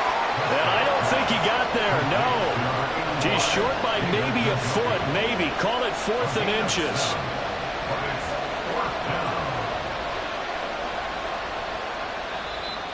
That's the end of the third quarter of play. With the score, Browns 3, Dolphins 0.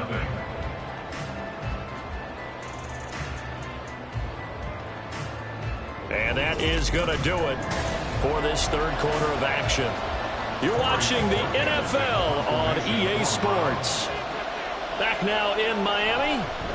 It's been a very hotly contested game to this point. Just a field goal separating these two teams as we get set for the fourth quarter. And for an offense that is struggling, this is not where you want to start from. Great punt. Fantastic punt. And for all those who wonder, what do punters do during the course of practice each and every day? The best ones do what we just saw there. Work on positioning the football and helping their team. Throwing on first down is Allen. A hit as he throws there, incomplete. Maybe a little frustration starting to creep in. The offensive line hasn't done a great job of protecting him in this game, and there he was, hit again as he threw it. Yeah, another time on his backside, probably starting to get a little frustrated. Got to keep his composure. Can't let the defense know that they're getting to him.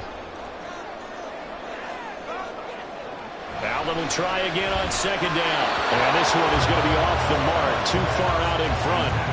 Well, after incompletions on first and second down, it certainly seems like a reflection of what we've seen so far in this game. The defense, quicker to the punch so far. Let's see if they can get something going here on third down. Possibly a turning point. Big play coming. This is third and long. Here's Allen to throw it. And that will be incomplete. All right, help me out here a little bit, partner, because what I'm seeing is a passing game that's just struggled to complete anything. No rhythm, no timing. Seems like every pass is also contested well, so give some credit to the defense. The Dolphins will send out the punter now as he'll kick it away for the second time. His first punt, 45 yards. This looks good as well. Now a fair catch signaled for and made right about the 43-yard line. So a change of possession here on the punt. And now Cleveland geared up to take the field. A little less than 4 minutes remaining, and the margin for error is small with this slim lead. Operate within your 4-minute offense here, Charles? Definitely. And remember, the 4-minute offense doesn't always correspond to what's up on the clock. What they need to do is play a little bit of keep away right now. Run the clock down. Make sure their opponent doesn't get the ball back. Their dream scenario, get enough first downs and make them eat up their timeouts so the game ends when you're kneeling down with the football. And in this situation with the lead fourth quarter, they're liking keeping the ball on the ground, I'm sure. That's just smart football, but you know the defense has to know it as well. They've got to stop them here. So now we're going to see that loading the box in a big way. 6, 7, 8, 9, whatever it's going to take, puts a little bit more pressure on your big offensive line. A second down pass play there, but it's incomplete. This has certainly been a physical game so far. Limited scoring opportunities for both sides. And there's another chance that goes unfulfilled. As big of a play as we've had in this one so far. This is 3rd and 3. Prescott. They'll get this to Chubb out of the backfield. So the completion gets him just a yard. And that's going to make it 4th down. They got the completion, but they didn't get the first down. So you got to think, if you're on the defensive side of the ball, you're pretty happy with what you just accomplished there. Yeah, guy, like you said, got him out of bounds, stopped the clock, kept him short of the marker. The Browns send out their punter now as he's on here to punt it away. And this is going to be ruled out, I think, just inside the 20. Yes, it will. Side judge calls it at the 19-yard line. Dolphins offense returning to the field. I tell you what, it's kind of hard to imagine. They have not scored a single point, and yet they're in this position. A touchdown drive here, and they're in the lead. Normally, when you have 0 on your side of the ledger on the scoreboard, you're a little bit discouraged. But when they look over and see their opponents, they don't see a number that's way out there. They don't see a number they can't attain. In fact, they can get it right here on this drive and potentially take the lead. Finally hauled down for the first time this game. Multiple defenders in there to drop it. Well, he was really focused downfield, but there was really no viable options. The coverage was too good. And the defense really quickened the tempo of that play with their pass rush because there was nowhere for him to go with the football. The only place he ended up, down on the ground. Meanwhile, here's a second down throw that's knocked away and incomplete. As a corner, you have to be able to run with guys step for step downfield in man coverage and make up ground quickly in zone. You have to put yourself in position to make plays just like that one we saw there. A big play needed, no doubt. 3rd and long. Allen going to throw. Work in the middle of the field, and he's got him man complete. And he is going to have the Dolphins first down as they're able to get the 3rd down conversion. First down. First and 10 at the 33-yard line.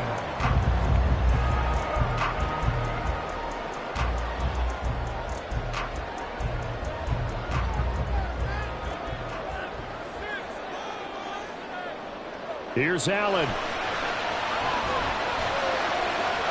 Throwing left sideline there, but it's incomplete. Limited time left on the clock after that incompletion, so I think both sides are going to savor every second to prepare before the next snap. Because once the ball's in motion, it may be a nonstop push to finish this drive off. Everyone better be on the same page right now, because I think they're going to try and get several plays off in quick succession if they can. And they'll get this on the screen to Mostert. Short gain, last 2 plays. Who do you think's excited about that? Absolutely, this defense, they're saying go right ahead with those.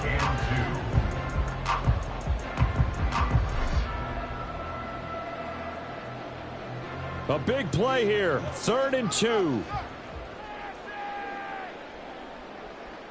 To throw is Allen. And that's going to be incomplete. The contact there enough to jar that ball free, and it brings up 4th down. With that incompletion, reality is staring them right in the face. This entire game is down to the next snap. Too far for a field goal. They've got to go. It's 4th down.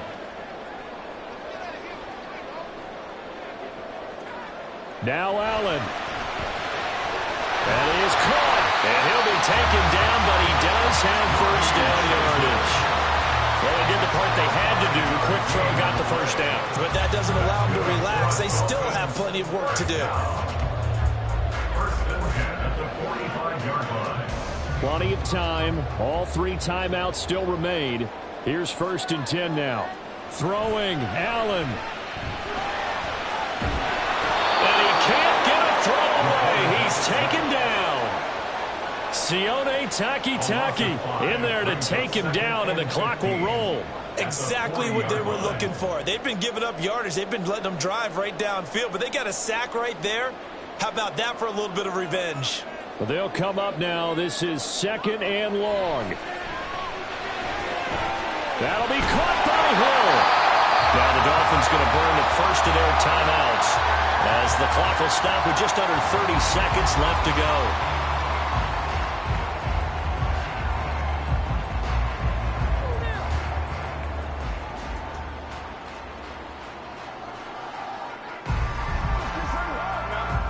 They'll come up 1st and 10 here. Allen. That's caught by Diggs. The Dolphins going to take their 2nd timeout. That'll leave them with just 1 remaining in this 4th quarter of play.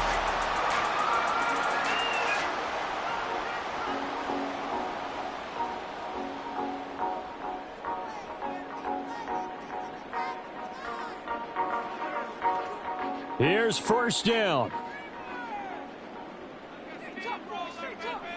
Now Allen.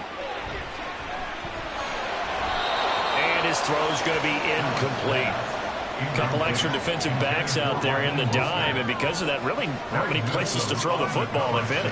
And typically, what would you want to do against that dime? Run the football. You want to run the ball, but you can't do it in this situation. Not nearly enough time on the clock. You having to really navigate against a tough defense presented against you.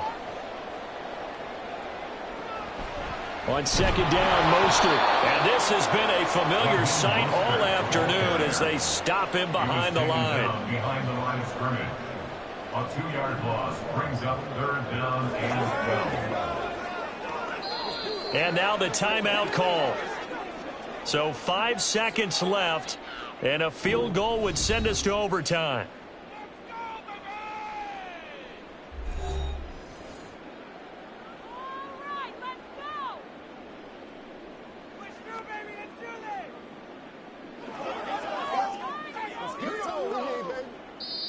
And the clock will now stop as a timeout is called with 5 seconds left.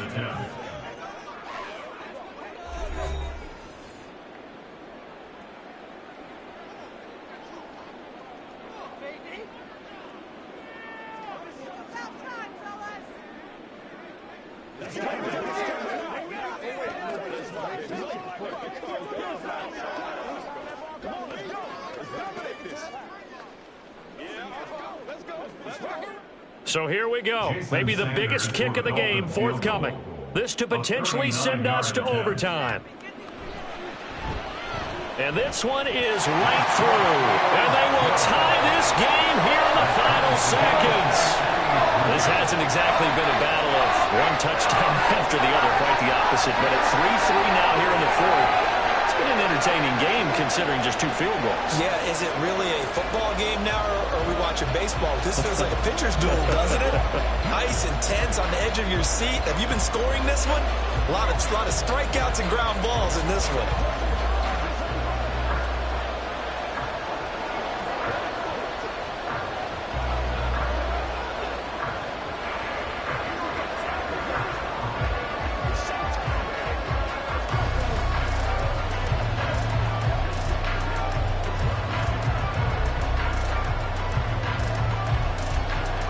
So overtime on the horizon, barring a wild finish here as the kick's away.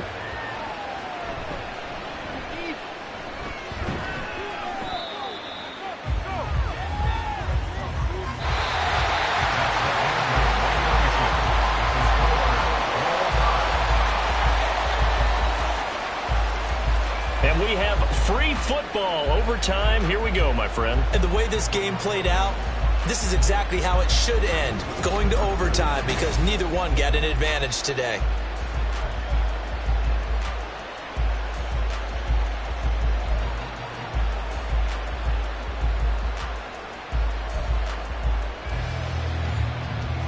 So it's the Dolphins who are going to get the football first here as we are back underway now in overtime. Returning it, Hill. The return man is Hill. And he will make it to the 20-yard line and no further. First down Miami as they get set to start the drive. And they had a long drive last time, but they had to settle for a field goal, and I'm sure that's how it felt to them settling. They probably should have gotten in the end zone. Yeah, not all now joy, right? Because that's what you get when you put the ball in the end zone. But there are benefits to that type of a long drive. Your defense gets a chance to take a break, adjust a little bit, maybe get themselves ready to get back out on the field and play a little bit better. So they'll take the benefit even though they wanted the 6 points. Maybe wear down the other defense. We'll see. An excellent pickup of 20 yards. Well, this offense is wasting no time getting into the flow of the game. They've come out throwing. 2 quick completions have this defense on their heels as they're already across midfield and driving. On 1st and 10, it's Mostert down to about the 45. Give credit to the defense for stringing that play out, and they gave up no cutback angle. You know he was trying to dart through. No place for him to go. A nice job there, only giving up a 3-yard gain. Here's 2nd and 7.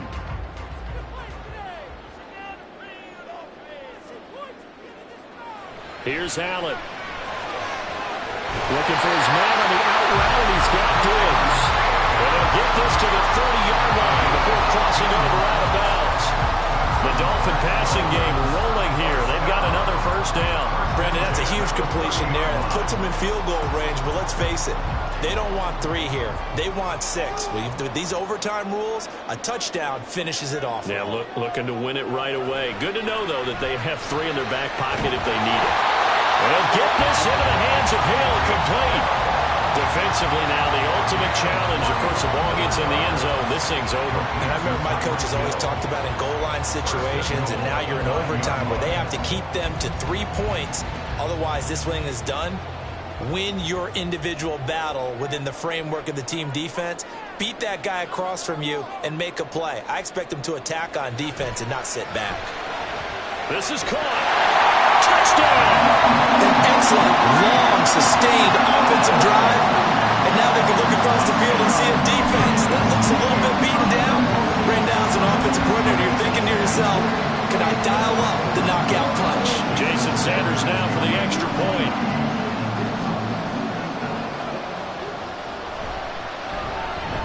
And it is up. And it's good. That'll make our score 10-3 now.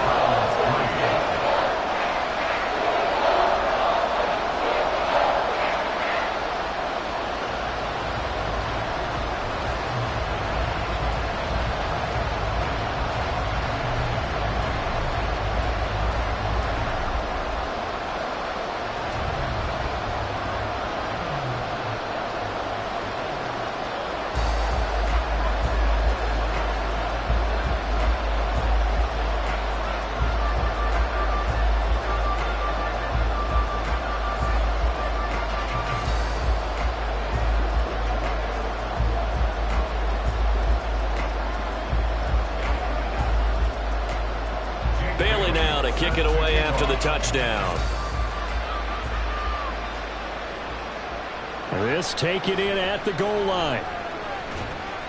And good coverage there on special teams as they'll get him down shy of the 20.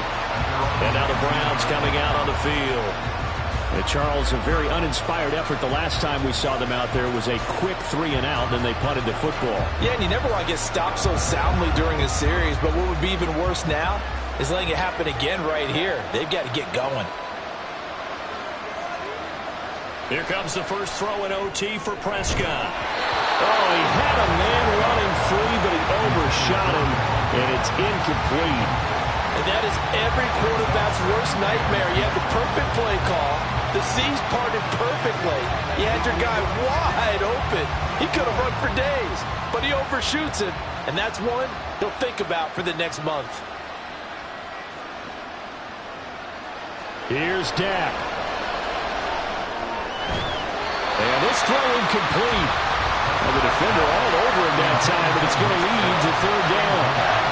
He did a fine job there of not hitting him before the ball arrived, and I've got to tell you, you can often mistime that play because of the angles of approach. When you're going to get him, sometimes you panic as well and think, I've got to be there right now. Instead, in this case, timed it perfectly and knocked it free. Into the hands of Cooper. And they're going to get this beyond the 40 before he's taken down. That's a play that may get lost in the grand scheme of things, but one thing's for sure. You certainly don't want to go 3 and out to start the game. So that's a nice job of finding the right play call and coming up with a first down. Now Dak.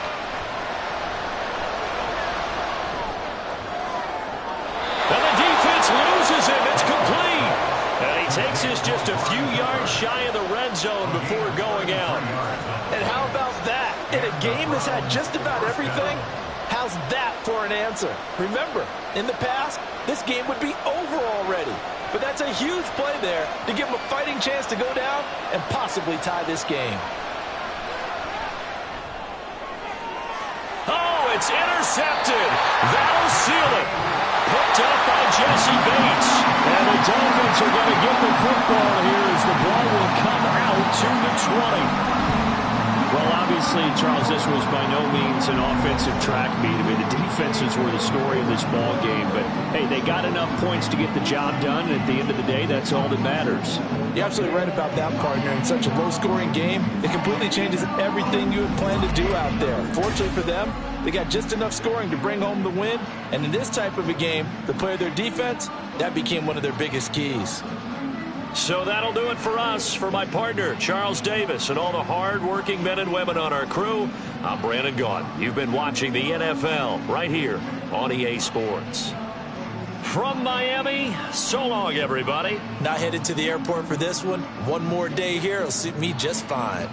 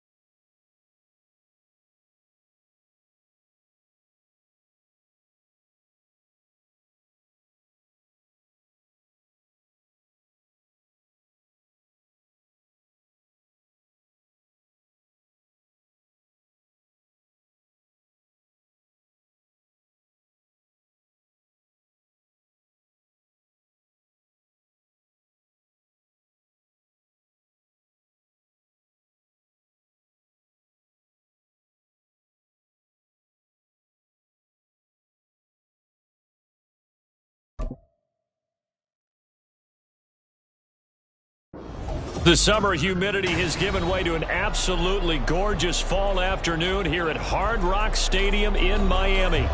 Coming up, it's a rematch from last year's AFC wildcard round, as it'll be the Buffalo Bills taking on the Miami Dolphins. And a nice return sets them up pretty good here right at the 30-yard line. Miami set to take over.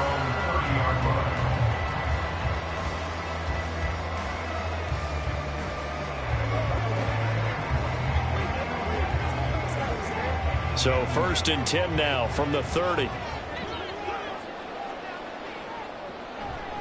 Now the rookie third-round pick, it's Devon Achane. And he'll bring it up here to right at the 40-yard line. On any explosive run, you can almost feel the ground shaking, and that's from the offensive linemen creating space for their runners. I had an old coach tell me before, they always told his runners, run around the offensive line in pregame. Get used to the ground shaking so you don't trip and fall when it happens in a game. Play action. Now it's Allen. And on the left sideline, he caught it, but out of bounds, according to the head linesman. Incomplete. So the ball a little late getting there, and it's 3rd down. A lot of times it's that first read that you have. Maybe you get it in pre-snap, and he locked in on his target, but he was covered quite well, and that one's incomplete. An early test for this defense. Here we go on 3rd and inches. They'll try and run here with Mostert. And he's going to have a first down as he's brought down at the 44-yard line. They're able to convert with a gain of 4. Faced with their first 3rd down conversion opportunity and able to punch it through and pick it up on the ground. And to me, doing it on the ground sends a different type of a message than throwing the football. And, you know, let's face it, we've done a lot of games together. How often have we seen third down turn into an automatic passing down no matter what the yardage? Yeah, and last thing you want, that opening drive to go 3 and out. You got everything scripted, lined up. Let's get some points on the board. They're able to avoid that 3 and out. So nothing there that time, and maybe you need to look to the O-line. They weren't able to create any space. No, they weren't, and you know as well as I do, as many offensive line coaches we've ever met, I think that'll be addressed loudly when those guys get to the sideline. And they're usually loud and big. This one complete to Jalen Waddle. And he's got a first down as a tackle made at the Bills' 41-yard line. A solid gain of 15 yards, and the sticks move. First and 10 at the 41-yard line. So 1st and 10 now in Buffalo territory at the 41. Up the middle they go with Mostert. And he'll manage to pick up about 4. It's 2nd down. Nice chunky yards on first down. It really opens up your options for what you want to do on 2nd. You go right back to him and hope he explodes, or sucker the defense in before throwing over the top. From the 37, they work on 2nd and 6. From the gun, it's Allen. He's got it complete to Diggs, right side. It'll be a gain of just a yard, and it brings up 3rd and 5 now. It's a game of matchups, and that's why you take your receivers and move them around a bunch, especially your best guys. And when they work out of the slot, you often hear the coaches talk about how great it is because it gives you a two-way go. You can break out or you can break in. That makes it hard to defend. Able to find the open man. That's complete. Touchdown, Dolphins. Tyreek Hill, 36 yards. And the Dolphins will jump on top for the game's first score here this afternoon. Let's make no bones about it. On paper, they're the better team. They're at home. That's a strong opening drive. And just think how many times we've seen this type of a matchup. Just what you said, better team at home should steamroll them, and we've seen it go the other way. Sometimes, though, they buy into it and understand we are the better team. Let's go out and prove it right now.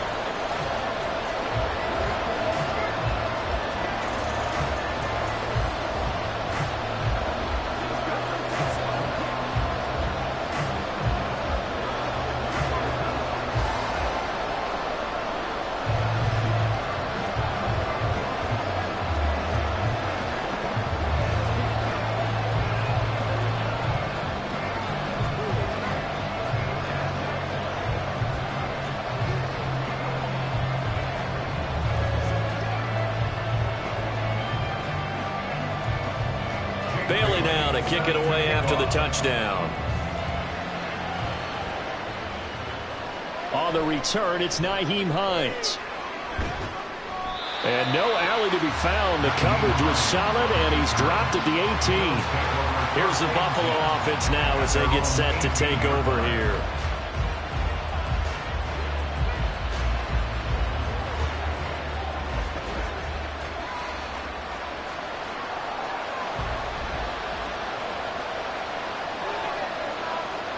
On first down, Justin Herbert. That's complete. It's Travis Kelce. And past the 40 before he's out of bounds. A good pickup there, 26 yards.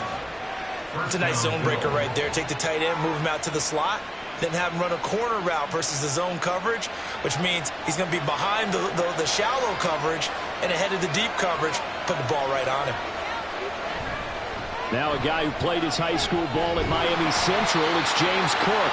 He finds some way to turn this into positive yardage as he struggles forward for a pickup of about 2.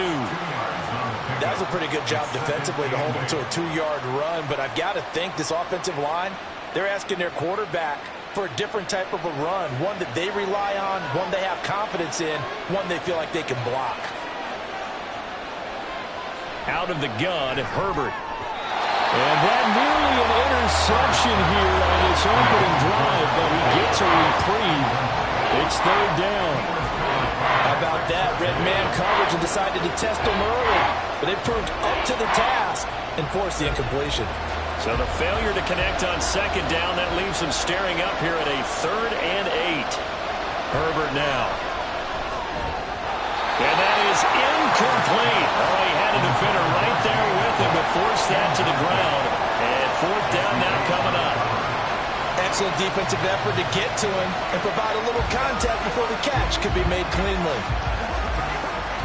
So now on fourth down, Sam Martin on to punt for Buffalo. Back deep is Tyreek Hill.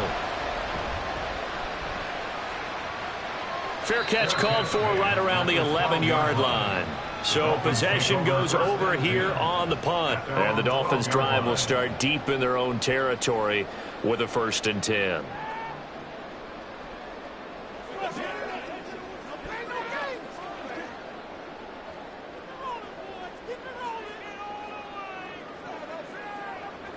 On first down, Allen. And the timing a bit off that time as that one falls to the ground. We'll put a check mark in the box where the defense coordinator was saying, how well can we stay with these receivers if we're in man coverage? Because he just did it on that one, forced the incompletion. That allowed him to get bolder with his pass rush, won't it? Absolutely. Frees up your guys elsewhere. Here's Allen to throw it. Toward the center of the field, but it's incomplete. Well, they approached this drive with a lot of confidence after their last one ended up as a touchdown. But incompletions on their first 2 throws has them huddling up and trying to figure out a big play here on 3rd down to get their momentum going again. Now they face a 3rd and 10 after back-to-back incompletions. Working out of the shotgun. Here's Allen. Nowhere to go here. He lost the football. Oh, and one of the linemen on the other side has got it. And they've got the football, and they're already knocking on the door inside the 5 at the 4-yard line. Cook. And he is going to be stopped cold behind the line of scrimmage. That sends him 2 yards in the wrong direction and leads to 2nd down. At the 7-yard line.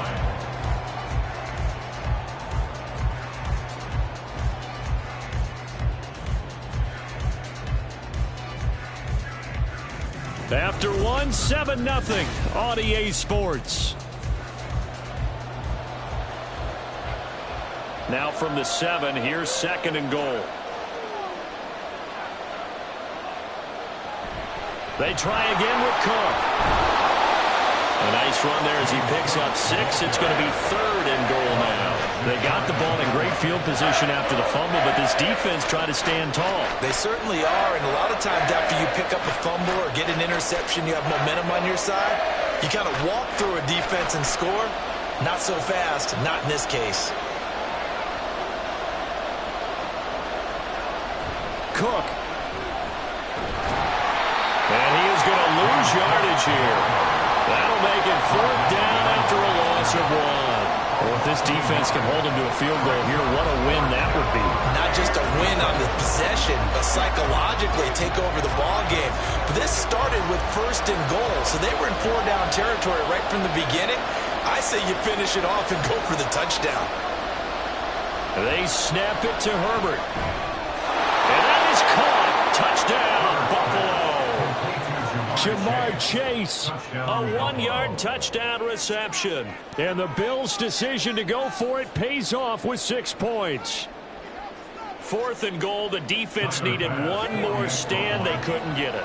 I just wonder if they were thinking heavy run here in that situation instead of being able to play the pass, and they were beaten on that possession.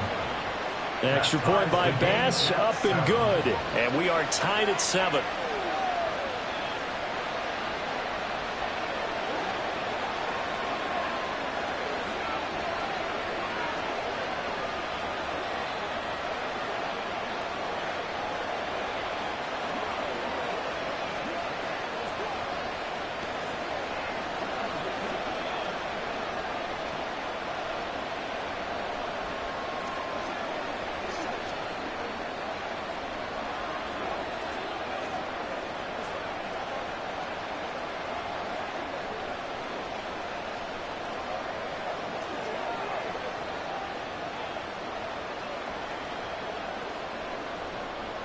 So all even at 7 now as they kick it away.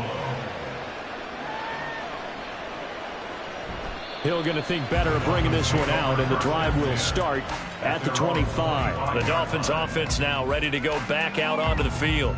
Last time out, they had the fumble. That led to the touchdown. Not a great look on either side of the ball as the defense gave up the points too, Charles. But they've got to take care of the football and do better here on this possession. It's certainly been a tough stretch, partner, for both of those units, and they kind of put their defensive mates in a really tough spot there by dropping the ball on the ground. But an easy way to make it up to them, get out there now and get some points on this drive. Yikes, a 4-yard loss really sets them back now for second down. Oftentimes when you see a running back get bunched up in the backfield, it's usually because the defensive tackle is eating up blockers for others to make the play. Not in this case. Allen looks to throw on second down. It's Hill, complete. Of course, the catch was nice, but how about what happened after? Able to stay on his feet and gain all that additional yardage. So many of these slot guys, I think, have running back in their background. And this offense on third down today, they've been okay, 2 for 3 thus far. They're up against a 3rd-and-1 situation. They hand it off to Mostert. Well, they hit him in the backfield, and he will not escape. And that is not going to get it done. Not at all what they envisioned on third down, 3 yards in the wrong direction.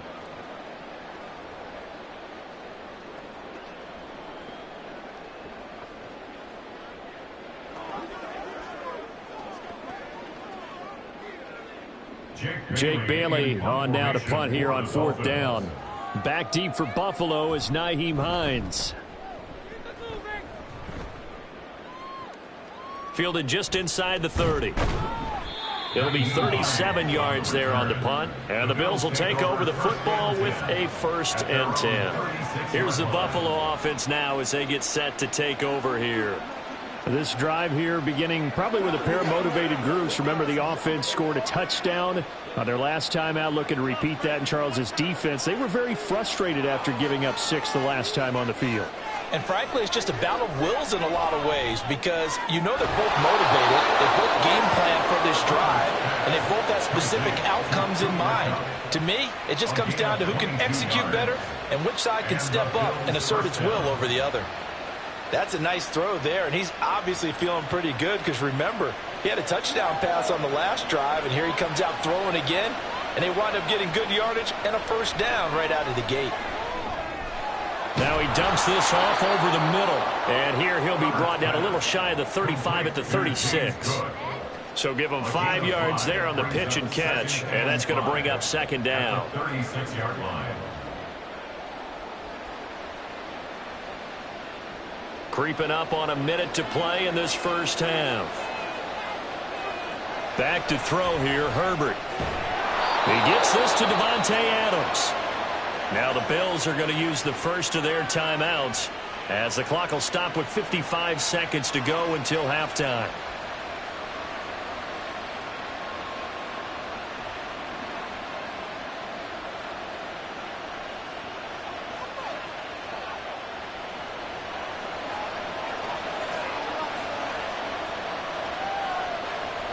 Herbert throwing again. Over the middle, that's caught by Chase.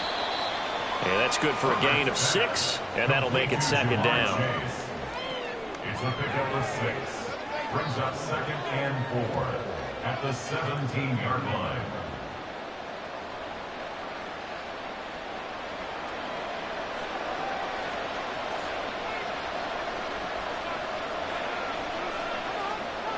Justin Herbert looking to pass. This throw incomplete, nearly picked off. And with his pedigree, he doesn't drop many of those. But 3rd down coming up. I'm really liking what I'm seeing from this defense because their coverage has been playing at a shutdown level so far.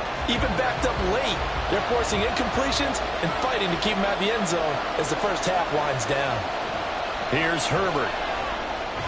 Work in the middle of the field, and he's got a man complete. Now the Bills will use the second of their timeouts as the clock will stop with 18 seconds to go in the first half.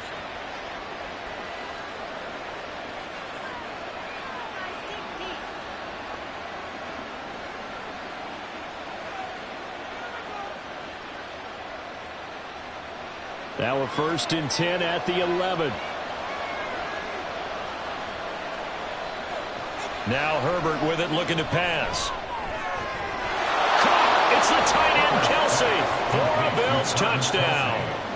Touchdown, Buffalo. Travis Kelce, as the first half is winding down. And the Bills have taken the lead here in the final stages of this first half.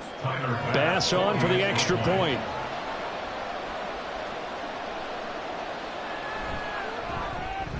And he's got it. It's now a 14-7 ball game. Makes the score Bills 14, Dolphins 7.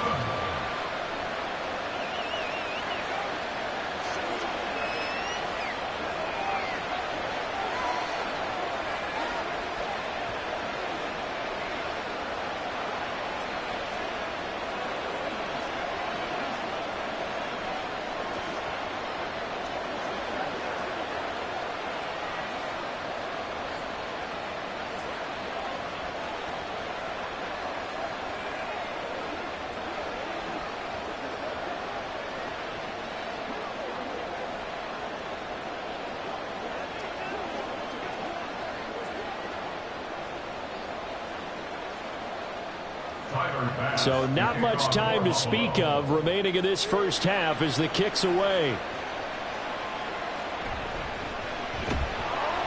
And he'll be brought down right on the chalk of the 20. And the Dolphins with one final possession here in this first half. And with time quickly fading here in the second quarter, not sure how aggressively, offensively they want to play this. I think we'll find out just how much they trust their guys in this situation if they decide to take a shot. And they'll indeed start on the ground to run that clock. And he'll just push his way forward for a few as the clock will run. A gain of 3, second down. So we have reached halftime with a touchdown. That's the difference on the scoreboard. As we go up to Orlando now and hand it over to Jonathan Coachman with our EA Sports halftime report. Take it away, Coach. A one-touchdown ball game, 14-7 our scores. We get back at it on EA Sports. And he's up past the 20 to the 22-yard line. Out come the Bills now as he'll go on offense first here in this third quarter.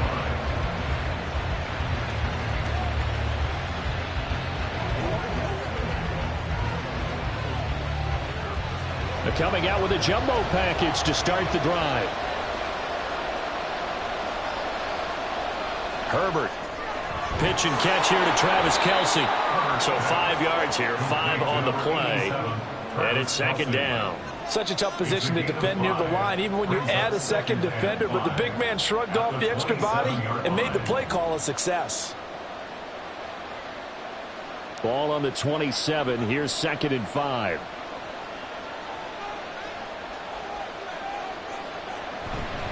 Cook up the gut. It'll be a loss of a full 3 yards there, and it also brings up third down. And that's what this defense is going to need to do more in the second half. Good pressure that time, forces some indecision in the backfield. He's going to wind up being taken down for a nice loss. 3rd and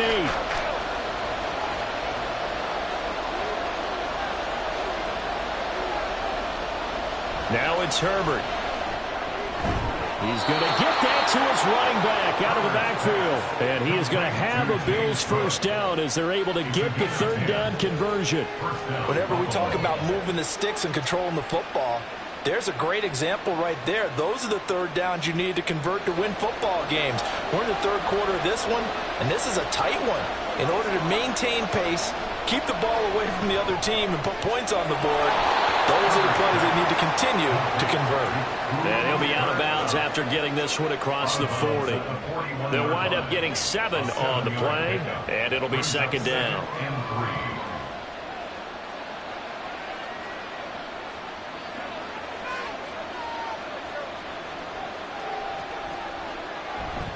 Up the middle, it's Cook.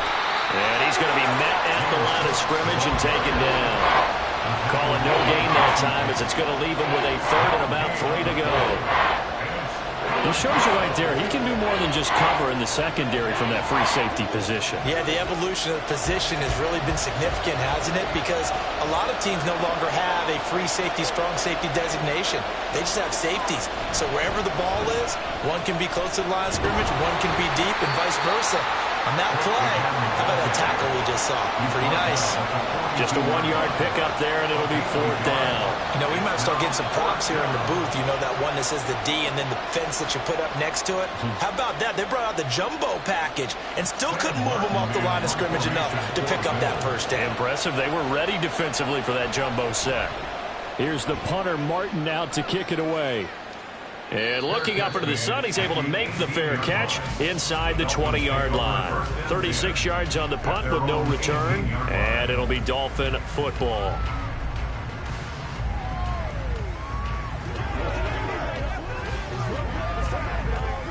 They couldn't ask for much more to this point in the second half. A gorgeous day, one-score game.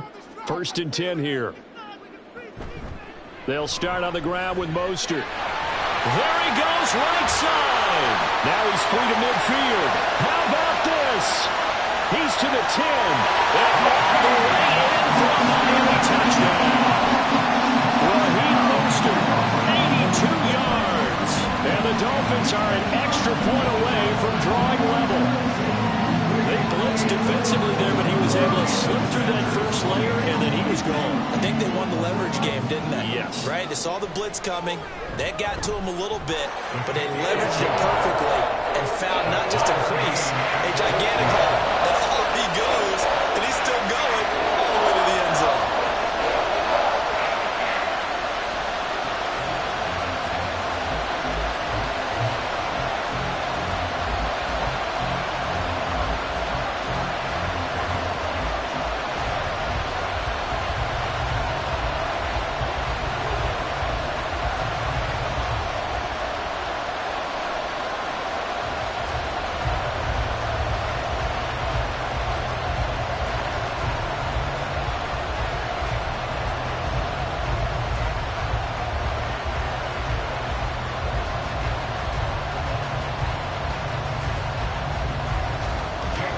So a tie ball game here as the kick's away.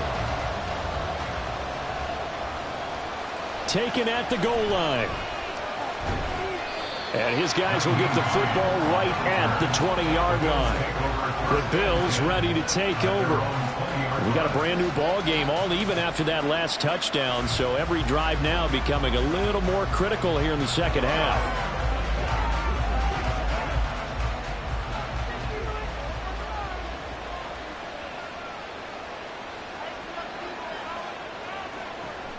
Herbert off of play action. Open man downfield is Chase. He's got it.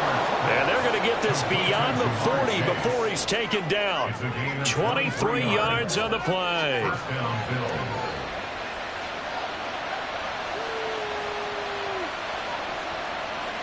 One play has him up past the 40 already, and another 1st and 10. Here's Herbert. Short throw hauled in by Kelsey. It'll be a gain of 5, and that'll bring up 2nd down. That's a staple of this offense. Drag route to the tight end. Yeah, he's unable to use his size to break off much more yardage after the catch, but still an effective gain nonetheless.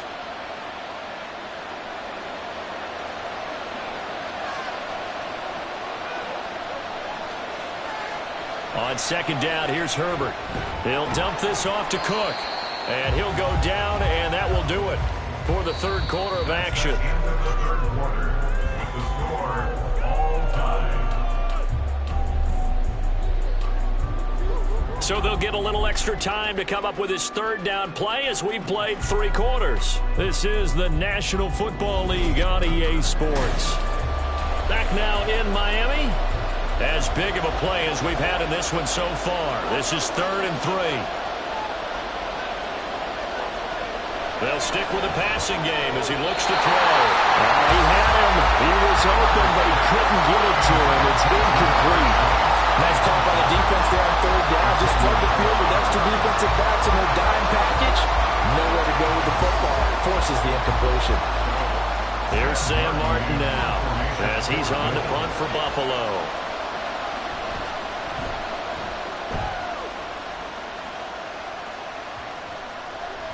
Yeah, he was looking for the checkup bounce, didn't get it. That scoots all the way into the end zone now for a touchback.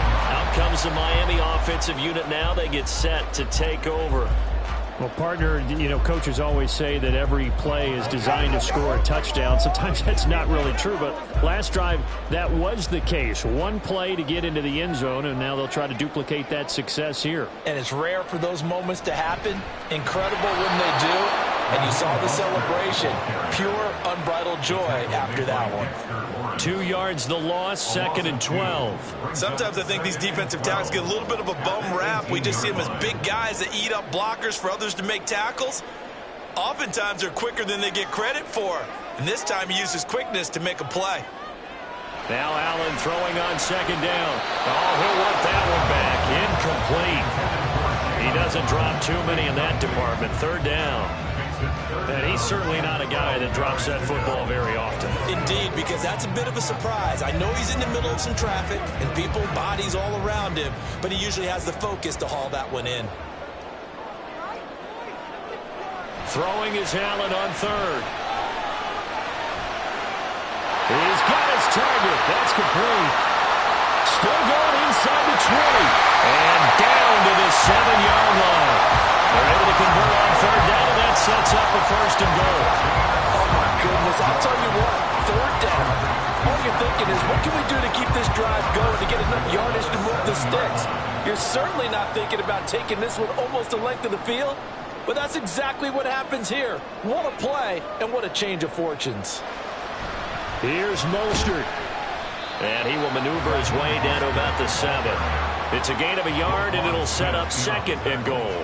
Not a whole lot there on 1st and goal, and that's what you're looking for defensively. You'll certainly live with giving up just a yard or 2 in this situation. Here now, 2nd and goal.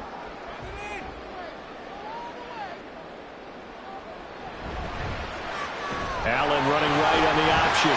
And he'll be stopped just outside the 5 at the 6. A gain of 1 yard on the play. It's now 3rd and goal.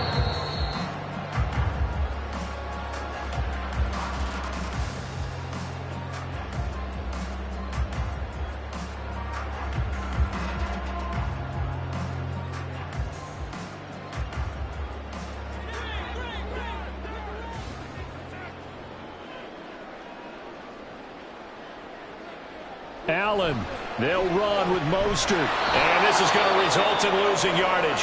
They're driven back to the 8-yard line. And now we'll see a timeout used on defense as they stop it right out of the break with 1:57 to go in the ball game. This is our last chance.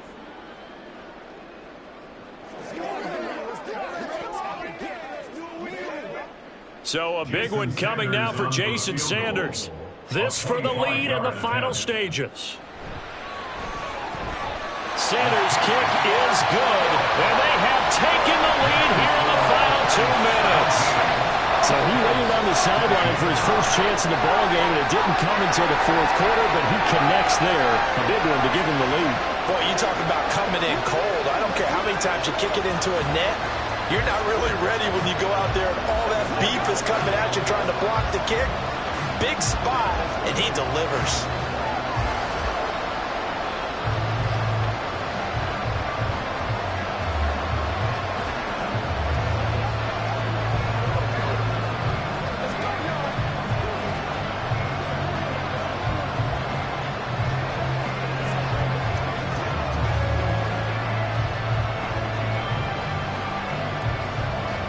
Now after the field goal, Bailey will kick it away. Nyheim Hines now out of his end zone. And they'll get him down right at the 25-yard line, so the same result, and he opted for the touchback. So the Bills now down 17-14, a minute 51 on the clock. How will this thing pan out? We'll watch as they come up on 1st down.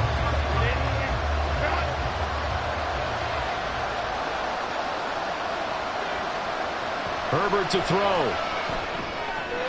That's taken in by Knox. And he'll be taken down, but not before they work it across midfield. That's a nice job right there, partner, because they were able to work down the middle of the field, working in the seams, because I think defensively, they were guarding the sidelines, trying to keep them from getting out of bounds. They took what they gave them, and it was successful. Plenty of time and 2 timeouts still at their disposal. First and 10 here. Now Herbert. And complete right side to Cook. It drives some people crazy to see those short throws underneath. They've got to find a way to gash the defense downfield. At the 46-yard line. Here's a 2nd and 7. Herbert. That'll be caught. It's caught. And he's going to get out of bounds with the first down. So that's going to double their pleasure for sure. They get the first and save a timeout. Well, they got the yardage they needed there. Picked up the first down, got out of bounds. How about the urgency that they have, as well as the understanding where they are in the field? 2 timeouts still at their disposal. Here's a 1st and 10 now. Throwing, Herbert. And that is incomplete. That's certainly not the worst thing. It stops the clock and lets your offense catch its breath and lets us exhale a little bit. Now I expect them to call a couple plays in the huddle so they're ready if a tackle happens inbounds. A little more than 40 seconds to play. Now 2nd and 10.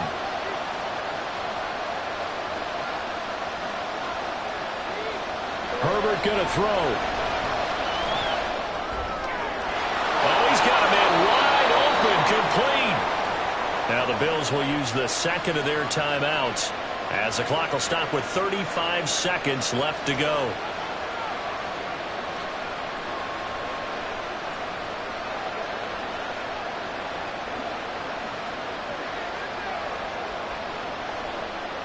Here we go. 1st and goal. Herbert. And he's got it. And just shy of the goal line as he's out of bounds right at the 1. It didn't check off every box, but the most important one. Got the clock stopped, getting out of bounds. They may be a little short of the first down, but I thought that was the key. 2nd and goal from the 1.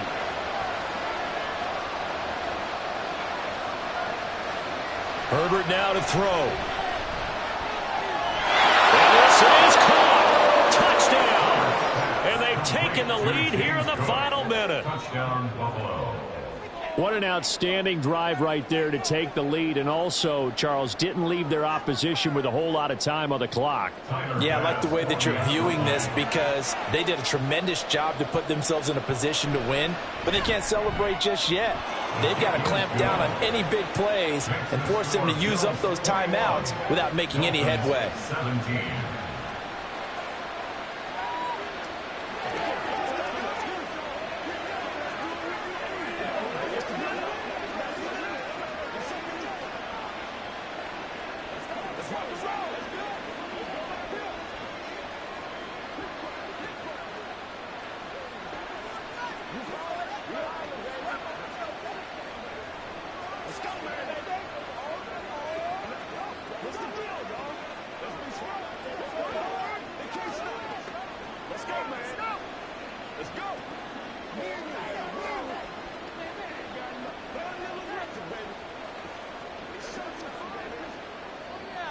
After the touchdown, Bass to kick it away. This fielded right at the goal line. And able to get this out to the 25. So now it's the Dolphins' turn. Trailing by 4. 23 seconds to go. Now they've got to travel the full 75 yards, and time is obviously a huge factor here. 1st and 10.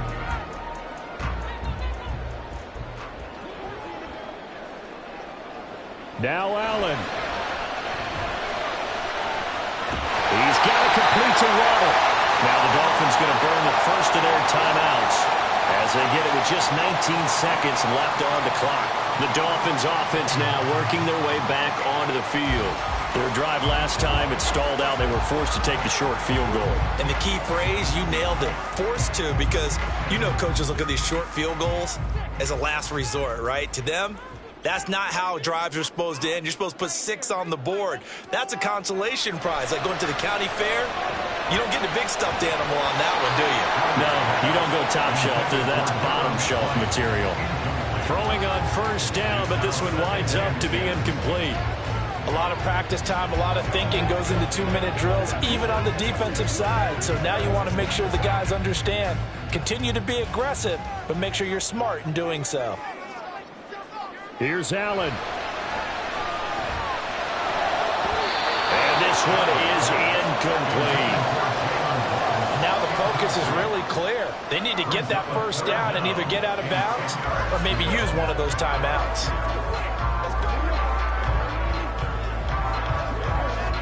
And now a tough spot here. This is 3rd and 10. Throwing, Allen. Oh, no, he lost the football. Unfortunately, he's able to recover himself, but the clock's still rolling here. The Dolphins going to take their second timeout. And as the two teams talk it over on their respective sidelines, we take a break.